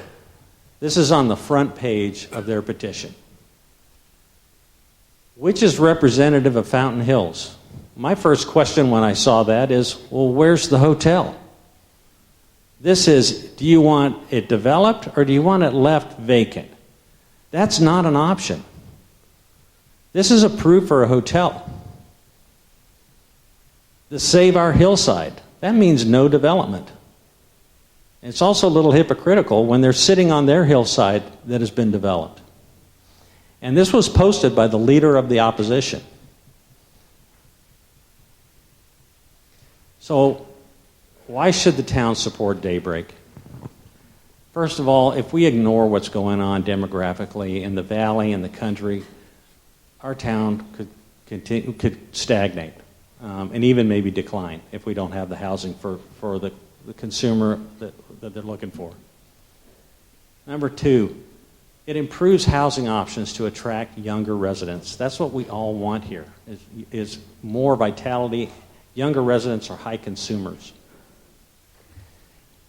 It'll provide an amenitized housing option to serve our mature residents. The 55 plus is not suggesting that we're bringing in a bunch of old people. 52% of the population of Fountain Hills is over 55 years old. It's over half of the town. We're providing something to keep them here, an option for them to, another option for them. Number four, we're better than the hotel for view preservation, noise, intensity, and dark skies. A hotel, when they have bands and whatever on the back patio, that's going to be bright, there's going to be light glaring out. It will not be able to comply with the dark sky policy as a residential project will. It'll boost local commerce, and with that, it'll boost local tax revenue. My final slide here is an economic impact analysis that was run on the project earlier this year, and these are not my estimates. These came from GPEC, the Greater Phoenix Economic Council, who took all the inputs from the Daybreak project and ran it through their algorithm. And these are impacts not to Scottsdale. These are impacts to Fountain Hills. They already stripped out the numbers that would be going to Scottsdale. Over 10 years, $20 million in local employment income, $42 million in spending, consumer spending in town. I mean, think about the impact that this project is going to have for the Fry's right across the street. And maybe we'll start getting some tenants in that shopping center. There's not a single tenant over there other than the Fry's. $2.2 million in local sales tax revenue and $1.7 million in rental tax revenue. And with that, that's my last slide. I'd be happy to take questions. Thank you, Jeremy. Do we want to ask questions now of Jeremy or any of the, of any of the presenters? Okay. Well, we're going to go now to the public hearing part. I don't know how many cards we have. It's about 9 o'clock, so let's get started on this and do the best we can. And we want everybody to feel like they've had a chance to be heard, but how do you want to do this? Should we just, are you ready for us to start with this? Okay. Well, Liz, call our first card, please. Okay, first is Rick Ponzo. I don't think they can hear. Rick Ponzo. Thank you. Hello.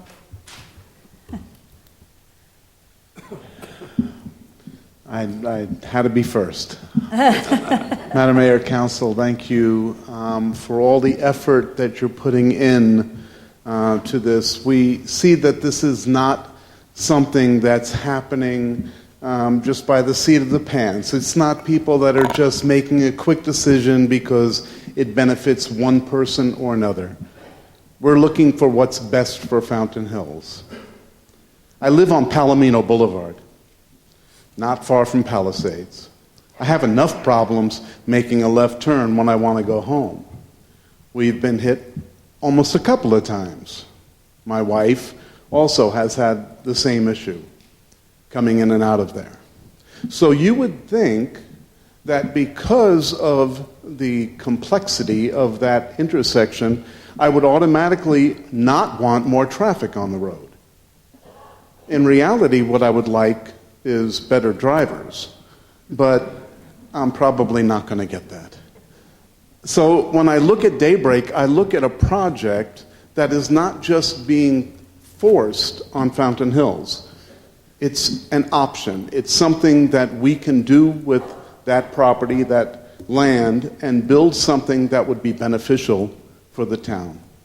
I believe that that's what we need to work towards. I believe that this is something that's going to benefit the town, and everyone's working toward solving what the problems would be bringing this project into town. And I believe that's what's necessary. We all have to work together to decide what we can do to make this the best project, to solve the problems of traffic or whatever. I go through town every day, and I still have yet to see the traffic-mageddon that was supposed to happen because of Park Place. I drive to work, I drive home, I don't have any traffic. But I was presented with that argument, oh, it's going to be terrible down there. Well, it hasn't been. And I believe the same thing for Daybreak when it goes in. We're not going to see that happen. So I'm fully in support of Daybreak, even being someone that lives that close to the project and will be impacted by that. Thank you very much for your time. Thank you very much. Next. Next is Bob Courtney. Hi. Madam Mayor, Vice Mayor, members of the council, good evening. I am Bob Courtney. My wife Mary and I are full-time residents of Fountain Hills, and I'm the president of the West Ridge Village Homeowners Association. My friends and neighbors who will be following me will use their 3 minutes to talk to you about specific issues with which we have concern. But the one I'd like to talk to you about is an overarching one, and Mr. Gilbert may have actually conceded this, but this pad, as drafted now, is incomplete and inadequate. You've heard of all the different issues that are left open. Those matters should be put into an amended pad and come back through the full public process to the town council, to the commission, and to the public. There are issues that are here that I know the council would want to be the ones making the final decision here. Traffic. The neighbors have a good faith concern about traffic. Mr. Hall himself in our discussions admitted that, and his said that Palisades was the most dangerous road in Fountain Hills. The speed limit, which is posted to 45, is not followed, and there's a lack of enforcement, which he attributed, I'm not sure, to the town or the sheriff's office, but whatever. Palisades is the most heavily trafficked of the 3 access roads to Fountain Hills, Palisades, Fountain Hills Boulevard, and Saguaro. So now you're going to be talking about putting a roundabout or a traffic light onto this street. Is it going to be 600 feet from Shea, which is what they're proposing, and as you'll hear from others tonight, we think it should be up on the top of the hill near the northern exit, which was part of an approved development plan in 2011 for the hotel with the current owner that went through the same process when Mr. Harrell, I understand, was the town engineer. We think that there's another way to do this that's important. The town council has to weigh in on this, or you'll be hearing about it forever.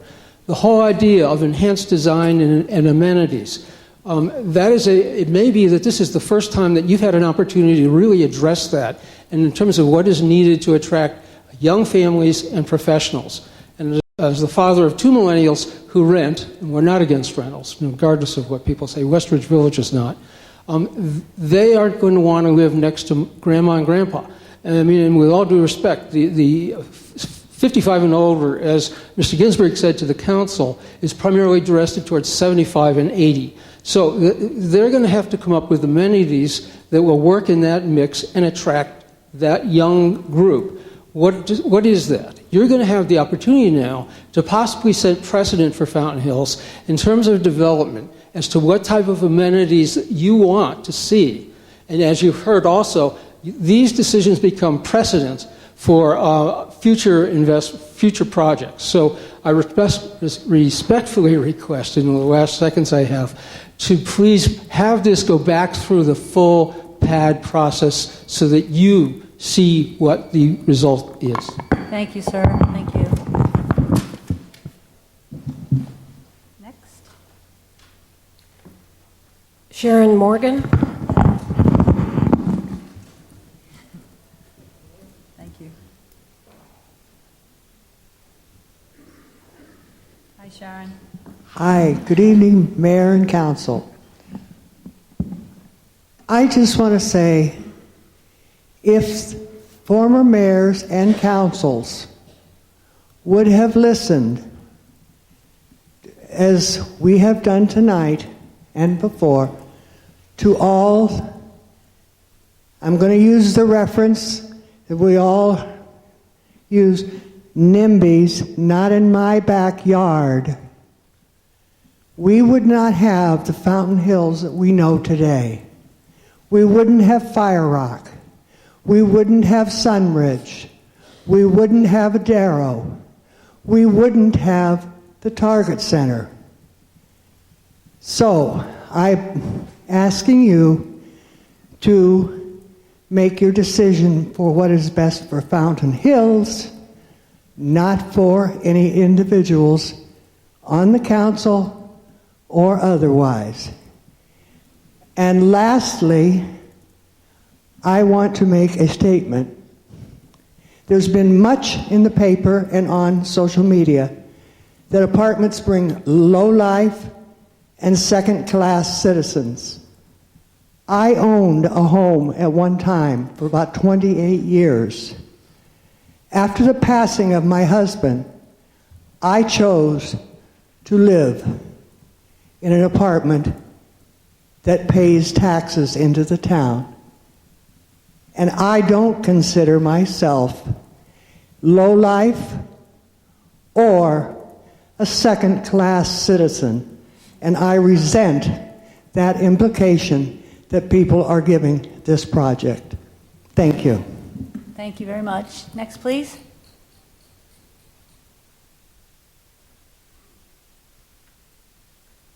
Robert Hahn.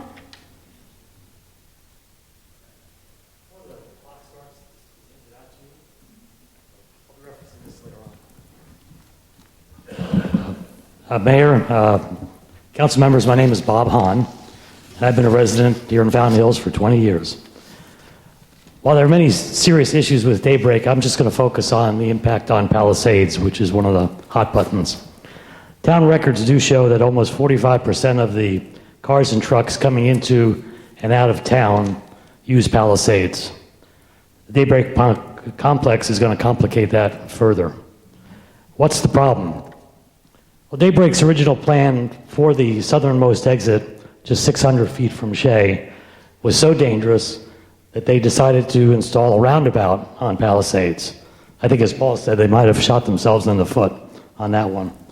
But this roundabout is going to be just like the one in up near Costco. I assume many of the people here tonight, and you all too, have probably had first-hand experience with that roundabout up by Costco. And now visualize this right here in Fountain Hills on Palisades, 600 feet from Shea. In the proper application, roundabouts work very well, particularly a single lane one that's located in a low traffic flat area where slowing down to 20 miles per hour or even stopping is not that big a deal. Daybreak's proposal roundabout would be 2 lanes plus a bike lane in a very hilly, curvy, fast-moving, high-traffic area, again, just 200 meters or so from the infamous Shea-Palisades intersection. So that's a problem. if ever built, this roundabout, most of you here tonight will be going through this thing about two or three times a day. That is, unless you decide you're better off using Fountain Hills Boulevard to get in and out of town, which is probably the most driver-unfriendly street in this town. If you'd rather be on a better road, there's always Saguaro, which is a very nice road, particularly if you like going 35 miles an hour. The real problem here is just the location in the southernmost exit. Whether it's a roundabout, a traffic light, the location is just too close to Shea. The hotel's exit to the southbound Palisades, which included a traffic light back in the day, was 2,000 feet north of Shea. Daybreak's is 600 feet. That's the problem. The real solution should be to require Daybreak to place their exit ramps within the confines of the developed 23 acres, much like the hotel did. And in that case, the most northernmost exit would be the one that would turn southward onto Palisades. Thank you, Mr. Hahn. I just want to say I respectfully request that the town council give the town a break, not Daybreak, and to vote like your planning commission did in opposed to this project. Thank you. Thank you. Next, please. Cassie Hansen.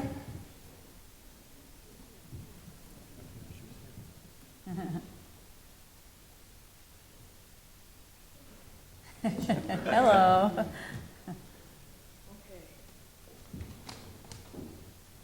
wasn't ready. Okay, I'll make this quick. Good evening, Mayor, Council, former colleagues, and friends. Tonight you are in the unenviable position of deciphering through a lot of information, some factual, some not, charged with lots of emotion.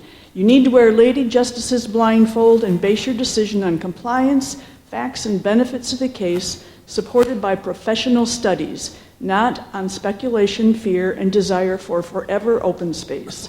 I sent you all an email that included my P&Z statement that in the interest of time I will not repeat. I also will not repeat the facts of the case that portray a well-thought-out development designed to succeed and benefit the town. I will repeat the fact that the applicant has compromised on everything requested by staff, including agreement to all stipulations, traffic control, and architectural elements. Opponents have consistently misrepresented this project, comparing it to Park Place on steroids, driven by greedy developers who will only care about their bottom line. They have posted doctored renderings of Daybreak compared to the vacant property, presenting an either-or option to folks who are not familiar with the case. Of course they will sign a petition opposing the development. They have repeated fears of traffic nightmares, unsavory renters, and Section 8 housing, decreased property values, loss of views, noncompliance with ordinances, and a number of their other arguments to vilify this project and opportunity for the town. The applicant has demonstrated a willingness to work with the town to make this project an asset. Unfortunately, many want the property to remain vacant, period. We all have our vision of what we would like Fountain Hills to be, but we have to accept that inevitable change occurs to accommodate the market demand, feasibility, and needs of the town. I voted no on Park Place because I felt it was one story too tall, did not comply with visioning plan, architectural issues, concessions, etc. But in spite of our vision differences, Phase 1 is 93% occupied. Valley studies support that apartments are in high demand by all age groups. This location, with the views, quality amenities, and options, will attract new residents who will enhance, not detract from our town. Many residents were very unhappy when Odyssey began developing the villas at Crestview. Change has always been controversial, emotional, and often divisive. A travesty to some, progress and beneficial to others. I trust this current proposal will benefit our town and wish you the best as you deliberate the arguments tonight. Thanks for your time, your service, and patience. Thank you, Cassie. Mayor? Oh, no, we're not going to do that. I just want to thank her. Nice to see you, Cassie. I wish you were back up here. For the audience, Cassie was a member of the council. Thank you. Next. Steve Messel.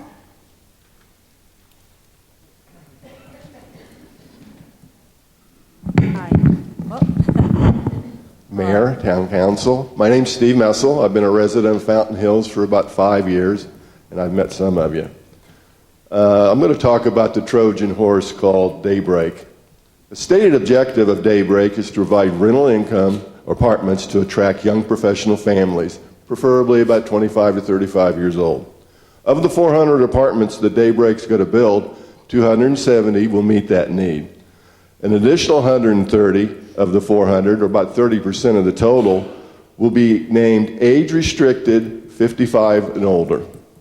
The monthly rentals for the young professionals will be about $1,750. The senior apartments will rent for $5,500 or higher, according to the developers. The age-restricted rent would include 2 meals a day, transportation for shopping, excursions, appointments, entertainment.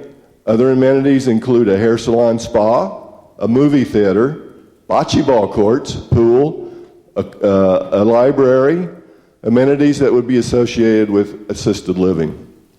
At the recent Planning and Zoning Commission meeting, when questioned by Commissioner Jones on the age demographics for the 55 age-restricted development, Mr. Ginsburg stated, in general, the residents will live there are around 75 to 80 years old. That you can find that quote in the official recording at the 3-hour and 34-minute mark. It's going to take a hell of a marketing plan to get young professionals to go into old Geezerville here. A community where a third of the people will be half a century older than the other 2/3 of the people. Why would they want to do that? Why would they want a combination like that? Well, it's money. 60% of the monthly income could be generated by 30% of the senior living renters. You can do the math. And at some point, those 75 to 80-year-old residents will require some sort of medical attention, either right away or in a few years. So what happens then? Will Mr. Hall and Mr. Ginsburg attempt to rezone the property, this time for assisted living, or hire part-time nursing to avoid another rezoning battle? Well, this location at Daybreak is on the western gateway to Fountain Hills. Whatever development comes to that location, it must be exceptional. Daybreak is not that project. I asked the town council to see the Daybreak for what it is, not what the developers want you to believe it is. A little about 2 weeks ago, the Fountain Hills Zoning and Planning Commission voted 6-1 and 7-0 against Daybreak. I urge the town council to affirm their decision and vote no also. Thank you. Thank you. Next, please. Charles Bosnos.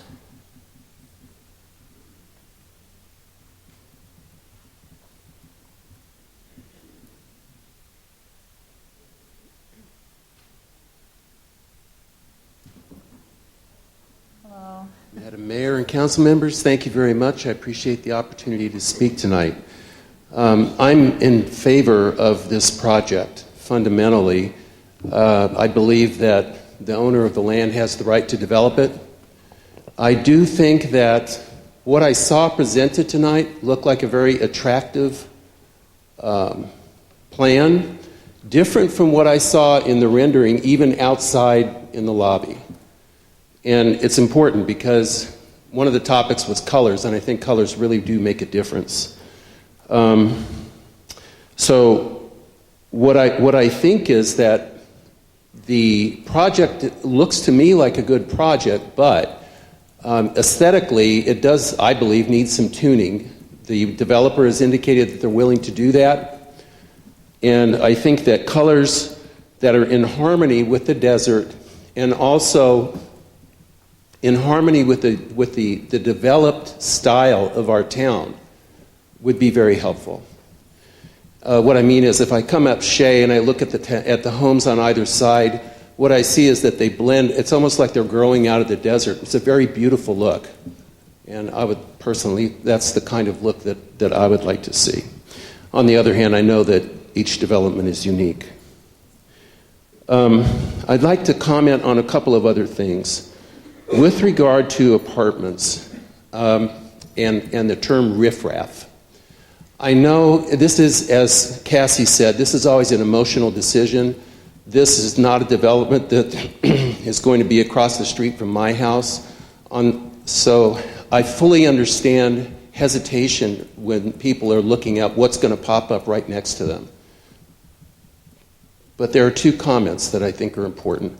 One is, I used to live in an apartment, my wife and I, and what we've done is kind of merge into the community, and I think that's what people do. So if we attract people to these homes, they'll live there. Some of those people are going to buy the single-family homes and townhomes in the surrounding area. So it's a base for future growth. The other thing is, as one of the gentlemen pointed out, we have that shopping center. Excuse me, I've got a cough. Fry's Shopping Center.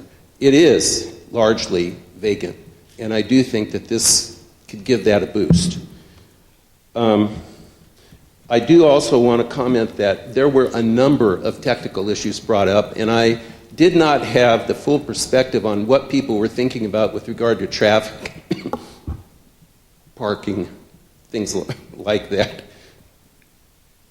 I'm aware that this development is not using as much land as could be used, and I would say it would be worth it to expand parking and really pay attention to the traffic. Thank you so much. Thank you, sir.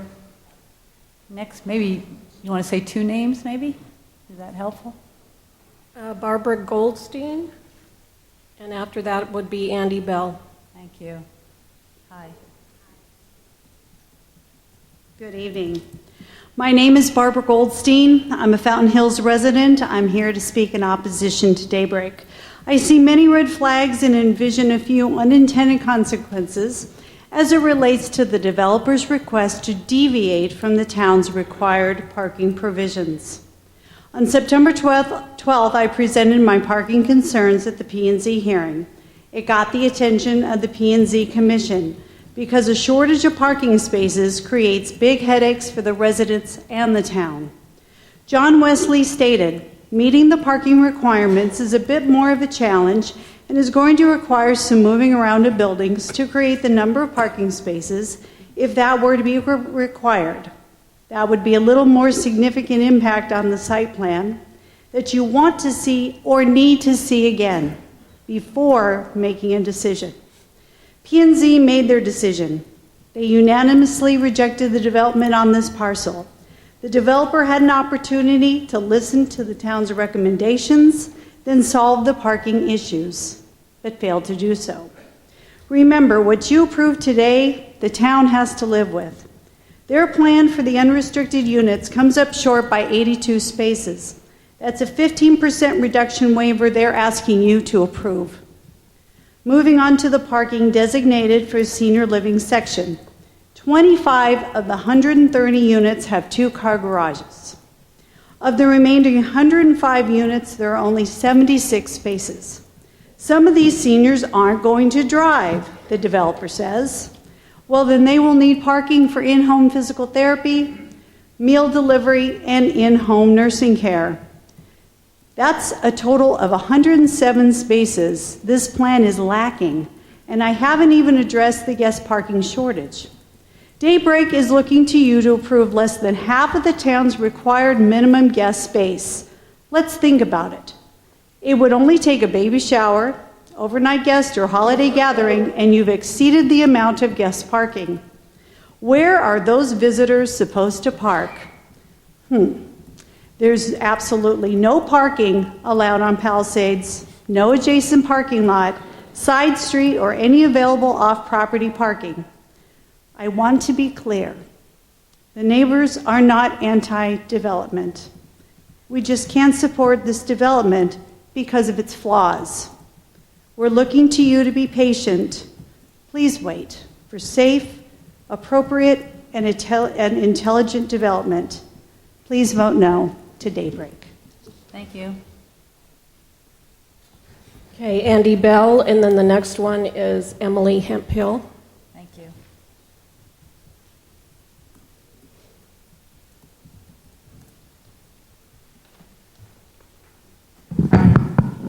Hello, good evening, and almost good morning to all of you. I have been a resident in Fountain Hills since 1982. I know a lot of you were born then, but it was 37 years ago that I moved here. And I'm an urban planner, and I've been a realtor since 1985. Both the national and Fountain Hills statistics show that apartment rental demand has been soaring as millennials believe it's cheaper than owning a home. There's a huge demand for it. Plus, many people, this is spoken, and I'll speak really quickly. Many people, 55, 60 years old and older, they just want to sell their homes and not buy a downsized home. They want to rent and stay away from ownership. Despite the increase, there's a record of 82% of renters that say renting is more affordable. This is up by 67% of just a year ago. Okay, the developers of Park Place, Keystone, Daybreak know what the market is demanding. There's high demand for rentals. Traffic, people are about traffic. I've never seen, I don't know everything. I've lived here for a while, but I don't know it all. But people are just giving you all the problems, whereas the so-called professionals and the wonderful presentation by the Daybreak people that they're going to comply with everything that you want, or that the town wants. They say that there's 400 rentals, and they say there's going to be 2,400 vehicles traveling to it every day. Excuse me?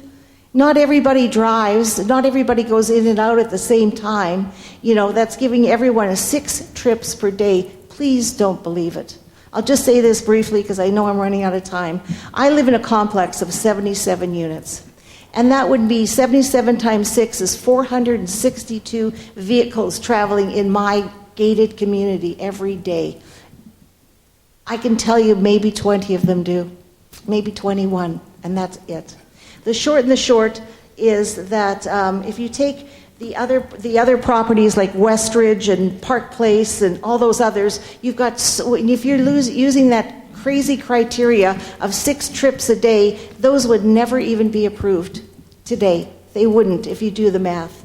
And with regards to them talking about they're going to lose their views, well, didn't every single person know before they purchased there or built in the surrounding subdivisions that since 2007 that it was zoned for a resort? And that was going to be 5 stories. Maybe their agents did or didn't tell them that. Just giving you a little bit of information. My time is up, so goodbye. Thank you. Emily Hemphill, and then the next one is Dory Wittrick.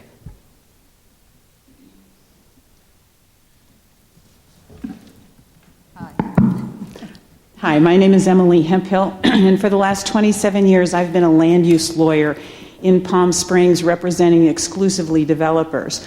I have no client paying me to be here tonight, and this project is not in my backyard, but I'm here because I believe the density being suggested is legally insupportable. Both Arizona state law and the Fountain Hills Code require that zoning be consistent with and conform to the adopted general plan, specifically regarding density. The proposed project asks the town to approve zoning that will allow 400 units on a 60-acre site. But even if you approve their proposed general plan amendment, the general plan will only allow 230 units on that same 60 acres. The disparity comes because the developer is asking for a general plan amendment on only 23 acres to make sure it stays a minor amendment. So if approved, you get 23 acres times 10 units to the acre for a total yield of a maximum of 230 units under the general plan. The remaining 37 acres of the site remains open space under the general plan. So the total 60 acres has a general plan density of 230 units. Yet this project is proposing 400 units on the exact same property, a 75% increase over the allowable general plan density.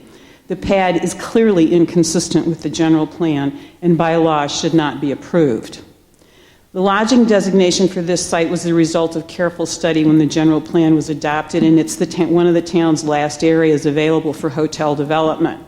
I've worked on a lot of hotels over the years, and resort hotels will generate about 1 job for each guest room, so this site could generate up over 200 jobs.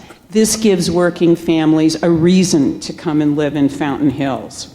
If the property is changed to multifamily, the town's ability to generate that income, tourism, and new jobs and young families is forever foreclosed. Contrary to the developer's claims, you don't need a golf course for a first-class hotel in today's world. The modern traveler is looking for ecotourism, wellness, spas, hiking, and exceptional settings just like Fountain Hills, not golf. I know from experience that for the last 10 years, it's been extremely difficult to develop tourism facilities, but we're now seeing that turning around, and we're seeing new facilities in Scottsdale and Paradise Valleys. So stick with your careful planning, believe in your town, and give it a chance to take advantage of those kinds of development to bring jobs and new families to Fountain Hills. Thank you. Next is Dory Wittrig, and then Erica West. Hi there. Good evening. And thank you all for your patience through this process.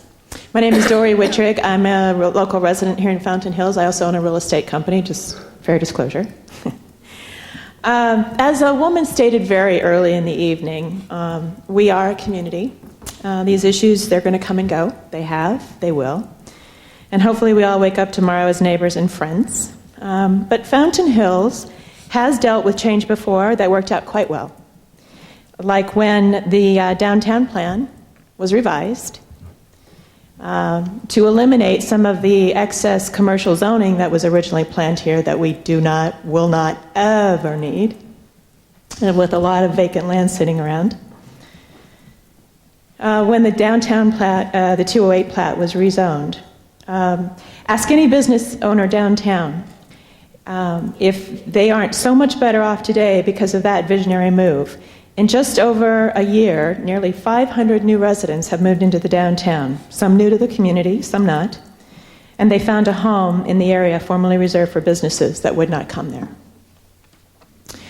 As a past co-chair of Vision Fountain Hills, I served on the Vision group that surveyed about 2,000 local residents that then distilled into a full-day workshop where we dealt with some very tough issues.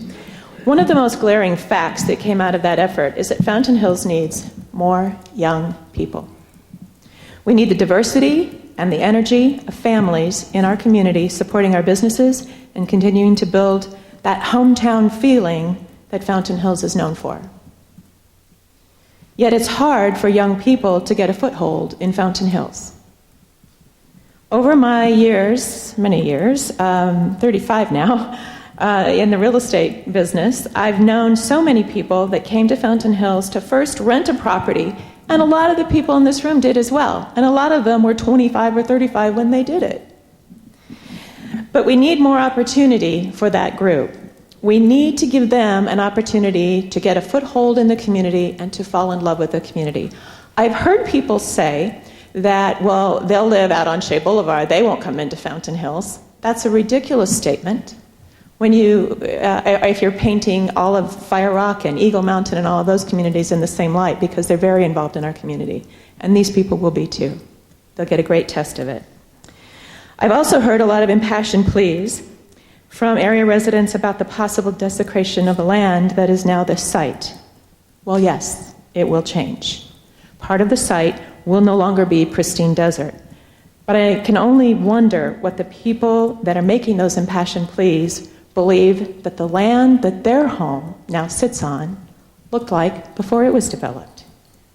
We all know the answer to that question. So, again, I thank you for your patience, for your hard work. We're one of the lowest density communities in the valley. We're going to continue to be, but we do need more people out here. I hope you'll give these folks a chance to help us do that. Thank you, Dory. Okay, Erica West, and then Michael Webb. Good evening, Mayor and members of the Council. I am Erica West. I've been a resident and a career real estate agent in Fountain Hills for 35 years. There's no doubt that you are all working in the best interest of the town. We know the town is bleeding for money. You've been told that Daybreak will generate that needed money. Yet here we are asking you to make a decision to vote against Daybreak. Why would we do that? We are asking you to deny the project because we don't want to gamble, and we see this as a high-stakes gamble. At the Planning and Zoning meeting, the developer's plans were not complete. Questions and concerns went unanswered. The Daybreak principals didn't comply with all the requests that had been made of them at the prior meeting. Planning and Zoning, after extensive research, agreed that Daybreak was wrong for that location. Yet the developers are still asking you to trust that Daybreak is good for the town. They're asking you to gamble, that they will follow through and do what they promise. Seriously? In real estate, you don't gamble on a promise. You put it all down in writing in triplicate. Daybreak's principals ask that you trust that Fountain Hills needs the enormous environmental destruction, needs the urbanization they're bringing to Fountain Hills, needs the change in air quality that will most likely occur because of the number of cars that now have to park outside, needs the tighter density of both people and cars, and needs the destruction of the curb appeal to our gateway entrance. They are asking you to gamble that they will be successful. Well, what if they're not? What if they misjudged? Because they don't understand the psychographics of the people who move here, and that is not demographics, ladies and gentlemen. What they don't know also is that most of the 60 over crowd almost always wants to rent downtown or near the downtown. Rumor has it that the only people who are making an issue of this are those who live around the area. The rest of the town doesn't care. No one will be affected. Not true. People from all over town will be affected. All those who use that entrance to come and go. Those who moved here to escape traffic congestion. Those who moved here to escape urbanization. And all of those who fell in love at the first sight of Fountain Hills from that corner. Our town is all about the natural beauty, the serenity, the open space, and the spectacular scenery. We beseech you, don't vote to destroy God's work on a gamble. For the love of Fountain Hills, be patient, be smart. You don't know what you've got till it's gone. Don't pave paradise and put up a parking lot. Thank you. Thank you. Next, please.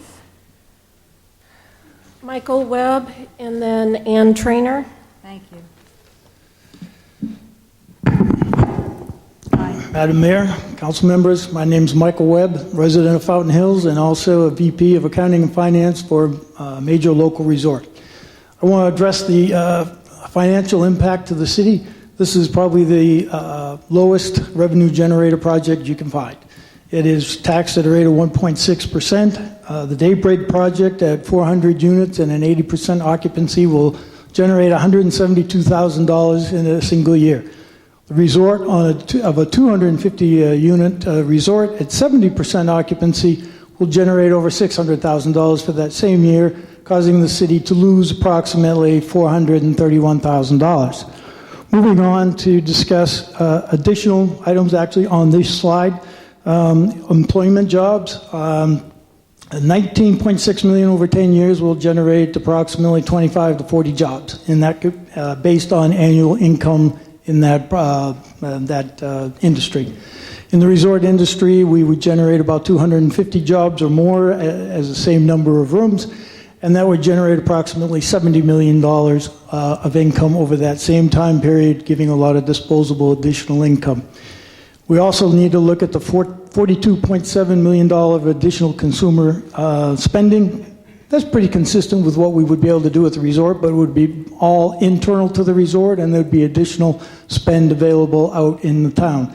That $42.7 million calculated at 2.9% equals 1.2%, not the 2.2% they're showing on the slide. I suggest in the future we make sure we vet, quantify, validate the numbers that the developer may be giving. I agree with the 1.7. Additionally, I'm not saying that the resort is the only solution and the one solution. I'm simply saying the resort is most productive. The Daybreak is the least valuable to the town, and that we should consider allowing the new director of economic development to look at a number of opportunities, evaluate the land use, make sure we're getting, if we're going to compromise the general plan, compromise the land, we should make sure that we are certain that we're getting the best value for our money.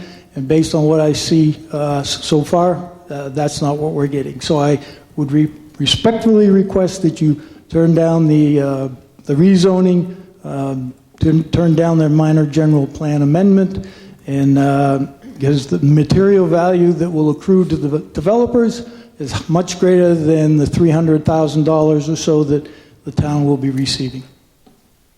Thank you. Next is Ann Trainer, and after that is Georgiana Zoros. Thank you. Hi. I'm a 20-year resident of Fountain Hills, and I'm speaking in opposition of Daybreak.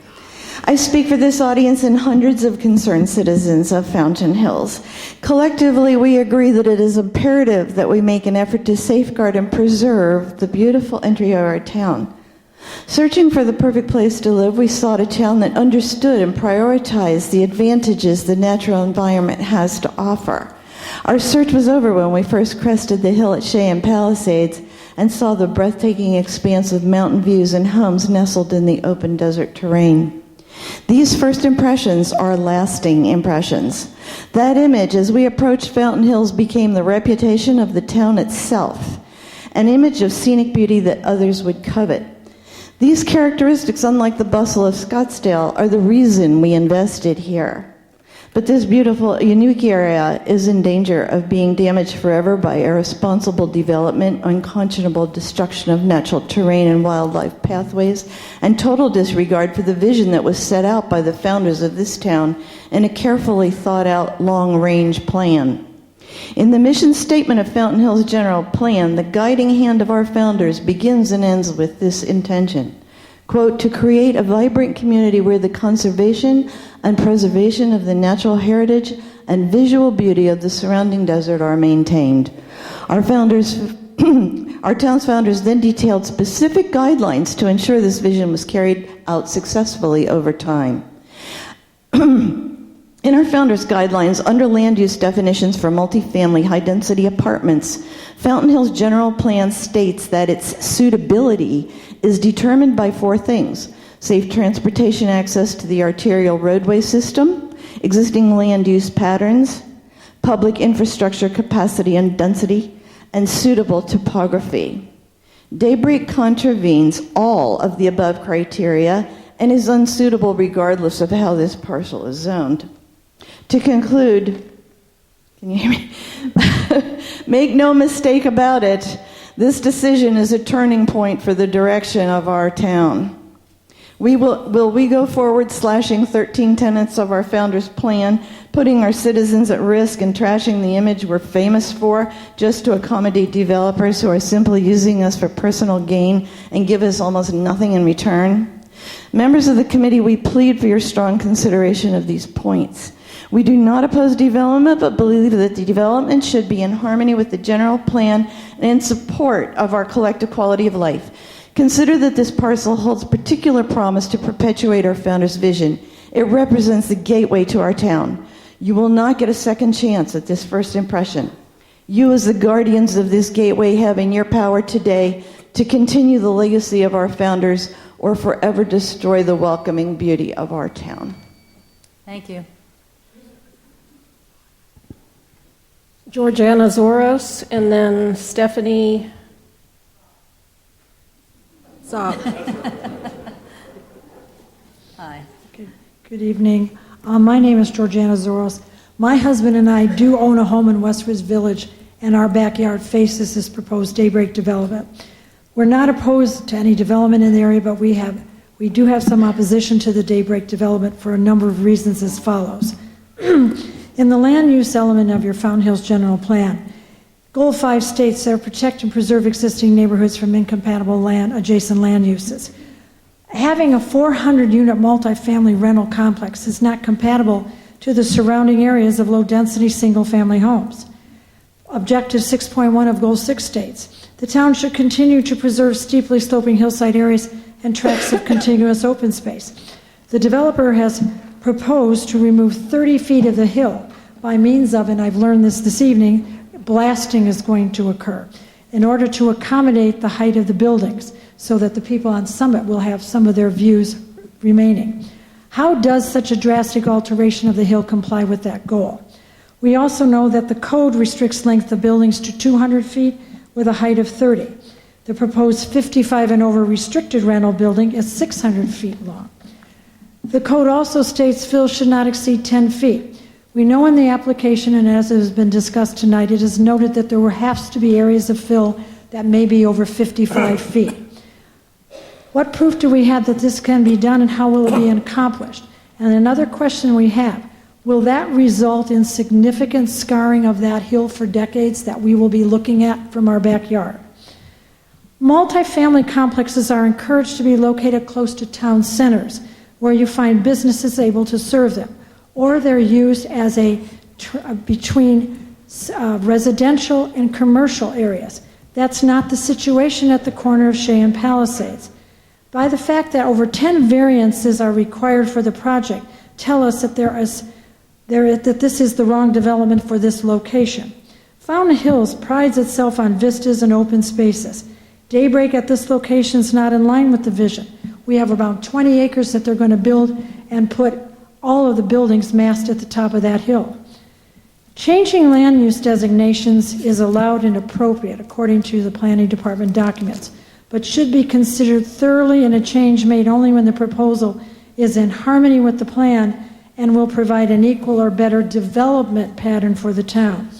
Remember that this parcel is a prominent gateway to the town, and it has to be, and the development must be exceptional, and it's going to be there for a long time. The general plan is in the process of being updated in 2020, and that should allow all concerned to assess the overall development that has occurred in the last 10 years and to decide on any changes for the future. Thank you for your time. Thank you. Okay, Stephanie, and then Scott Seidler. Can I ask you how many we have left to speak? 23. 23 left? I think we might need a break. Thank you. Thank you. Madam Mayor, council members, I'm Stephanie Chop, a business owner and a Fountain Hills Leadership Academy Class 3 graduate. As a Fountain Hills resident, I oppose changing the zoning of this land parcel from resort to dense residential rentals. Here are 3 reasons why. Location, location, location. One of Arizona's biggest economies is tourism. We sell sunshine and beautiful views. Our Fountain Hills slogan is get out of the valley and into the hills. This parcel is perfectly placed for success as a boutique resort, not apartments. How many times have I heard people say that one of the best views in town was wasted on Fry Shopping Center? Nothing personal against Fry's, of course, but let's not compound that mistake. Number 2 is competition. Copperwind is finally expanding, and Weekapaw Resort is under renovation. These 2 projects will be breathing new life into our local market, and what's better than some healthy competition? I encourage the current owner of this property to be patient. The neighborhood is gaining momentum, the comps are improving, and your selling price could be going up. While we are somewhat landlocked for expansion, we have a new economic director and great neighbors that together we could grow our resort business while encouraging the Fort McDowell Yavapai Nation to continue expanding attractions and activities. Do you know there are nearly a dozen hotels in Paradise Valley, and they're 16.5 square miles. The revenue from these resorts allow them to remain a sleepy, dark sky bedroom community that does not have a property tax. Speaking of tax, number 3, tax revenue. Residential rental tax revenue to the town is 1.6%. Resort tax revenue to the town would be 6.9%. Approving this zoning request would be leaving hundreds of thousands of dollars that we claim to need on the table. As a town, we would glean no benefit from this development. It'll increase traffic, ruin a beautiful view, damage our gateway. It would increase the burden on all of our resources that far exceeds any contribution that this rental community could make. Within the last year, the residents of Fountain Hills voted against imposing a residential property tax. No matter which side of this issue you voted for, you must agree that 6.9% of tax deposited into our account by happy tourists is way better than the 1.6% paid by renting neighbors. I leave you with this visual. Scottsdale with apartment buildings, traffic, and Starbucks on every corner, or Paradise Valley and Fountain Hills with lovely resorts discreetly nestled into the neighborhoods and hillsides, quietly creating passive income, beautiful destinations and amenities to enjoy for visitors and locals alike. Thank you for your time. Thank you. So before we take the break, do you want to go first? I just wanted to say that after you go, sir, then I'm going to kind of summarize what we've already heard as far as the topics that the objections are, and then if you're one of the 23 who are left and if you have something that's new to add, by all means, or if you really feel like you have a different point to make or a point that you would like to make. But let's see if when I do tell you that, if you've already heard that, maybe we can expedite just a little bit. Thank you.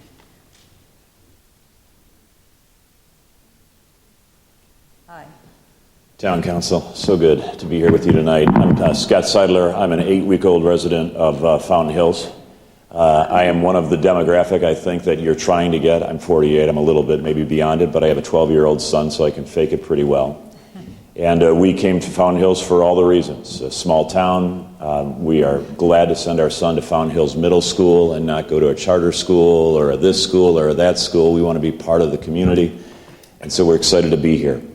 I oppose this project, and 3 reasons, hopefully novel for you to hear. First of all, I think that if we listen deeply to what Mr. Wesley says, the staff that we employ here in Fountain Hills is telling us clearly there are fundamental problems with this development.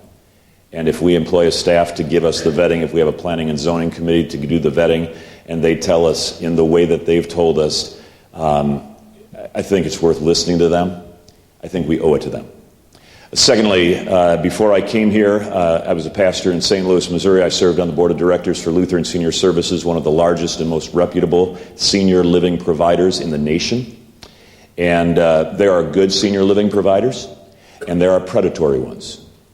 And frankly, $5,500 a month for rent is a lot of money for a senior citizen to pay.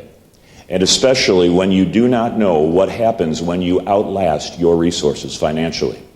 Lutheran Senior Services makes sure that when we bring a resident into our community, that they will have a continuous care community. That means that when they come in as independent living, they will exit, unfortunately, but they will exit in hospice care under the same organizational umbrella. This is an environment where we have a third of the community bringing in seniors, having them pay large sums of money, and then when they run out of money, what happens then? Oh, and by the way, we're also saying in the same community, we want young families to come in. So we've already heard the offset before between young families coming in and a senior living community. Imagine if this senior living community, 5-10 years down the road after it's sold out to another independent provider, which is typically what happens in this kind of movement because it's so expensive and it involves such complexity of care, it becomes more predatory than helpful.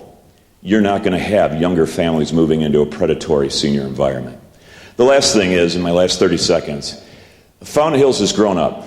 I love moving here because 40 years ago, this sleepy town was really starting to get its feet underneath it. And certainly I live in Westridge Village, and man, that was kneecapped, and the development happened, and it's now a table. But we learn new things. We learn about the environment, we learn about ecology, we learn about municipal planning. And so the rules and whatnot that informed back then are not in play now, and we can grow up as well with this new environment in which we find ourselves. Thank you so much. Thank you very much, sir. I'll just say what we've heard so far, and then we can think about whoever's next to speak.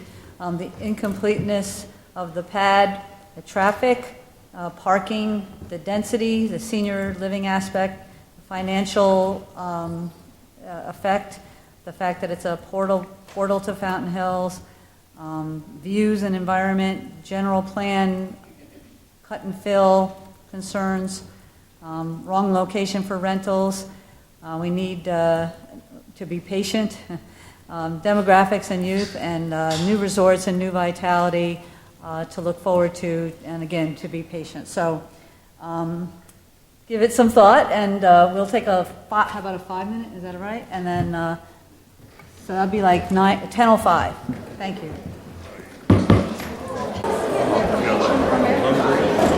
Eat some of this. This is good for you. They got it for me, David Trimble. And, yeah, I said I was hungry. And thank you very much, everybody. We'll get started again. So, who's our next speaker? Linda Kavanaugh, and then Reggie Court. Thank you. I've heard that name before. Yeah.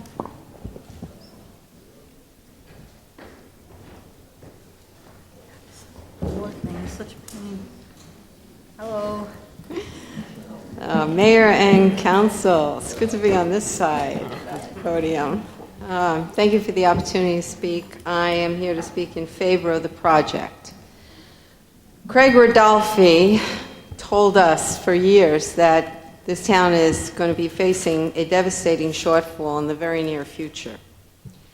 That's why my council made the bold step to put the property tax on the ballot. That wasn't an easy decision for any of us, but we knew that the town really needed the increased revenue, and so what happened? It was turned down big time. Then there were some tourism projects that were proposed. People didn't like those either. So what's left? No taxes, no tourism.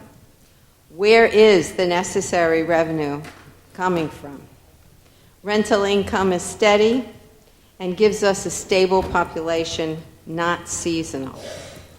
The rentals that are not age-restricted will attract families who can't afford homes right now, or maybe never will be able to afford homes.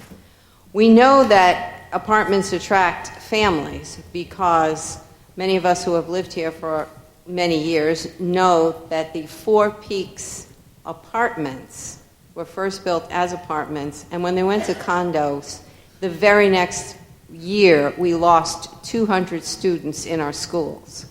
That's not my statistic. That came from our own unified school district.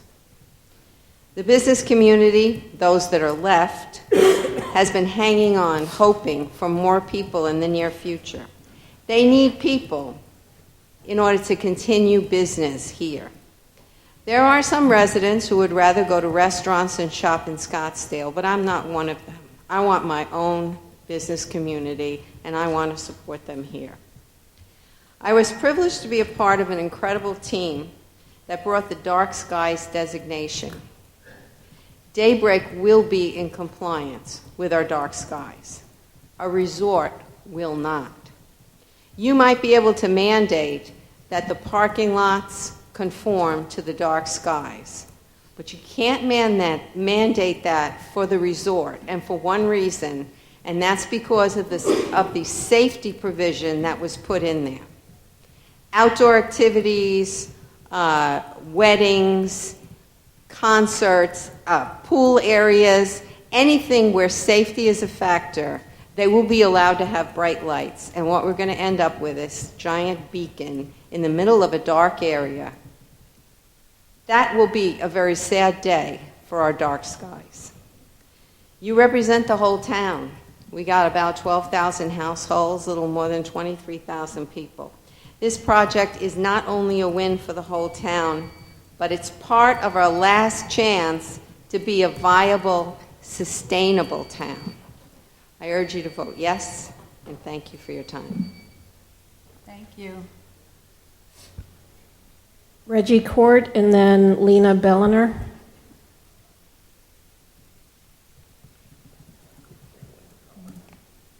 Mayor Dickey, council members, ladies and gentlemen. My name is Reggie Court, and I live in Fountain Hills. This property in question is a prime corner above Scottsdale and is essentially the gateway to Fountain Hills, which, as Mr. Tull has stated, is the Beverly Hills of Scottsdale.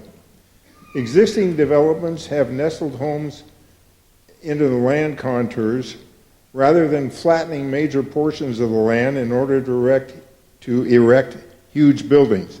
Daybreak's intended use of this property and proposed density is not compatible with the zoning presently assigned to the property or with the surrounding single-family home neighborhoods. The Fountain Hills Times article concerning the proposed FAA flight plan changes was an interesting read. This council opposed the FAA change for very good reasons, which were listed by Mayor Dickey in the article. The reasons: increased air traffic and noise levels, decreased property levels and quality of life and attractiveness of our town. Daybreak's proposal may not increase air traffic, but will definitely increase land traffic, and that's been covered pretty well by other speakers. Fountain Hills has already approved a single-family rental housing development adjacent to the Ace Hardware Bashas complex, and people living there will be able to walk to over 25 businesses near their homes. Their shopping in town would help our revenue. In contrast, Daybreak renters will not have restaurants, shopping, medical, or grocery within walking distance.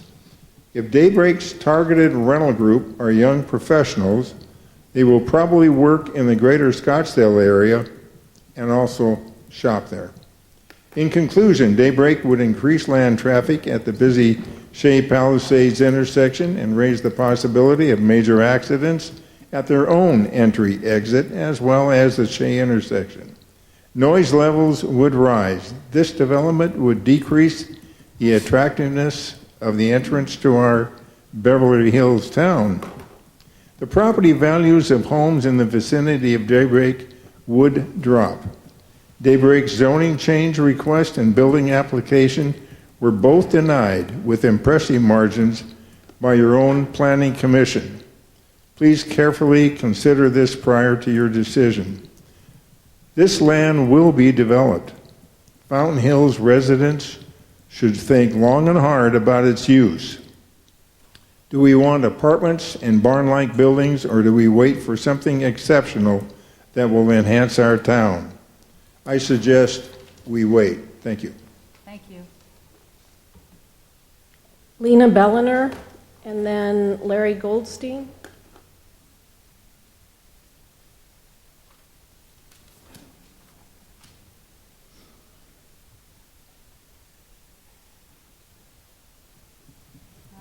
Madam Mayor, council members, a part of Fountain Hills from the start.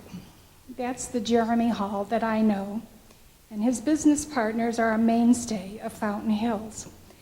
They've always taken great pride in servicing the current residents of Fountain Hills while attracting future residents. They are the epitome of trustworthiness with a hardworking work ethic. Their support of Fountain Hills and all that it stands for is unparalleled.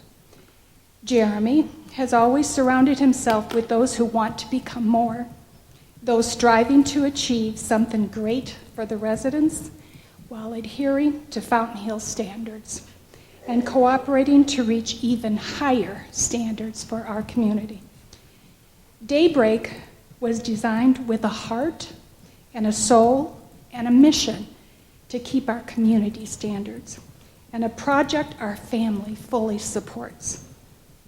As a retired couple and nearly 20-year residents, we recently downsized, and did not want to leave our beloved Fountain Hills.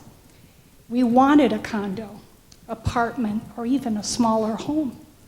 What we discovered was very little inventory to fit our needs. After quite an extensive search, we did find a condo at Bolero, Fire Rock, but it did need lots of upgrading, which was very costly as a retired person. Currently, there are only 23 homes under 325K, and of that number, only 3 are single family. Only 59 homes for sale under 480K, and of that number, only 25 are single family. And most of those homes are in need of updating, which can be very costly for retirees, couples, and young families. I wonder how many other longtime residents who've lived in this community are faced with the same decision my husband and I are faced with. Daybreak would fit those needs for many and allow them to continue to stay in town. Why run the risk of losing these fine people? Why not try to keep that type of resident within our boundaries? Also, why not market to younger couples and families? They could be teachers, restaurant workers, medical workers, even first responders. Why close the market to such fine, outstanding potential residents? Why not let them start their families in Fountain Hills? Daybreak will attract quality people. I trust the Daybreak developers to do right by our community. Their record proves how much they love this community. I encourage you to give them the green light for this project, which will stabilize our current population while growing it. Thank you. Thank you. Larry Goldstein, and then Cynthia Siebel or Seibel.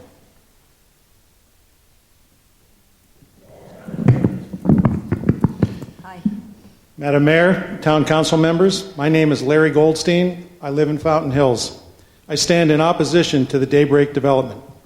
We have an important decision to make here, one with permanent implications. We cannot afford to get this wrong. We must live with the consequences of our actions. In September, the P&Z Committee unanimously rejected this development. Madam Mayor and Town Council members, please follow their lead and reject Daybreak. What are the motivations for being at this meeting? Why are we all here? We, the people, the residents of Fountain Hills, are not anti-development. We want intelligent and responsible development. Daybreak meets neither of those qualifiers. You have heard and will continue to hear from many residents who are opposed to the Daybreak development. We are sharing our heartfelt concerns on everything from traffic safety to density and inappropriate land use. Those who live in proximity to our town's main entrance know how wrong this development is for that location. Those who use the Shea and Palisades intersection every day know firsthand how disruptive to traffic safety the Daybreak project will be. These are the people we should be listening to. The residents are motivated by love, pride, and fear. They love their families, they love our charming town, they love their panoramic views, and all the other wonderful aspects of living in Fountain Hills. They take pride in their homes. They take pride in the fact that they live in one of the most unique towns in the valley. They take pride in the community and want to see the land developed correctly and appropriately. They fear for the traffic safety of themselves and their loved ones. They fear that this development will forever change our town's calling card for the worse. They fear for the loss of the uniqueness that our town is known for. The developers' motivations can be easily identified. They are motivated by money and profit. It is normal for a business entity to have a profit motive. Making profit is essential in business, and therefore we should understand that and accept it as fact. If the developer was being required to make the necessary changes that would alleviate all traffic safety, inadequate parking, and high-density concerns, it would cost them much more money and therefore cut into their profit. When the developer's objectives have been met, sooner or later they may sell the undeveloped land or the finished apartment complex to another buyer who could care less about the impact this ill-placed property will have on the residents of Fountain Hills. This is a business venture for the developers, plain and simple. Sadly, their approach and attitudes towards the Fountain Hills residents thus far has been take it or leave it. Unfortunately, we now live in a world where money is all too often given a higher priority than people. I respectfully request the mayor and town council to reject that premise for our community. In closing, let me ask all of you this question. Which set of motivations should be followed and supported here? Thank you. Thank you. Cynthia Siebel, and then Patricia Green.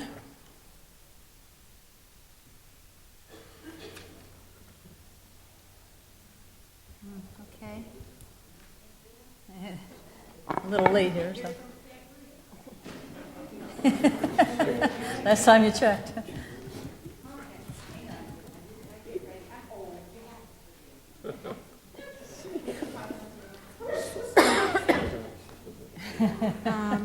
Yes, my name is Patricia Green.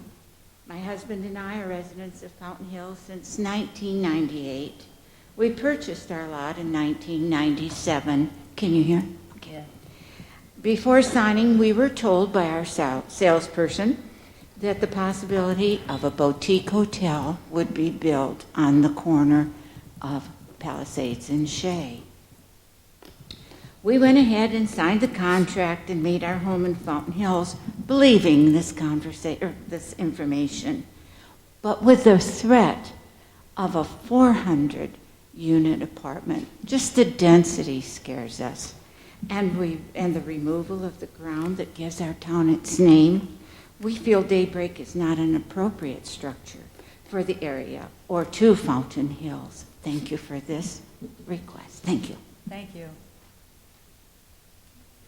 Next is Scott Seipler.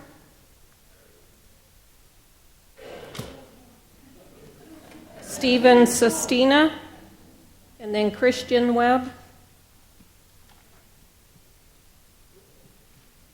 No? There we go.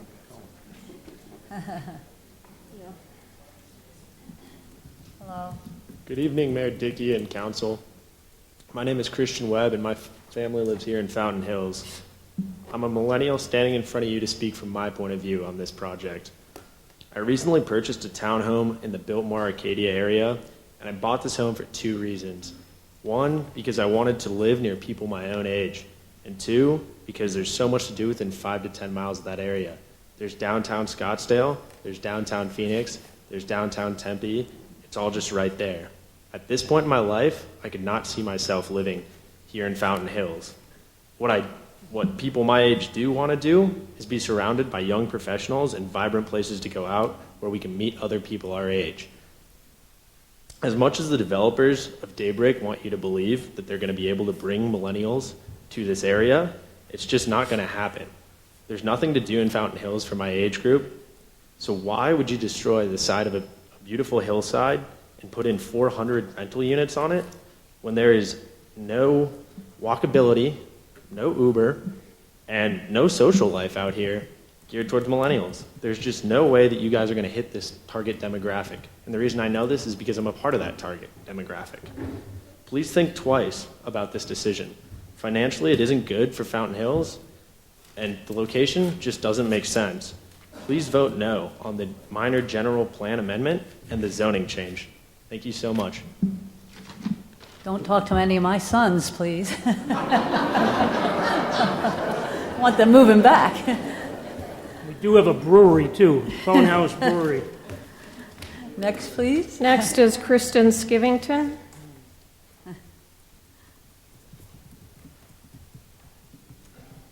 Hi. Good evening or good morning or wherever we are. I don't know anymore.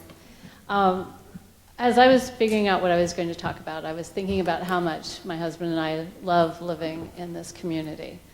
And that the town is wonderful. And it isn't just because it's a town, but because it is a community. A town is an official designation with boundaries, laws, taxes, government, and structure. A community is a feeling, a sense of identity and belonging. We each belong to multiple communities, neighborhood, pickleball, church, whatever societies or groups you belong to. And we live in a broader community as residents of the town of Fountain Hills. We do not want to lose our shared and individual communities to the ravages of the proposed development, which I consider a desecration of a unique, beautiful, and irreplaceable parcel of land. The Nina Pulliam Charitable Trust, which is located in Scottsdale, has a statement on their website that I believe directly relates to the actions under discussion. Their statement is, "Decisions being made today will affect the future of all of us. We must act today to save and protect our environment. Our actions and inactions impact our community, our natural world, and the people and animals that depend on both." What value do we place on equality of life and safety?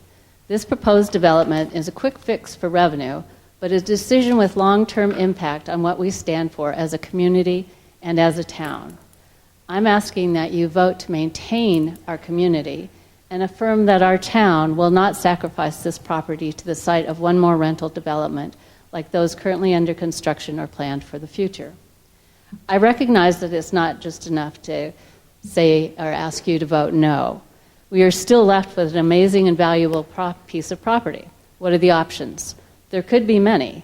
One really kind of crazy one is to work with a local 501c3 agency or establish one to submit a proposal to the Pulliam Foundation for funding to purchase the property. It could then be deeded to another agency or the town to review proposals for its development. There may be a number of other options available and worth exploring. My point is to please remember that a bird in the hand can be rather messy. Thank you. Thank you. I didn't know what she was going to say. Michelle Webb, and then Nancy Stevens.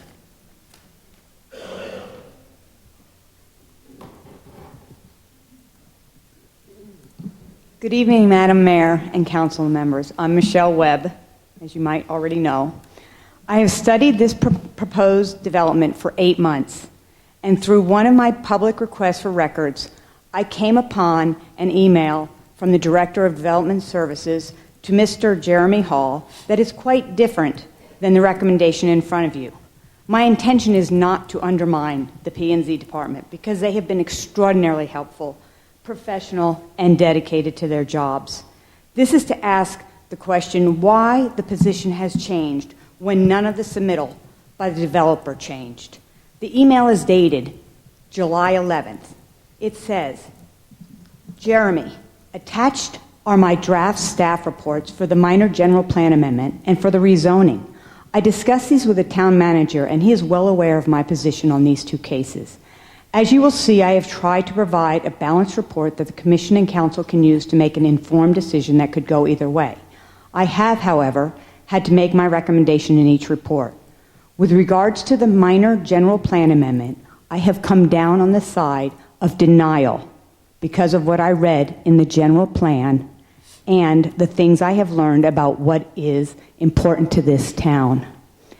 As a result, I cannot recommend approval of the rezoning.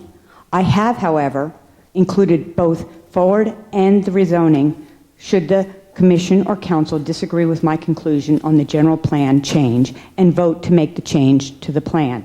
I know you were hoping to have a better, positive recommendation from staff, so you will be disappointed in this recommendation.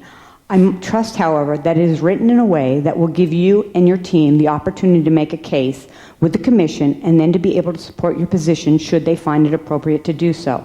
Mr. Miller and myself can be available next Monday afternoon at 3 or Tuesday morning if you would like and discuss this report prior to me making the final decisions and changes and sending it out to the Commission. Sincerely, John Wesley. This was answered on July 12th by Jeremy Hall. John, we would like you to reconsider your position, but I'd like to meet with my team before we get back to Grady and you. Jeremy. In addition, the draft agenda action form report in front of you that was enclosed in the email above shows denial of the minor general plan amendment by the P&Z department. By July 25th, the recommendation was what you have in your packet, a very neutral position. Lastly, a key paragraph was taken out for the September 12th meeting for the P&Z Commission. This stated that the applicant should consider and propose an alternate design that is more sensitive to the natural terrain, remove the age-restricted component of the plan, and provide a higher level of amenities to attract young professionals and families. This was no longer in the agenda action form.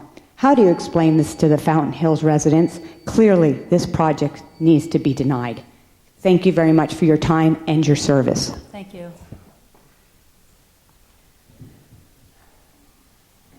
Nancy Stevens, and then Tim Lasota.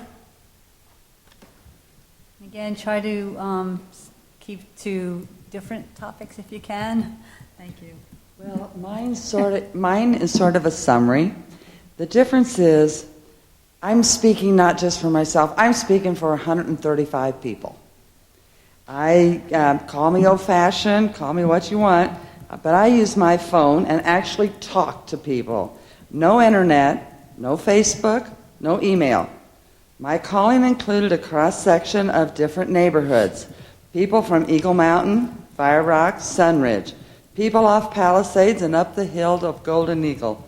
People that live down by the fountain and close to schools and churches. I felt it's important to hear all voices, all 135 talking to me in 2 days. This zoning will impact all of Fountain Hills, just not those who live right next door. Talking with many that could not attend tonight, I am sharing their thoughts. I am their voice.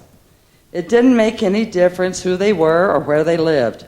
All areas of Fountain Hills opposed overwhelmingly this Daybreak development. They said, Nancy, just tell them no. Use my name, thank you, and good luck. These people are real and have voiced real concerns. Infrastructure, water supply, environment, valley fever exposure, public services, and safety. They are worried about the traffic and the safety they face on Palisades. Already too many accidents. Added traffic and a roundabout off Palisades and Shea would be totally, trust me, totally unmanageable. I live in Westridge. It's hard just to even get out the gate. Many people thought the location was totally wrong. Daybreak needed to be downtown among other apartments, businesses, restaurants, churches, and schools. This would create a viable town center. They were concerned that Fountain Hills would lose all of its natural beauty and never be the same. Our views, our entrances. That going home to the hill feeling would be lost forever. And you know, we all say that when we come up Palisades, we're home in the hills. You could tell they believed their Fountain Hills was special and said so. Knowing that just because they couldn't personally attend tonight to express their views, they have a voice and they are important part of this community. All development should benefit all of Fountain Hills.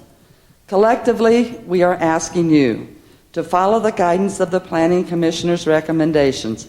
Deny and say no to Daybreak. We believe you, Mayor Dickey, and this council will get it right, and you will hear, and you will listen, and you will support all the citizens of Fountain Hills. Thank you for everything, and especially the long night. Good night. Thank you. Good evening, Mayor Dickey and members of the council. I'm Timothy Lasota. I'm representing the residents of Summit at Crestview, and I realize there's very little that I can say from a Phoenix attorney that hasn't been said already, and I know you want to hear from your residents, so I will be very brief. The clever zoning applicant has a way of making the body they're appearing in front of make it seem as if their zoning change is an entitlement. And I would caution you not to fall into that trap. You know, we saw earlier where there was some of the focus from particularly Mr. Hall, some of the speakers, the focus turned on to the opponents of the project. Now that's a way of sort of shifting the burden of proof onto somebody else. The burden of proof here falls squarely on the applicant. It is their job to justify the zoning change. They're the ones coming here hat in hand asking you for a general plan amendment and a pad. So, you know, I would just ask that you sort of return to that proposition. You look at your own staff report where it talks about some of the shortcomings. Site plan insufficient, low amenities, not exceptional, does not follow topo. Look at some of those. I mean, parking was talked about at length. Less than one car or one parking spot per unit for the older multifamily. That's really low amenity. I just would say the burden is on the applicant. They're asking a ton, they're asking a blank check, they're asking a pad, and they're coming back with all the commitments after the fact. It is their job to justify their application, and I don't think they've even come close. So with that, I'll stop with more than 1 minute on my clock. Thank you. Thank you. Next is Denise Ricketts, and then Carol Kelso.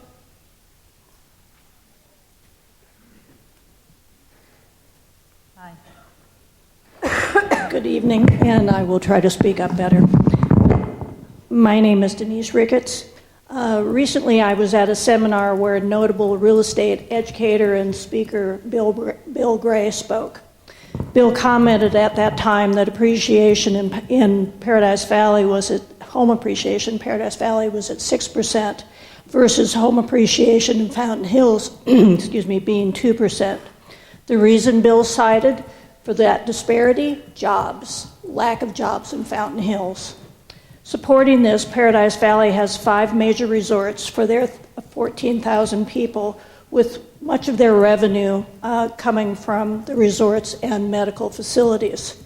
Fountain Hills has only 1 resort at this time, with a little over 23,000 residents, but hopefully with an opportunity for healthy economic growth. As Paradise Valley Council member Anna Thomason stated, and I quote, "High-density development is not a fit for the municipality. As we discuss development in our town, we need to remember that our resorts and medical centers generate $20 million in annual revenue, allowing us to remain property tax-free." She continues, "But we cannot allow current economics of investment capital to lure us into permitting high-density development that will threaten the very character of our residential community with more noise, obstructed views, and more traffic on our quiet streets," unquote.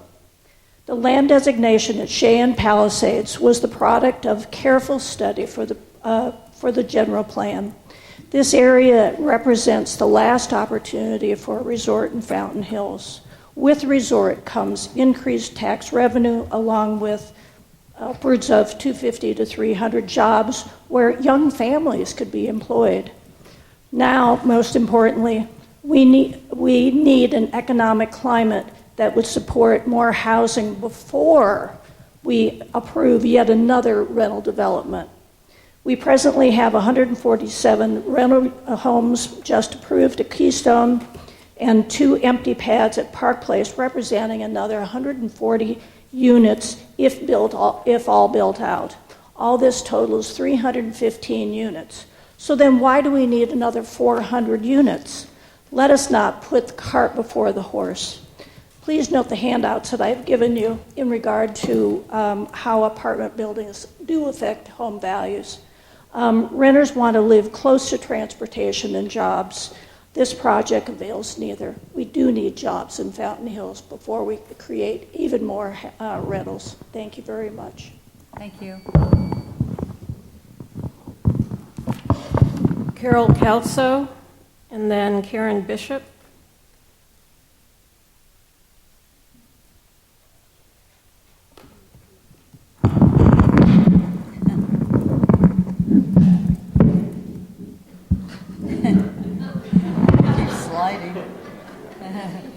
Thank you. It's good to stand up. Maybe I'll wake up. I'm Carol Kelso. Thank you for giving me the opportunity to speak. A little bit about my background. I served 6 years as a state representative in the state of Wisconsin. I then served 4 years as an elected county executive of Brown County with a population of 250,000 people and had a planning department report to me. And I also had 10 years of service and as president of the Brown County Green Bay Planning Commission. So this isn't my first rodeo. I can't say that in Wisconsin, but I can say it here. And my biggest challenge tonight is try to show my husband I can quit talking after 3 minutes. So I'm going to try. And I've been in your shoes. This is a tough position. You need money. You think you need the $170,000 a year, and you have to look at the other side of it. You have a population that's against it, and you're representing the people. I've sat in your shoes. I'd vote no, and here's why. Not just because I think there's an overwhelming sentiment among the public that this doesn't belong there, but because of the process. I'm a good government person. You need a development plan. And what do we have tonight? We have promises. If you pass this, we'll do this. If you pass that, we'll do that. You have 13 exceptions to the general plan, but we don't know how they're going to be solved. We have no idea. And if you pass this tonight, you'll never have a say in how those are resolved. The developers will sit down with the planning department and they'll iron them out. And you won't have a say, and all these people behind me will never have a say on what's actually going to be built. And I think that's bad government. Secondly, I think it's critical when you look at this that you also look at the development agreement. And I know that we haven't talked about that tonight, but I want to mention a few things that concern me about it. In the development agreement, you're giving them 10 years to develop this land. I think that's an awfully long time. They are also giving them, they're giving us a 1-year guarantee on all the improvements they're handing over. I think a 1-year guarantee, I wouldn't buy a toaster with a 1-year guarantee now, much less a road. Third, they said that they will pay all the fees that they are owed. Remember the problem we had with Park Place and development fees? I see nothing in this agreement at all that those will be paid, and that deeply concerns me. He also says in there, and I don't know quite what this means, but the developers' subcontractors are not liable. Some attorney's going to have to tell you. I'm going to just finish real quickly.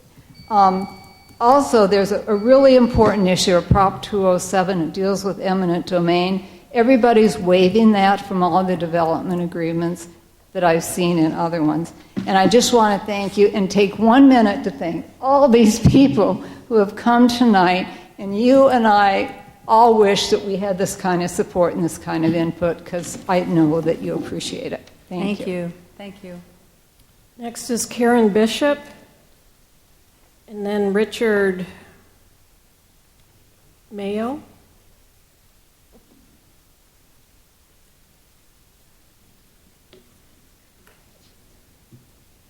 Good evening, Mayor and Town Council. My name is Karen Bishop.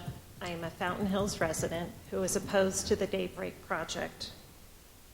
At the recent Planning and Zoning Commission meeting, I listened to a speaker in favor of Daybreak stating that this type of housing helps bring people to the community that could not afford to purchase a home in Fountain Hills. The 2016 survey for Vision Fountain Hills was referenced.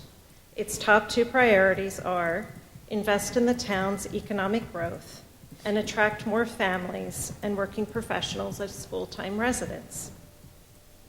I decided to speak tonight to present a different perspective, that of the young professional. Of course, I wrote my speech before Christian spoke, but here is my question. Has anyone asked young professionals what they want? I have. So, I have 2 sons, ages 22 and 27, both of whom live and work in the Valley, and I work with several young professionals here in the Valley who are in their 20s.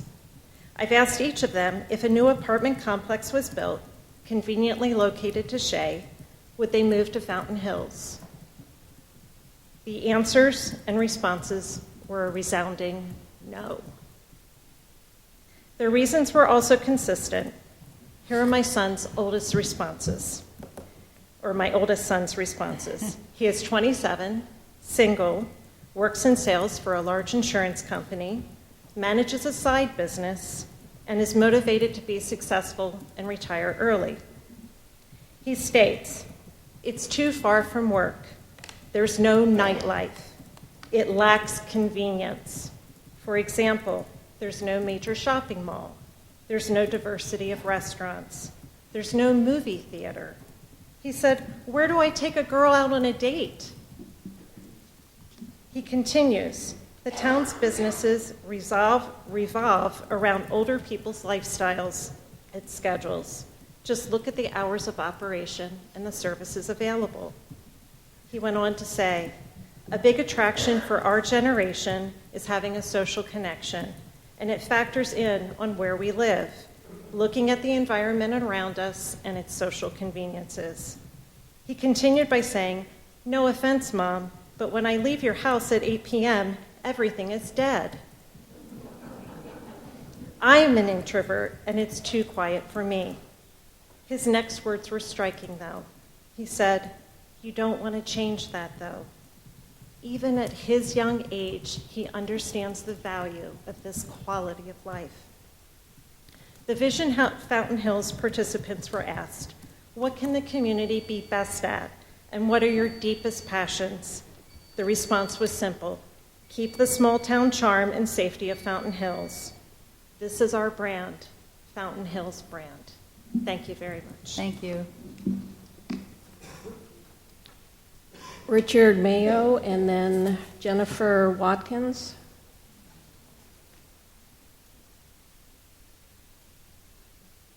Richard? Jennifer Watkins.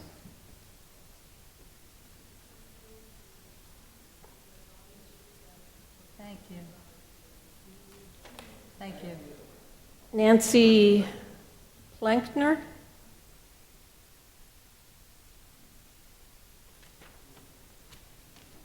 Larry Herring.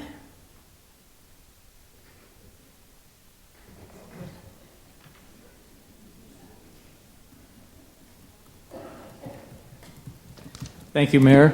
Thank you, Council. I appreciate it. I'm Larry Herring. I live in Fountain Hills. I've been a resident for 8 years. I've invested in property for approximately 15 years. I'm also an Arizona real estate broker, strictly an investor, not a real estate salesman. I'm going to change this up a little bit because there's been so much said about different things. Basically, I think there's a shuffle going on here. I don't think anybody's hearing the right thing or looking at the right issues. I think we're all focusing on a lot of issues on this side that don't make a lot of sense. So let me just start by saying that I got a mother that's 99 years old. She's been in 4 different homes in the valley for 14 years. I know about independent living and I know about assisted living. I heard that this project was started originally with assisted living and the people complained about it. It wasn't me, but the people complained about it and it was taken off as assisted living. Well, let me tell you something. Give me a break. This place is going to be assisted living. It's not going to be independent living. You say 55 years old? Nobody 55 years old is looking to have their dinners cooked. Come on now. Let's think about this for a minute. Then we have a place that's supposed to have young people in it. You had a millennial up here and a lady that just talked that said that it's absolutely insane to think that we're going to have millennials and young people in Fountain Hills. You're going to have to deal with what you have in Fountain Hills, not what you want. You may want that, but you're going to have to deal with what you have. All of you people up here aren't that young, just like I'm not. So that's what we need to think about. Now, here's something that I only heard mentioned one time. Time is up, sir. Excuse me. Something I've only heard one time this evening, and nobody focused on it. I forgot to say I'm an engineer. I missed that, but that's why I guess I focus on these things. Darrell Canyon, Copper Wind. I heard that. The traffic, I heard the mayor talk about a mag study. You know, I'm guessing if you guys dig into this and you check the traffic and you really deal with it, you're going to find out it's a whole lot different than what you think you got. And everybody is glossing over it. I suggest you look into that. We should be trying to be like Paradise Valley, not Tempe, Mesa, Chandler, Gilbert, Queen Creek, Flatlanders with no views. We should be like Paradise Valley. We should be basically trying to bring business here, but not make it like Tempe, Mesa, Chandler, and Phoenix. I had a gentleman say this evening, what happened to make the owner, are you folks trying to make this owner of this property whole? You don't need to do that. And let me just say, and finally, that let's think about the will of the people. Let's think about who wants this and who doesn't. Thank you. I appreciate it. Thank you. Phil Parrish. And then Pete Brock.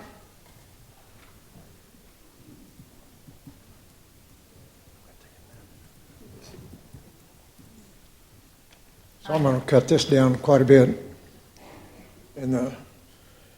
I'm Phil Parrish. I moved here in 1987. I'm against Daybreak. Coming tonight to ask you to deny the changes requested. The general plan for Fountain Hills states that you will protect and preserve existing neighborhoods from incompatible adjacent land uses.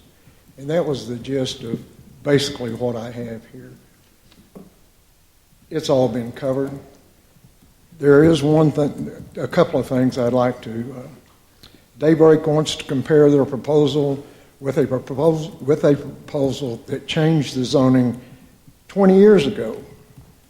I lived here 20 years ago, and at that time, none of the neighborhoods that are most affected by this proposal were even here. That's basically it, but I did have some views on what's already been said. The general plan was updated in 2010. To me, that means it's current. Disturbing only 26 acres, that means that they're going to completely desecrate a 30-foot high hill and scraping off a 35-foot hill and replacing it with a 40 feet apartments is not enhancing anyone's views. Creating jobs will attract young families, not building apartments. A resort is a destination. Property values will increase because of these apartments is absurd. The projects had plenty of time to be very specific with their changes. And as a former speaker has already said, trust me, should not be an option. And in conclusion, I just ask that you please represent the vast majority of your constituents and preserve the initial perception of the town that we all love. Thank you. Thank you. Pete Brock, and then Larry Myers.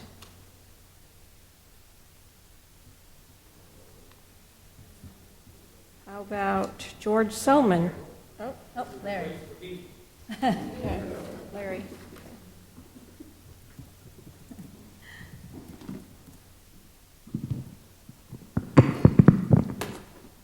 So I'm Larry Myers. I've been here 39 years, so I've seen this. And with that as the backdrop of what the town wants, what the town needs, and what the town says, knowing that this is the last large parcel of land left to possibly fulfill the needs and wants of the town, I thought maybe we should hear from some of the council. So with that, I give you Councilman Art Tolis on April the 3rd, 2019, regarding the strategic plan's new priorities clarified. Quote, many of these challenges that face the town and also the school district have a lot to do with demographics. I think this plan is right on target. There is a concern related to an aging population. I guess that would be a no vote on Daybreak, as I see it. 55-plus apartment complex at its core, at the premier entrance to the town, surrounded by apartments being sold to young people. Don't think so. And so we can check that box off. No young people and eventually no schools.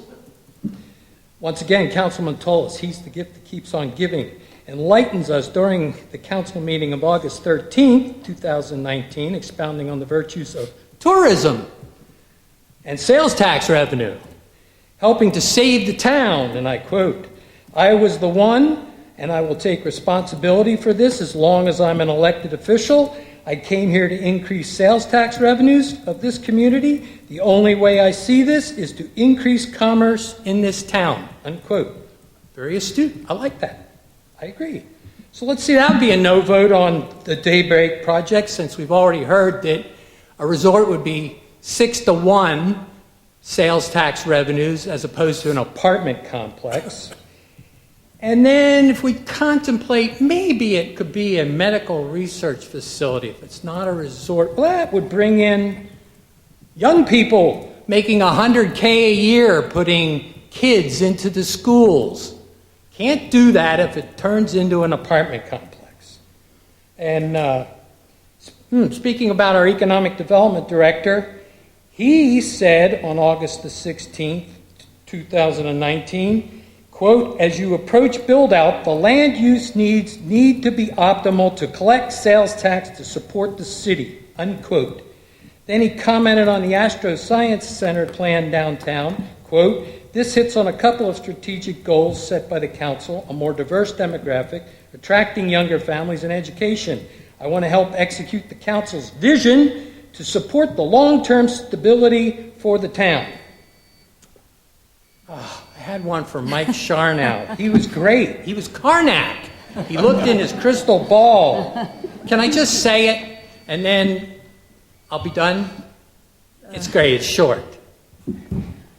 He said 2 weeks ago, we're preserving native desert vegetation and topography, and we're also promoting a variety of housing options that are available. And I can see how those almost conflict and could be used against us in future developments. You think? Please Thank be you. patient. Like Trevino, good things come to people that wait. Thank you. George Selman.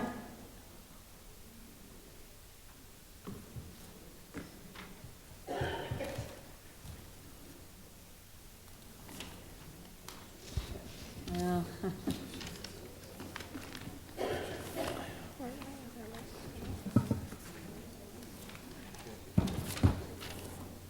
That is all the speakers. thank you. Yes, sir?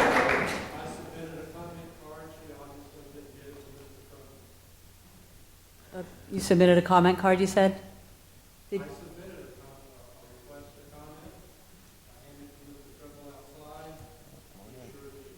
Come on up.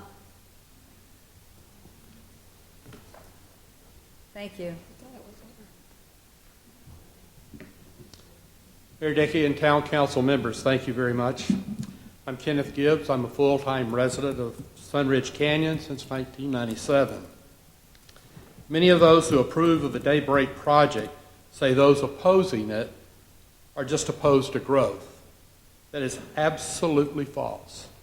Many of those who opposed Daybreak were solidly in favor of the Keystone apartment complex as it promoted beneficial growth, converts an eyesore property into a more sightly property, includes detailed soil analysis and terrain plan, allows for reasonable traffic flow, conforms with resident density parameters, and provides easy access to hometown businesses that are thereby increasing local sales tax revenues.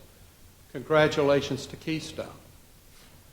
Tonight you heard your constituents speak against Daybreak for its shortcomings with respect to the general plan, traffic safety, occupant density, on-site parking, revenue generation, and other items.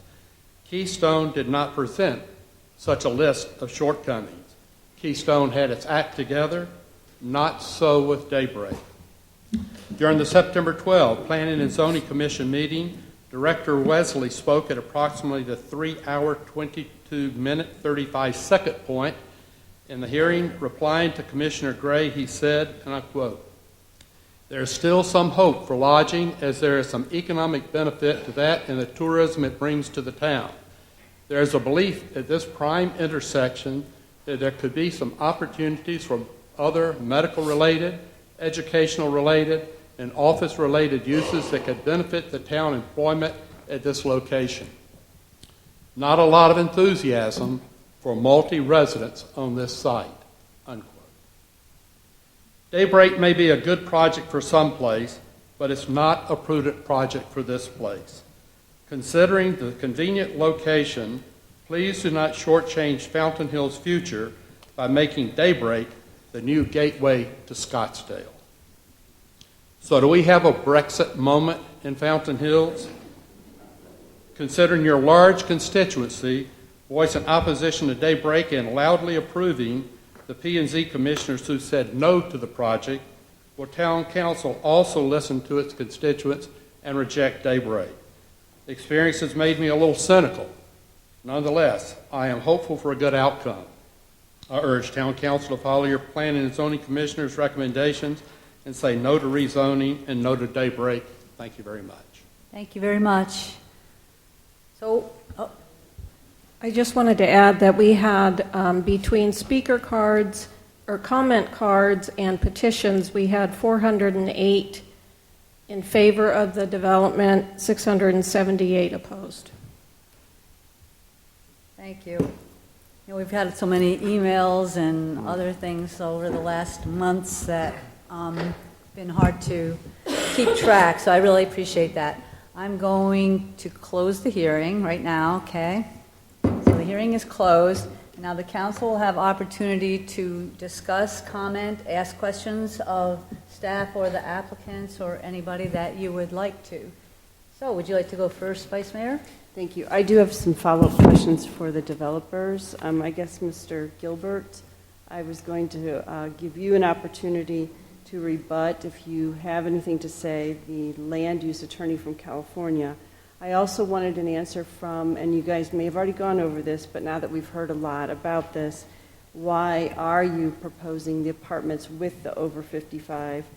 And then I had another question, but I'm not sure who I'd address it to. But if you could start with those two things, whomever wants to answer them.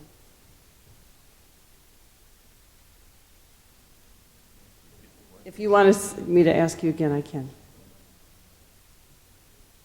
Oh, unless you don't want to answer it. That could be. But first of all, I wanted to say, I know that this is your profession, but I do appreciate the clear and concise presentation earlier, because it helped me understand whether either side of the I fall on understand some of the issues, so I appreciate it. Thank you. The best, as I recall, the land use attorney that spoke challenged whether we were complying with the general plan. Clearly, we're seeking an amendment to the general plan, albeit a minor one. So we are not complying with the general plan. Otherwise, we wouldn't be applying for an amendment. And we're allowed to apply for an amendment, and we're allowed to do it simultaneously with zoning. It's done all over the state. And so what we're doing is simply following the procedure that's set up, and there's no derogation from complying with the general plan as long as we're asking to amend it.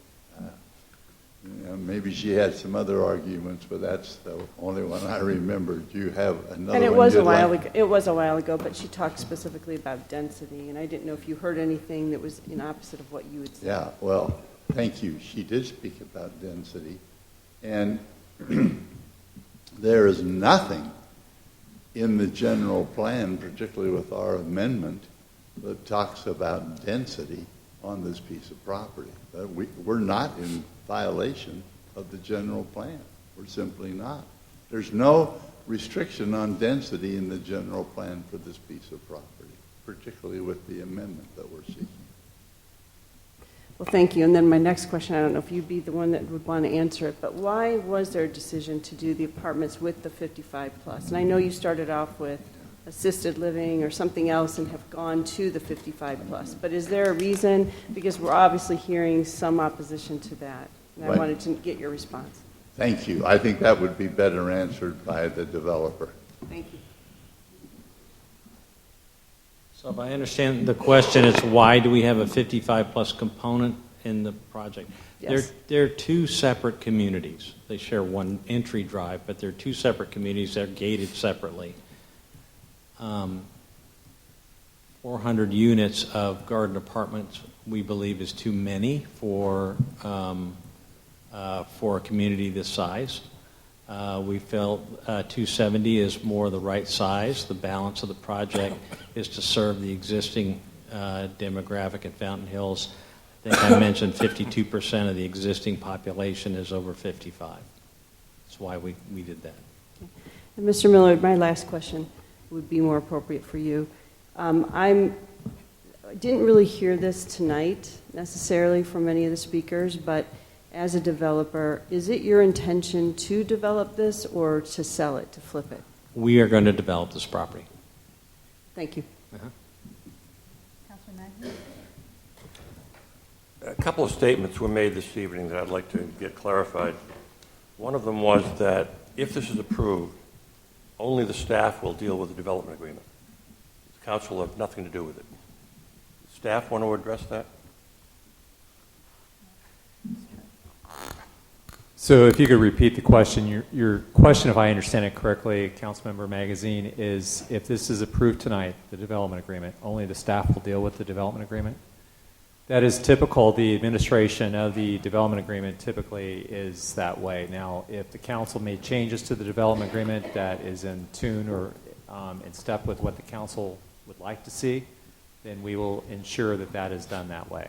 But the development agreement also refers through several different sections of it to the PAD, and the PAD has a lot of references specifically in the development agreement. There was another major project wherein council discussed with staff in executive session development agreement. And so why would this process be different? I'm not following the question. You're saying that a previous project that involved the development agreement, council had input to it. Council had input because we had a breakdown in the negotiations with the developer. And we actually had a council assigned a team of council members to be on the staff team at that time. But that was in the negotiations of the development agreement. After the development agreement was approved by council, then staff administered that, like we would anything else. Mm-hmm. One of the statements that was made, I believe, was that if it's approved, the developer would owe quite a bit of money in development fees, but implied that they wouldn't get paid. What's the process for collecting development fees? Well, specifically, it is in the contract. I'll let the attorney address this, but this was a concern that had been raised, and it's specifically spelled out in the development agreement. And I'll turn that over to the attorney to address. In fact, he'll probably quote it word for word.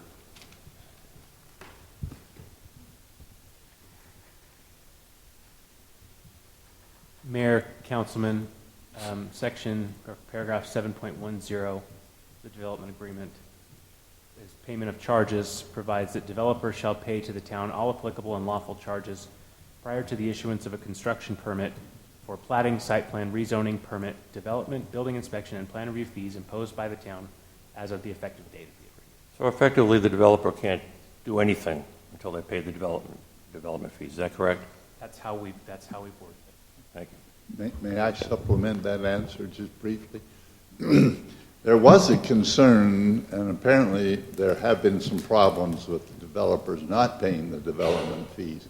So I met with your town attorney, and we agreed mutually, frankly, at his suggestion, but I went along with it, and we beefed up the language to ensure that the development fees would be collectible. Up front. Up front.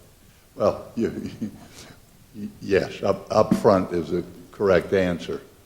But you don't pay them until you start development. I mean, or until you pull a permit or whatever it is that triggers the fee.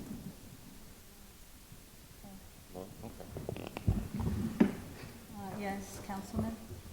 Jeremy, could I ask a question, please?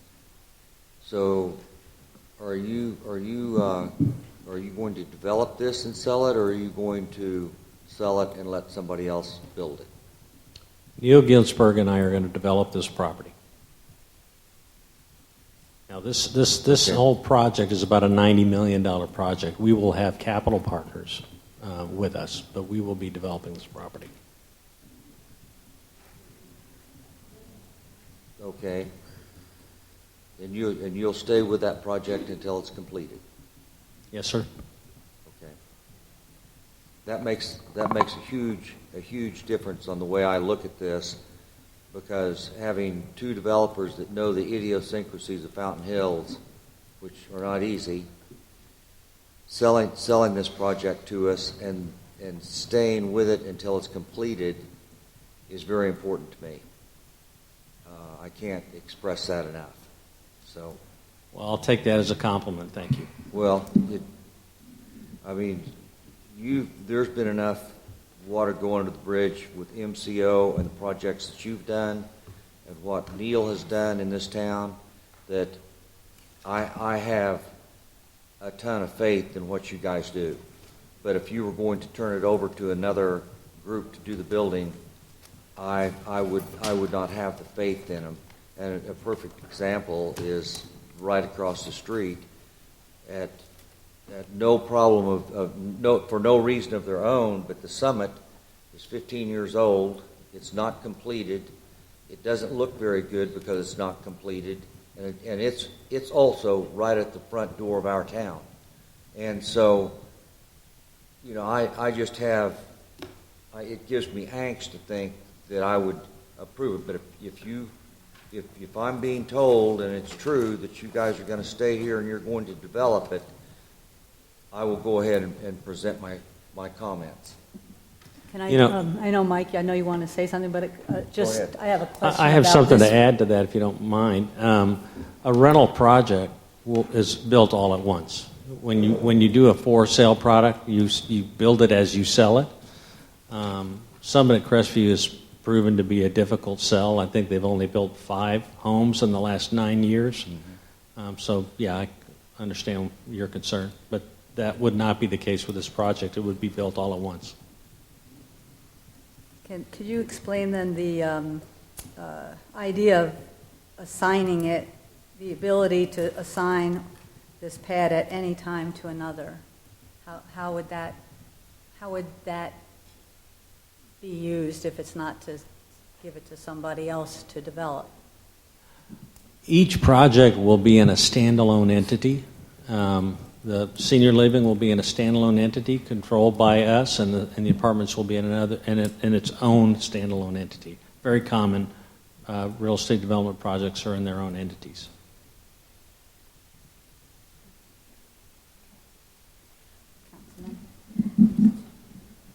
May I add Councilman something? Oh.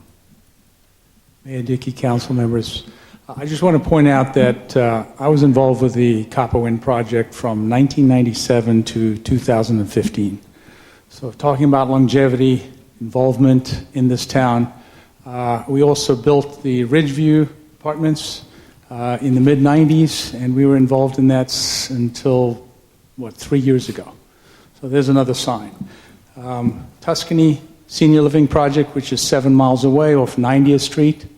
I built that in the early 2000s and also sold that 4 years ago, so over 13 years. So I've been hearing comments behind me, he's going to just build it and sell it. I think our record really speaks for itself. Thank you. Councilman Charno? Yeah, Jeremy, I just had a couple of questions. I guess I have probably the original pad submittal from early on. And Exhibit 11, it's showing the view of the project from basically on top of the hill by Summit, more or less. But the garages that are portrayed in this rendering, they're just kind of rectangle things with no windows or any architecture. And I don't know if that was a rendering or old. That was an early rendering. Uh-huh. So we've been at this process quite a while. Right. We've been through 3 different leaders in the planning department. The direction from Bob Rogers in our first pre-app meeting was very specific about what he wanted to see and what he didn't need to see, and he wanted to see the elevations of the main buildings. And so that's what we gave. That's what we submitted in the first submittal. Uh-huh. Subsequently, the town requested some additional architectural rendering work. which is why you see in the final submittal that there's more detail on not only the garages but also on the villa product on the senior living piece. I can't say I'm a huge fan of the 55 plus. I understand the economics of it, but probably to Councilman Brown's chagrin, I mean, I think some additional parking might be in order here if we go forward with this. And I know Mr. Gilbert had mentioned earlier there was some discussion with staff about finding some more spaces, so I didn't hear a number. I'm just curious on that, and I really don't want to cut into the landscaping because we're already hearing there's not enough, especially up on Palisades. So, can you address that? Yeah, if we needed to find some more parking, we could find a little bit more. But again, the parking ratio is taken directly from the market, and it's taken directly from City of Phoenix code for senior living. Fountain View Village is at 0.98. Morningstar is at 0.89. We're higher than that, and then the national code standard is only 0.6. So I hear what you're saying, but it doesn't really prove out in other projects around the valley. But when you say a little bit, I mean, are we talking 3 spaces or 30 or?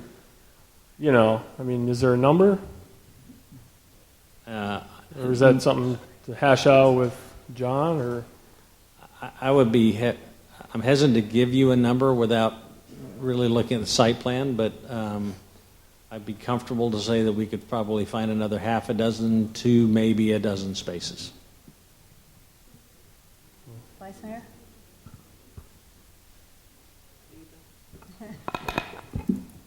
So it's been a long night. I'm trying to remember, but I think it was said earlier that some of these details will be worked out with staff. And then did I also hear that those would come back before us? P&Z and then before us? Did I hear that wrong? You could require that. Not P&Z, but they would come back before us. Did I hear that right?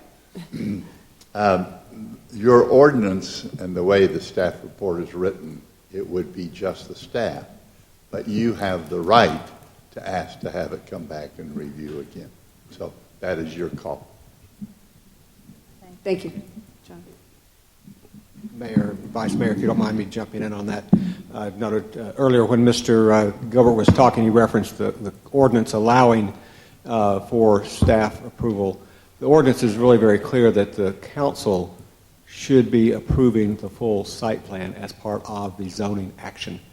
It's an exception to that we have discussed with them and have presented in the staff report that would allow staff approval of the more complete and final drawings versus it being approved here at the council. That is just part of the option that's been presented in the report. Council could choose a different option as far as a more complete site plan coming back either to P&Z or to council versus being considered solely by staff.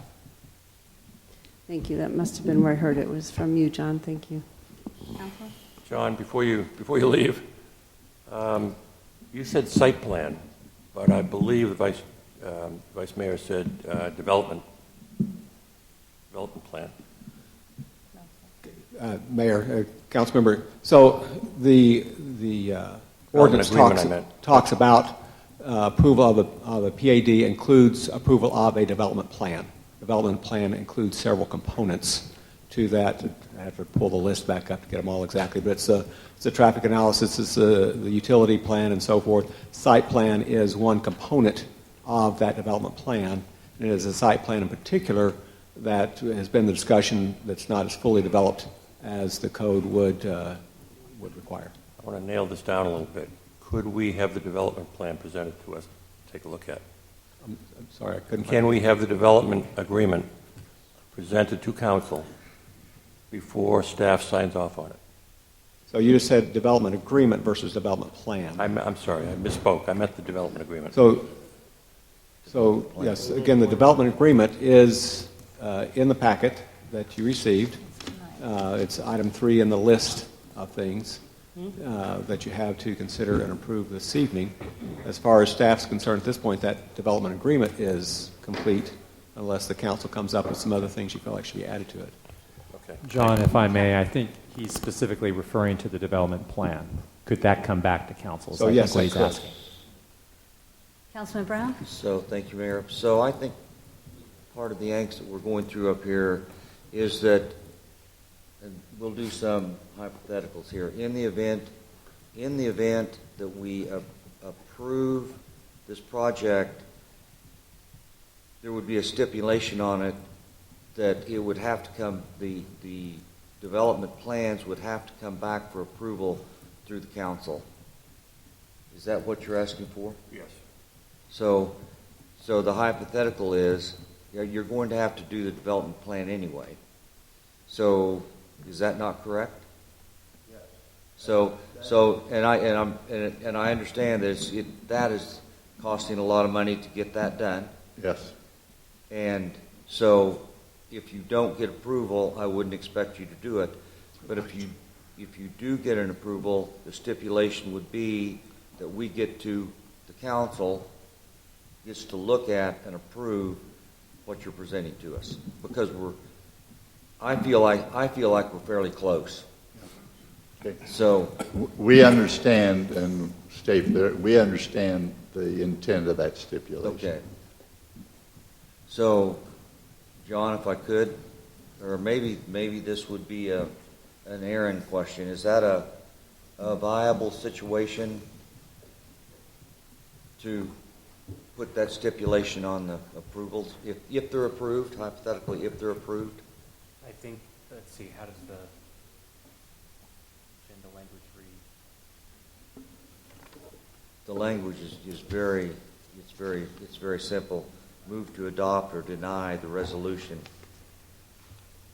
Or similarly, Mayor and Councilmember, with the zoning ordinance, move or approve or deny the ordinance. So the ordinance, I believe, currently is worded for the site plan to come back for the Development Services Director review and acceptance. So it'd be a change to that ordinance to say come back to council for review and acceptance of the site plan. Okay. Well, we wouldn't have to change the ordinance to do that, No. would we? Yes, you would, because again, the ordinance is worded specifically who would approve the site plan. So if you want to come to council, you need to change that in the ordinance.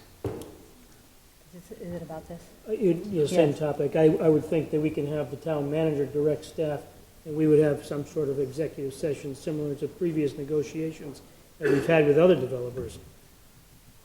Well, they're talking about We're talking the development plan, not the development They're agreement. talking about like the site plan. The site not plan the and other conditions that have been talked about tonight that would come back to the council for their action separately.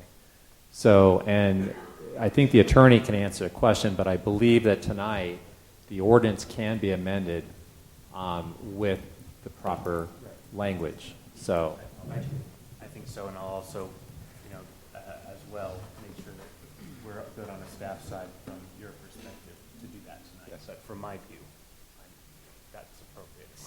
Excuse me, so you say that even though it's not on the agenda, we could change we can change an ordinance that says from now on, a site plan has to go back to the council? Mayor, right, the specific ordinance and the stipulation in the specific ordinance, it's not the overall zoning ordinance. I'm sorry, I didn't hear you. I'm sorry, it's just the stipulation in this particular ordinance, 1903 or whatever the number is, changing that stip, I think it's number 1 in there, or 2, again, I don't have it in front of me, I'm sorry, that says that the site plan would come back for review and acceptance by Development Services Director. Oh, okay. That stip would just take out Development Services Director and put in City Council or Town Council. All right. And may I just say, that's not an amendment to the ordinance in the typical sense where you're amending the zoning ordinance. That's a stipulation that attaches to this case and is part of the ordinance for this case. Gotcha. Sorry, I didn't mean to be redundant. No, I get it. Part of the, even the discussion we're having here is a difference between a development plan and the site plan. And one of the aspects of this proposal has the development plan referring to the pad. And so the development the development agreement, excuse me, I just did it, doesn't have all of the, it's not totally clear when we approve, if we approve the pad, can we then, I think we can, go through the development agreement if there are things that we still feel very uncomfortable about, that we can amend the development agreement and still have executive sessions about that ourselves and decide what we want to do. It doesn't mean we're having problems with it like we're talking about other, but what we're basically saying is if we get to that point, this third item on this agenda, where we've approved everything, we can still change that development agreement. Madam Mayor, yes, we don't have a binding agreement yet, so there's... Can't hear. Yes, we don't have a binding development agreement, hasn't been voted upon, so Okay. it's we can change it. Okay. Councilman Sharnow? Well, I don't know if this helps or not, but just to clarify, I mean, yes, I would be highly in favor of having the development plan and the site plan and all the details come back for final approval by council, just in light of, all the opposition and and the interest in making sure the developers do what, they say they're going to do. I think that shows good faith on our part in terms of the process and the public review process and the transparency and all that. So I'll definitely be in favor of that. Definitely would like to consider a traffic signal out there. I don't know which intersection. I mean, I'm hearing other things about, it's better on the north side one, but to me that's kind of a staff thing. But I would like to see a traffic signal. I think that ameliorates any traffic concerns that could be out there. Palisades is designed for all that traffic, so I don't think that's an issue. And then we can consider the parking too when it comes back in terms of how many spaces we're looking at exactly, and go from there. Councilman Brown? Thank you, Mayor. Councilman Sharnoff, we've got 2 traffic studies, and neither one of the traffic studies are asking or have ever asked for a stoplight.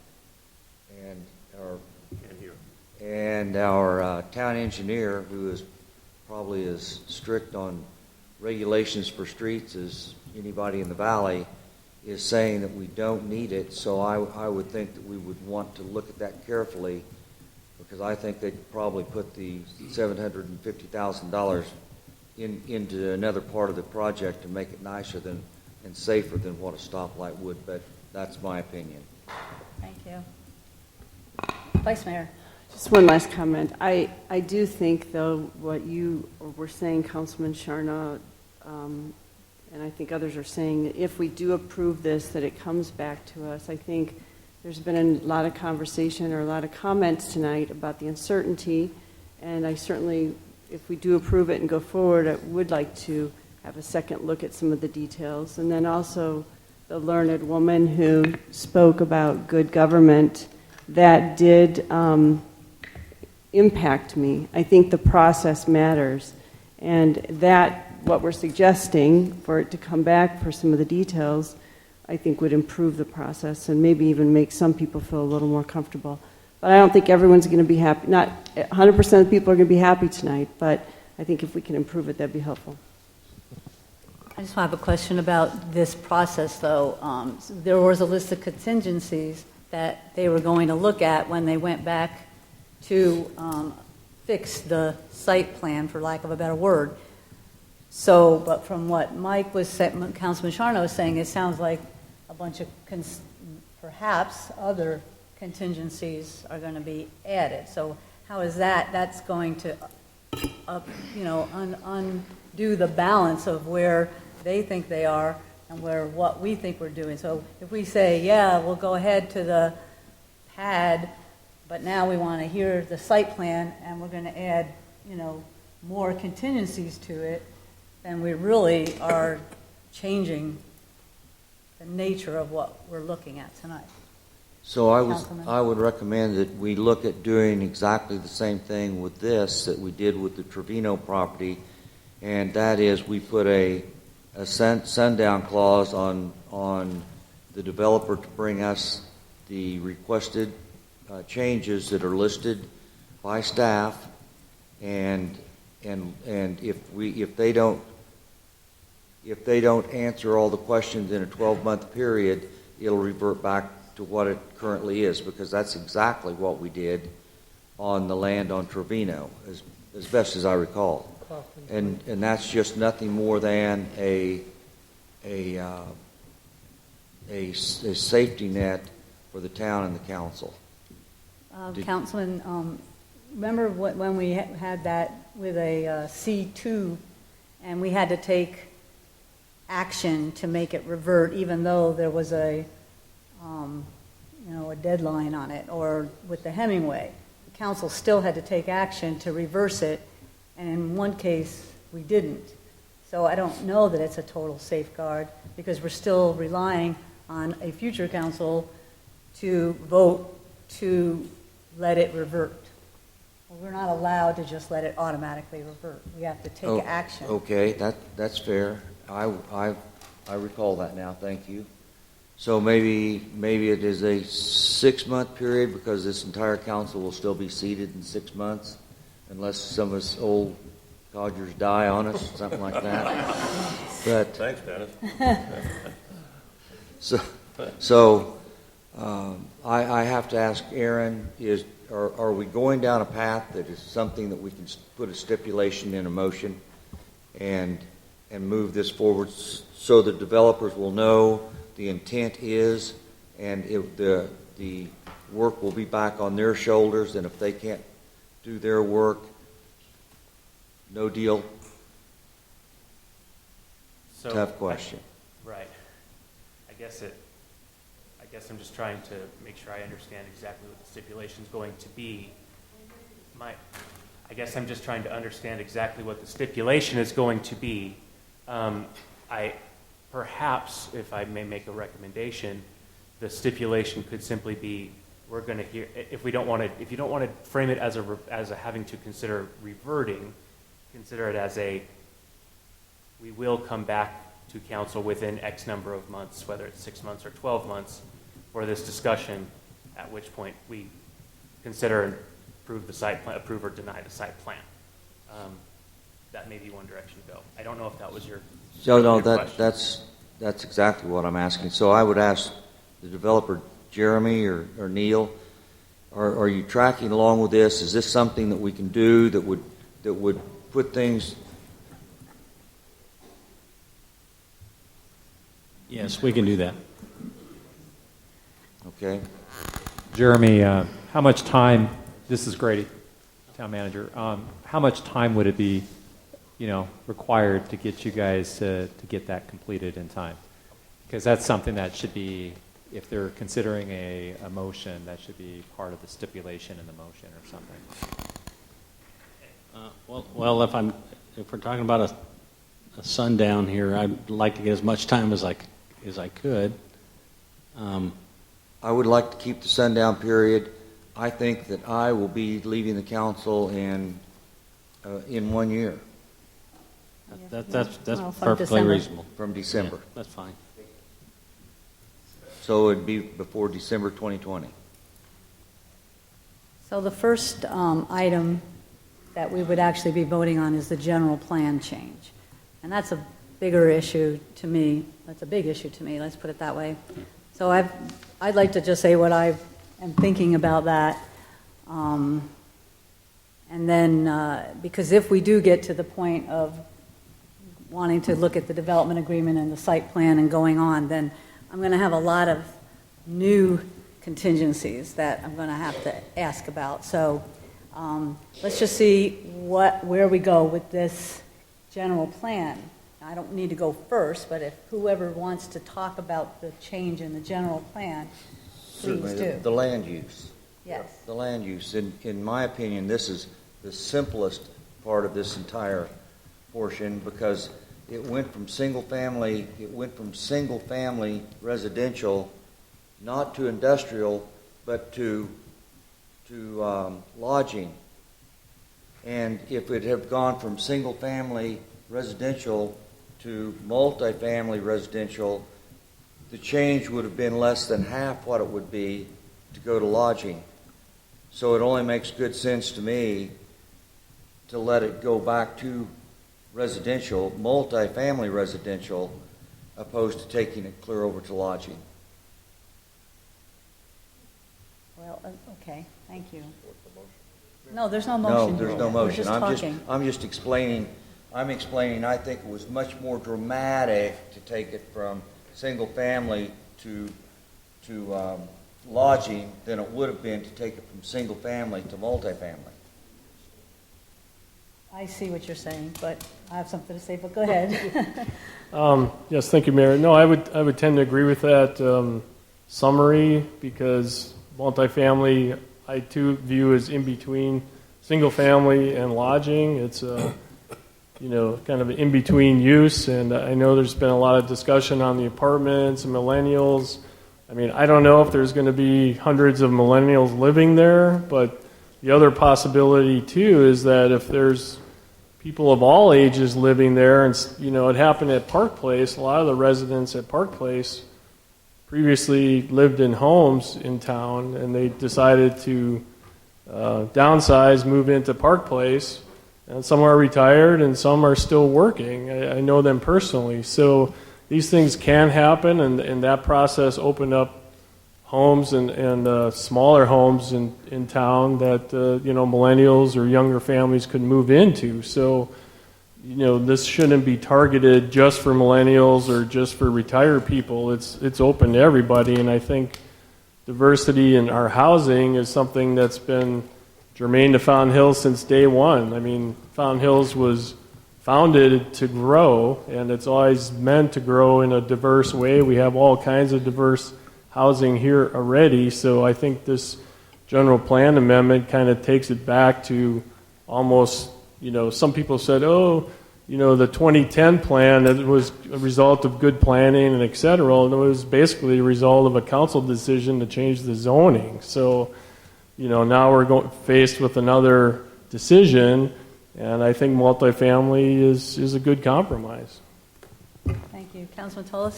Thank you, Mayor. And I just want to piggyback on what Councilman Mike said here and address Larry Myers and his comments in regards to what my feeling was as to the growth of the community and the vitality and wanting families. That's exactly what this creates as a feeder. So this particular project, the pros to it, and there are pros and cons, and I feel for all that are opposed, because all that are opposed, I think a lot of them that are here live in the adjacent area, which I'm sensitive to that and I understand that. But this particular project is a feeder. And I have people in my neighborhood that were older, sold their homes, and now I've seen families move into the properties. So keeping people in the community, one speaker had mentioned that. So I would say that changing the use right now is step one. We heard from the sales representative for the parcel. In 7 years, they haven't had any interest whatsoever in lodging. I think it's wishful thinking that we're ultimately going to get something that's going to be a lodging, a resort, and create the jobs and all these things that people have indicated here. I think we should focus on supporting Copperwind and their development and what they're doing there, and also Fort McDowell. You have two casinos, you have two properties adjacent to our community, and we're dead right in the center of it. And our downtown could benefit from those projects. So I would say I'm in favor of the change at the moment, and then we'll go on to the rest of the discussion. Thank you.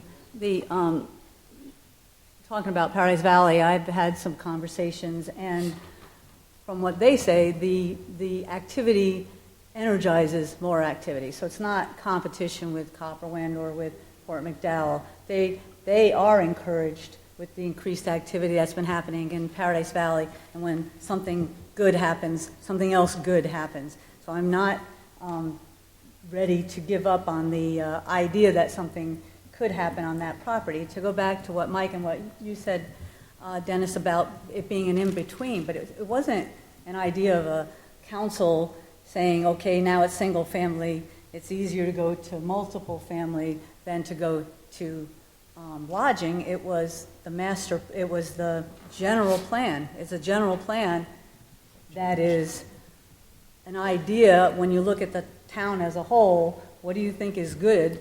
And that would look like a lodging place, and it was voted on. So I guess I'll just say, what my remarks probably span not just the general plan, but I'll just say it, because if we go on, it'll be relevant to that too. But to talk about growth, I've seen and supported and voted for changes in many of the opportunities that I've had, and ever since I went to the first town hall here in 1984, this building wasn't here, everything was a dream, so it's not about that. But I respect residents who purchase home with an understanding of what could and couldn't be built around them according to existing zoning. So I feel a responsibility to take their financial investments and the quality of their life under consideration when you're looking at a rezone. It's not a matter of just generically resisting development overall, but it's how we view our responsibility to current residents' expectations about the neighborhoods that they moved into. There are a lot of sides, of course, to this. That's the main thing for me, is the idea of we want people to move here, they move here, and then we change their expectations of what was going to be around their house. In addition to that, though, P&Z voted unanimously to deny the project 6-1, to not want to change the general plan. That's not binding on us, but when their message is so clearly communicated to us with that vote, and these are citizens that you guys interviewed, or we, past councils interviewed, and were appointed to those positions, and it's a position that several of our council members have been on planning and zoning, that I feel like we should have an equally clear and compelling reason to reject or not accept their findings, which, again, it wasn't close. It was 7-0. The voter-approved general plan, we're going through that now. We're looking through it. We will be looking to make changes, which, by the way, I think the discussion we're having now sort of demonstrates the importance of it. I know we've kind of been grudgingly going through this, but it actually shows what an important document it is. On a macro level, it's the last realistic available site for lodging. Realistic because the state trust land at this point isn't really in the works. The project doesn't address multi-generational mix, as been stated not only in the general plan but in other planning documents, or even address the goal for more housing options, because these apartments, they're not in the key location as defined as a best place for apartments. They could change, I know that's not the plan, but they could change to assisted living or condos fairly easily. And if they change to condos, that would take the rental sales tax aspect away from it. Permanent changes for a potentially uncertain outcome, this concerns me. Why are we so anxious? Why is this so urgent? The approval of this project as we are seeing it now would allow for grading and laying foundations and then no vertical for 10 years. So when it's not, and nobody's a bad guy or good guy, but when you look at the state trust land, that started around 2006, 2007, 2009, it was bought. It took till 2018 for that project to end. What if they had right away started grading and then it didn't work out? I am concerned about that. I think Castle Rock, Colorado is an example of a place where that happened, where streets were laid and foundations were laid, but they didn't go vertical for many, many years. We talked about the potential revenue, one-time revenue and ongoing. It's kind of an uncertain, it's a little bit of a toss-up.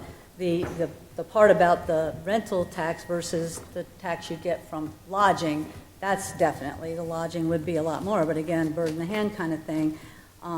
There are marginally more services that are required of the town for residential, but then they do generate development fees, so that is a little bit more in balance.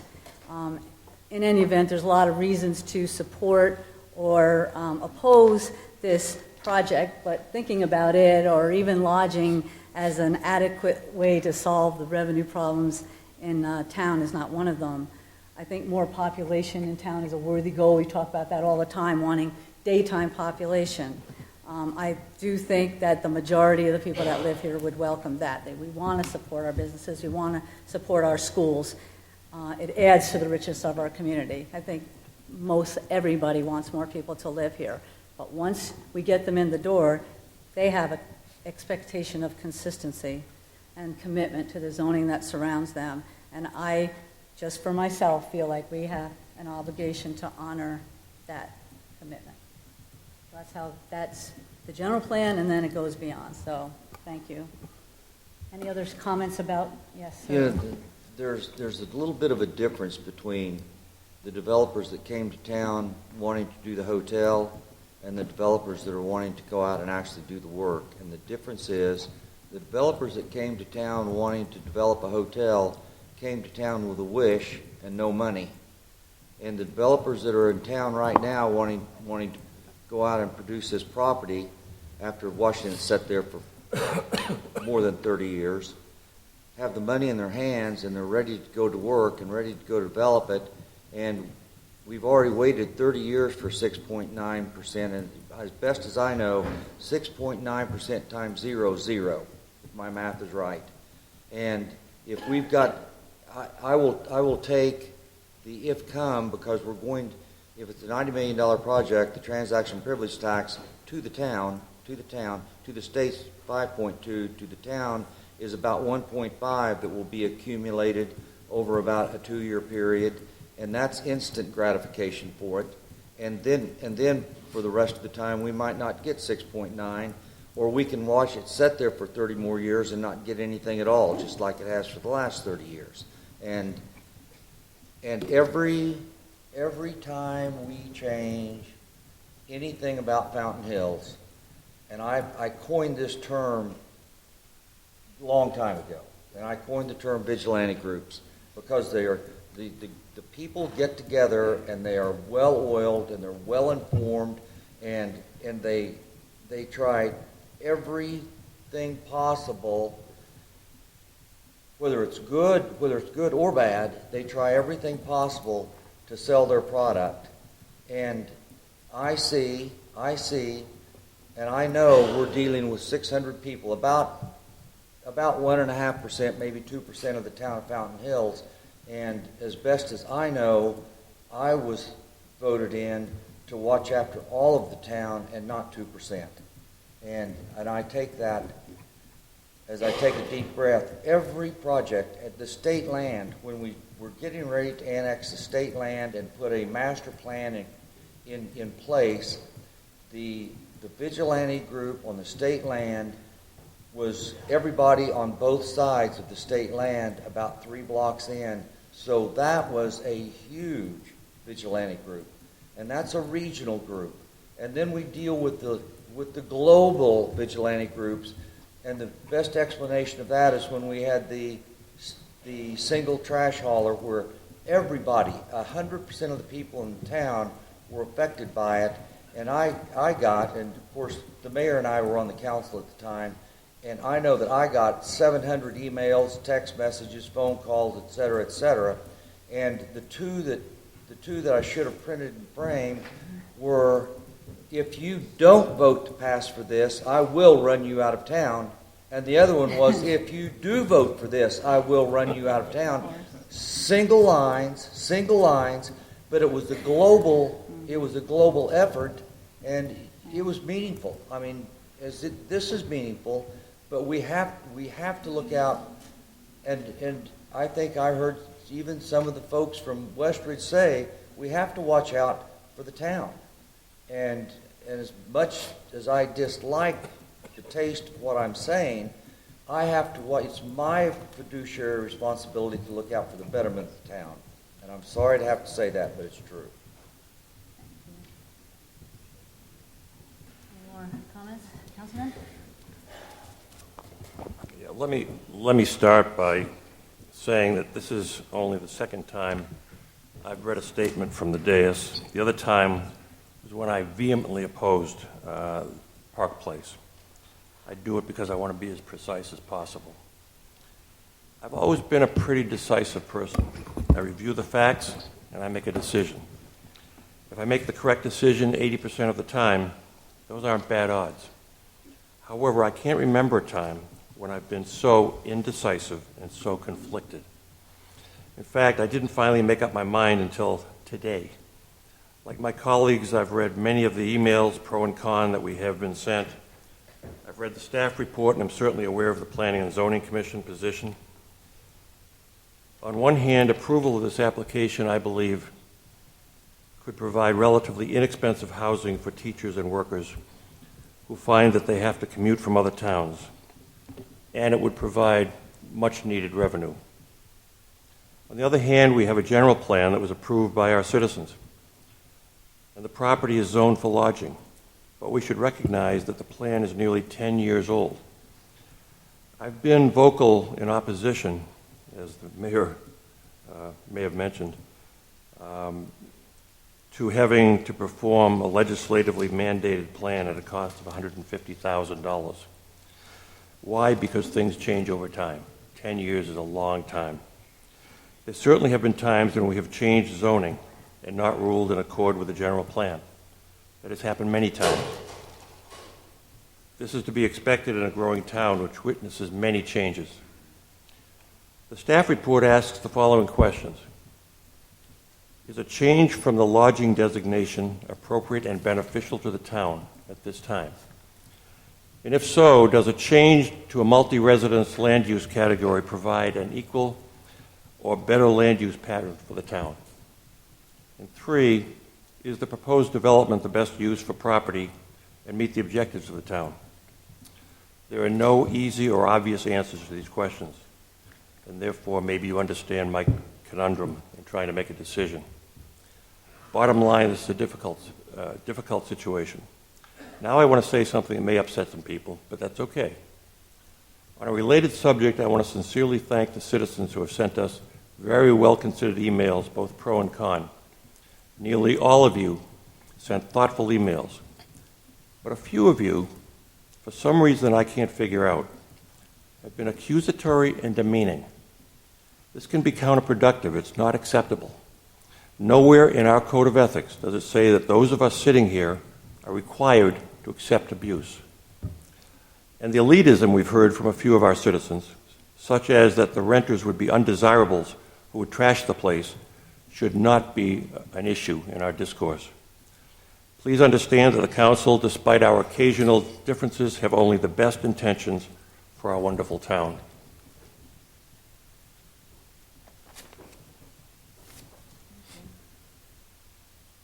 Comments, David? Thank you, Madam Mayor.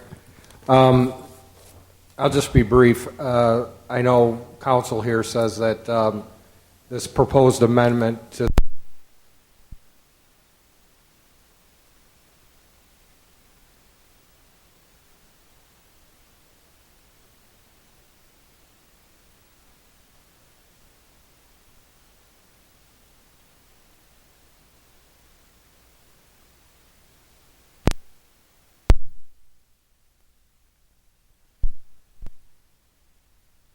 zoning commission and putting them in a position to make difficult decisions and everything, to totally disregard their overwhelming opposition to this is an insult to planning and zoning. And like, what do we do tomorrow if this passes? Do we come in and fire everybody that's on planning and zoning because they're incompetent?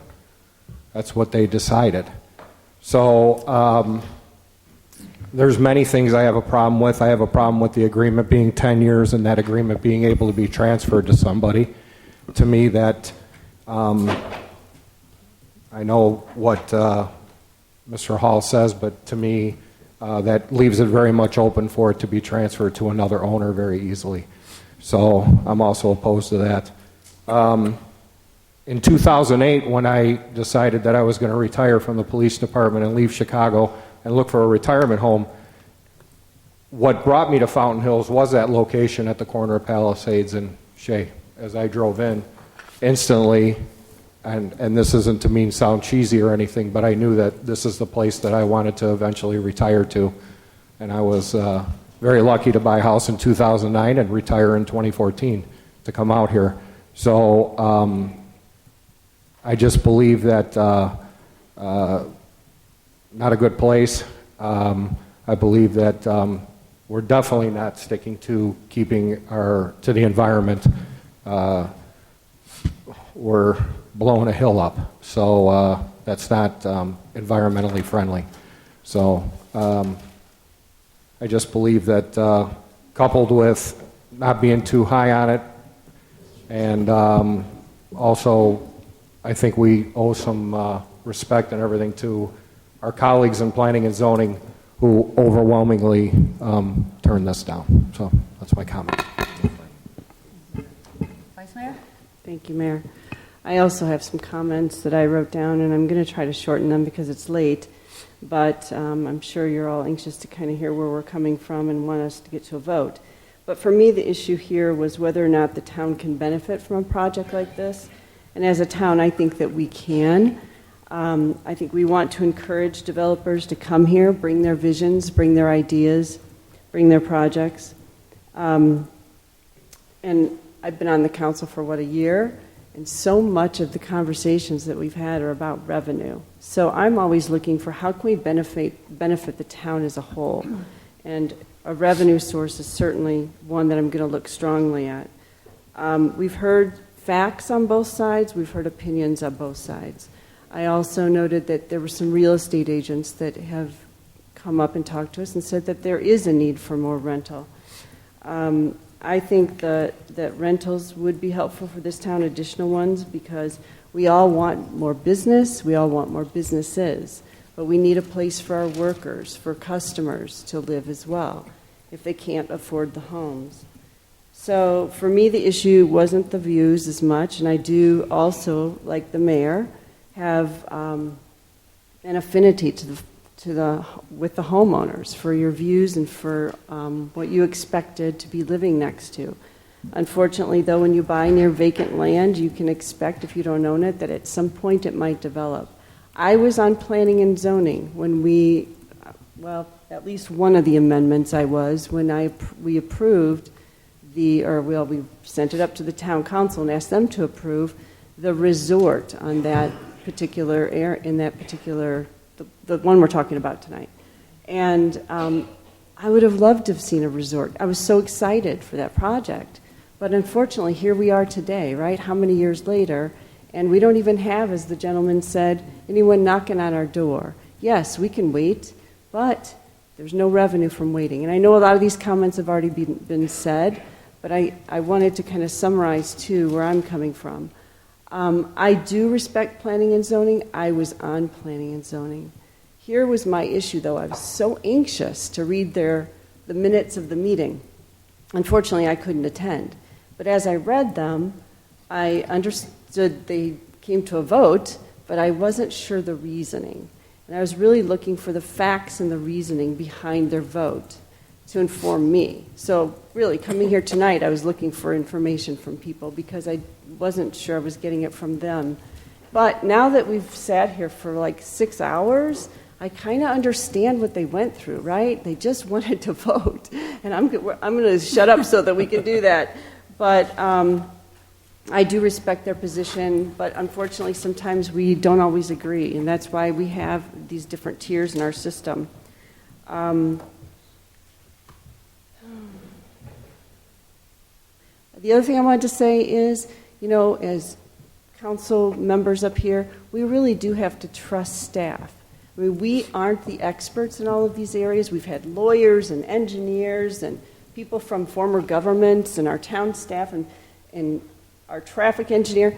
We have to rely on them. We have to rely on the information they bring us. That's what we have to base our decisions on, not speculation, not hopes, not rumors. So that's what I'm doing tonight, is I'm looking at all the facts and certainly all the comments that all of you have brought forward to us tonight.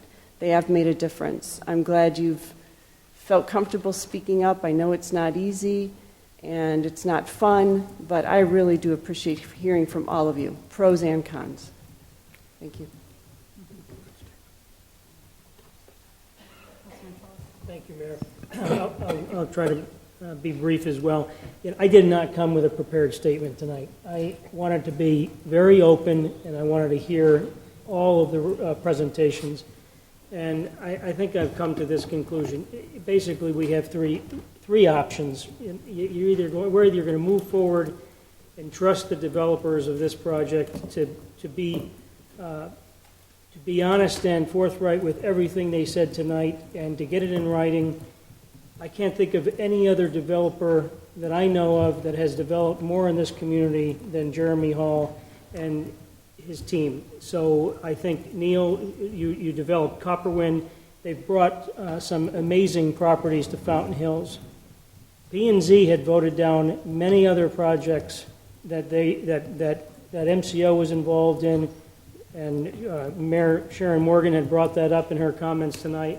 I think that's relevant because if we're always going to be lockstep with the other commissions, there would not be the Fountain Hills we know of that we have today. So I think that's a good point. And I think a lot of information tonight, from reading the minutes and the notes from P&Z, a lot of the information that was shared tonight had been tweaked, had been revised, had been updated. So as the developer's going through this process, I can clearly see that they're doing everything possible to comply and to work with the town and to work with the town staff to create this project and create it in a way that's going to work with the community and also the outreach to the neighborhoods and all of the residents. It sounds to me like they've gone above and beyond to try to work through that. So those are a couple of thoughts I had. What are the options if we didn't move forward with this? We hope for a potential resort to come through. I agree with Councilman Brown. 0% of whatever tax rate you have is zero. So we haven't received any revenues from these properties. Trust me, I would love to see that property beautiful and stay the way it is, but times are changing and development happens, and I think that the way they've laid this out is going to create a tremendous amount of open space, and I think we're still going to have that same beautiful view and feeling that we come over Shea and you see Four Peaks and you take that turn. Maybe there can be some improvements to the corner and the welcome to Fountain Hills, and there's a lot of things that we can talk about that would continue to make that a real grand entrance. In regards to traffic, the arguments that were made, they weren't compelling to me. We have growth that's going to happen in this community. We have growth downtown. There's 3 arteries in this community that are going to continue to have more and more traffic: Saguaro, Palisades, and Fountain Hills Boulevard. We're just doing the widening project of Fountain Hills Boulevard. It's quite possible that a lot of people are going to start using different access to their properties in Fountain Hills. I very well may, as this continues to be developed. The arguments in regards to the amenities, I'm looking at these plans and I'm thinking to myself, this is going to be the most beautiful apartment complex in all of Fountain Hills. They have walking paths everywhere. They have open space. There's nothing even remotely close to it. I think it'll sell out as soon as they have it available with a certificate of occupancy. I think they're going to have tremendous success. So I don't agree with that there's not enough amenities. I think that was, I don't even know where that came from. Again, I want to just say, if it was any other developer here, and I was also in the meetings when Vladimir Holpek came about in the Hilton project. I was at the old town hall. I spoke at that meeting. I remember back, I think it was 2002.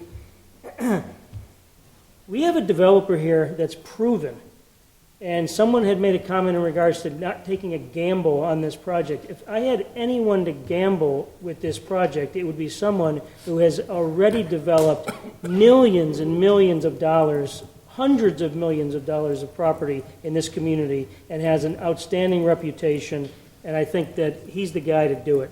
Your team is the people to do it, if anybody. So I think we have to be looking out for the best interest of the entire community, revenues, and growth. So those are my thoughts as to why we should continue to move down this path. Thank you. Councilman Brown? Thank you, Madam Mayor.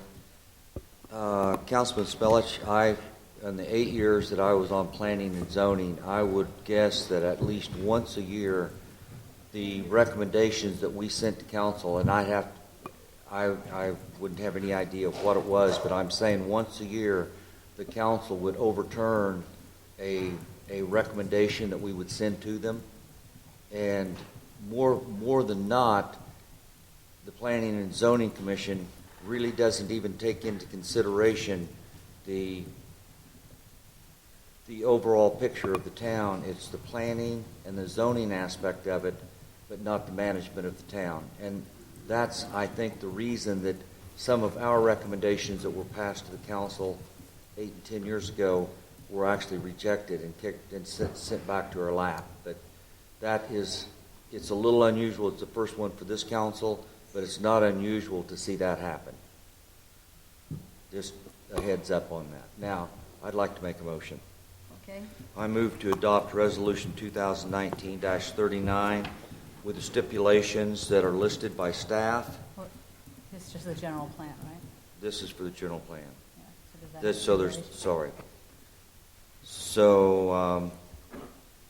But we're still going to put the stipulation on the entire project that we get to review the Second item. That's the second time. Yeah, so Okay. this is just Then a straight- This is just the adoption of Resolution 2019-39. Second. We have a motion and a second. Why don't we do a roll call? All those in favor of adopting Resolution 2019-39? Sorry, Liz. Councilmember Brown? Aye. Councilmember Charno? Aye. Councilmember Magazine? Aye. Councilmember Toles? Aye. Councilmember Spellich? Nay. Mayor Dickey? Nay. Vice Mayor LaCrone? Aye. Motion passes 5-2. Thank you. So our next item, anybody have any more discussion, or do we go straight? Go ahead. Yeah, if I may jump in, I heard that there were essentially two changes to ordinance 19-03. And I'll look to John as well if there is one that I missed. But if we go to the ordinance in the packet, the recommended language will be move to adopt ordinance, assuming this is the path you're going. It's either move to reject or move to adopt ordinance 19-03, with modifications, including the following: that section 2C be amended to say amend the development plan and submit for review and approval by the council. That was the first one. And add stipulation 9 to bring the development plan to review by the council on or before December 1, 2020, because I heard December of 2020. Move to approve. Is that correct, according to staff? So, yes, I believe so, with maybe one or two questions. One would be, do you expect that to also then come through the P&Z Commission before coming back to council, or just straight to council? Straight to council. And then the second part of it would be, no, I think I took care of it. We have a motion and I think a second. I have a question. Is this PAD where the 10 years and the 1 year and all that stuff is? That's all in the development agreement? It'll be encompassed in the development agreement, and once we arrive at that point, Mayor, my recommendation, given that there seems to be a substantial degree of uncertainty, and staff's recommendation as well, Mr. Wesley's recommendation has been perhaps we consider postponing action on the development agreement, bringing that back for action, part and parcel of the development plan. Yes. On or before December 1. Okay. So we have a motion and a second on moving to adopt ordinance 1903 as amended and stated with the modifications. We'll do a roll call again. All those in favor, please. Councilmember A Charno? roll call vote, sorry. Aye. Councilmember Magazine? Aye. Councilmember Toles? Aye. Councilmember Spellich? Nay. Mayor Dickey? Nay. Vice Mayor LaCrone? Aye. Councilmember Brown? Aye. Motion passes 5-2. Thank you. So I'm going to ask and make sure that you agree that we postpone the development agreement so that we can have an executive session and further discussion. I'm sorry? Mayor, I certainly would, if it's all right with you and with the council, to ensure that if there's an objection to that by the developer here. Oh, from the okay. developer, that was my thought. Okay. Off the cuff. Yes, sir. I'm sorry. I am truly sorry. But we need the development agreement passed so we can go forward. Continuing this could delay the project even further. So we very much would like the development agreement to go forward. Also, I think there's a provision in that development agreement that talks about a roundabout. Aaron, is that true? I can't remember. I can't remember right now either, Mayor and Council, I'm sorry. Because I think there has been opposition to that roundabout. We offered it as a solution. It didn't appease the neighbors, and it didn't appease most of the members of the council. So we would like to have the development agreement amended to remove the roundabout. Thank you. Yes, sir. Mayor, that provision is actually in the ordinance that you just took action on. It's on the development agreement. Was that? So the roundabout was in the ordinance that we just passed? Correct. Okay. Well, so if we don't go back and postpone the development agreement, then we're going to talk about it in public, the things that we want to add to it, or is that what the applicants would prefer? Because I would rather postpone this and have an executive session to discuss it. Mayor? Yes, sir. Yeah, I agree. I don't understand the need for it. Is there some legal requirement? Or just expectations from the town? I mean, I don't think we're prepared to approve it tonight. Well, I have a bigger problem in that we did not understand that the roundabout was in the ordinance that you just passed. No, I didn't either. I don't think you Well, focused can that on be part of the modifications that go into the site plan? That can be, but basically, I think that would be difficult to enforce if we came back in. You would have to modify the ordinance that you just adopted tonight. Mayor, So the simple thing is, and again, at this late hour, I'm sorry to complicate this, but we just didn't realize the roundabout was in the ordinance. Thank you, John, for pointing that out. We would request a reconsideration of the ordinance that you just adopted to delete the roundabout. Mayor? That's our request. Councilman? I may not be correct, but if you vote in the affirmative under Robert's rules, you can move the previous question, which means that, and if it's seconded, then you vote, and you can then vote again on the ordinance. You can do a reconsideration in the same meeting. Yes. Before you do that, I just want to ask about the process. So if you do that, then there's nothing for the traffic in the ordinance that we're going to be passing unless we hash something out right now. And we talked about a light or moving it north or keeping the roundabout or doing nothing, which was, so are we going to have that conversation now? I don't know. I just thought that could be part of the site plan and STIPs is when they came back for final approval, but now I'm hearing different, so. Why don't we undo the previous? Mayor, why don't we just... Excuse me, if we undo it, then we have to put something in there, or else nothing is in there. Right. Our position is that we now wish to do neither. The neighbors didn't want it, and they didn't want where we wanted to put the light, so that doesn't help them. There was no need for a light It didn't seem to be something that was important to the council.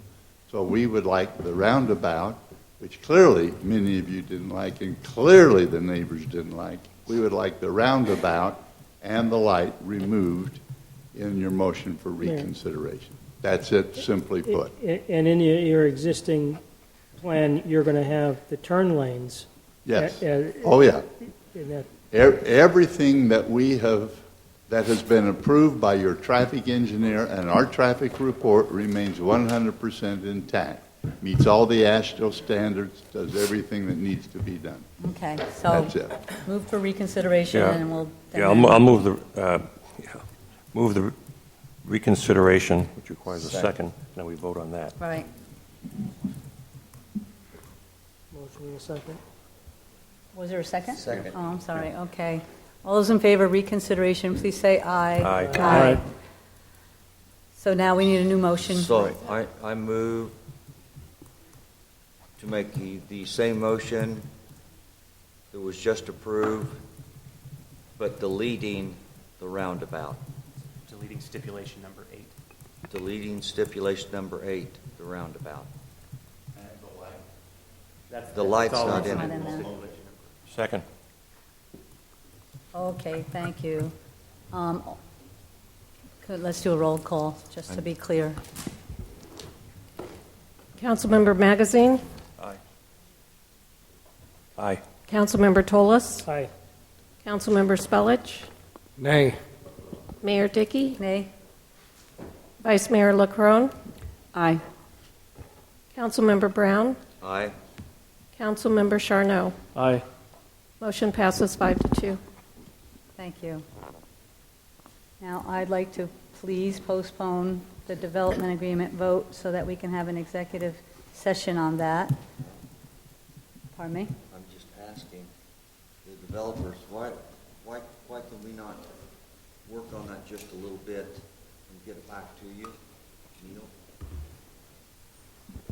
Maybe it would help us understand why do you want to continue it? What needs to be worked on? That's what I don't understand. I do not know. I know that I did consult with the town manager and asked that very question because I had heard the rumbles that the development agreement and the PAD were not put together properly, and I was told that no, the development agreement is let's see, of milk toast because all of the stipulations are in the PAD. And so the development agreement is about as plain and simple as I think I've ever seen because all of the stipulations and requests are in the PAD.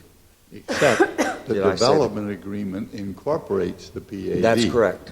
That's correct. So I see no reason to continue it unless there's an issue that I'm missing. I have a lot of questions about the development agreement, so if we do this now, I'm going to ask them now. And I'd rather have a chance to talk to our attorney about them. But if So you... move to executive session. You can go in executive session and discuss it. Right now. It's not posted, Yeah, it's okay, we can, but... Yes, it is. can we? Yeah, if you want to do it at this hour. I think we can postpone the development agreement and meet in executive session so that we had one discussion on the development agreement. We had an absent member, and it was a very incomplete document. We've not had the chance to discuss this development agreement in full. So,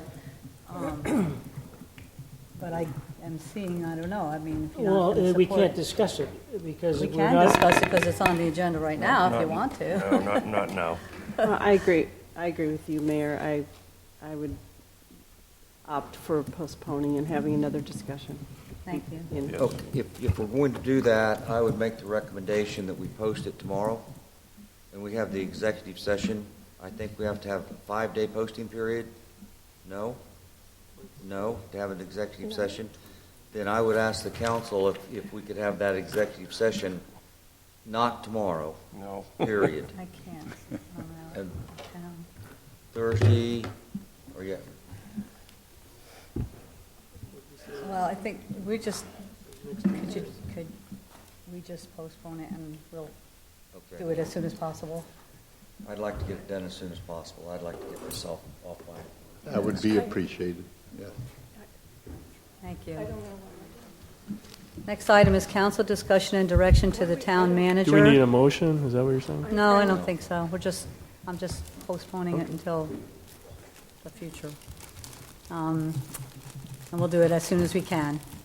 There's just a lot of questions there, and I think it's too late to start doing that now. Pardon me? I need to go to work. I know. So, council discussion, direction, town manager. A motion to adjourn, please? So moved. Thank you. Thank you all. Thanks for staying here with us.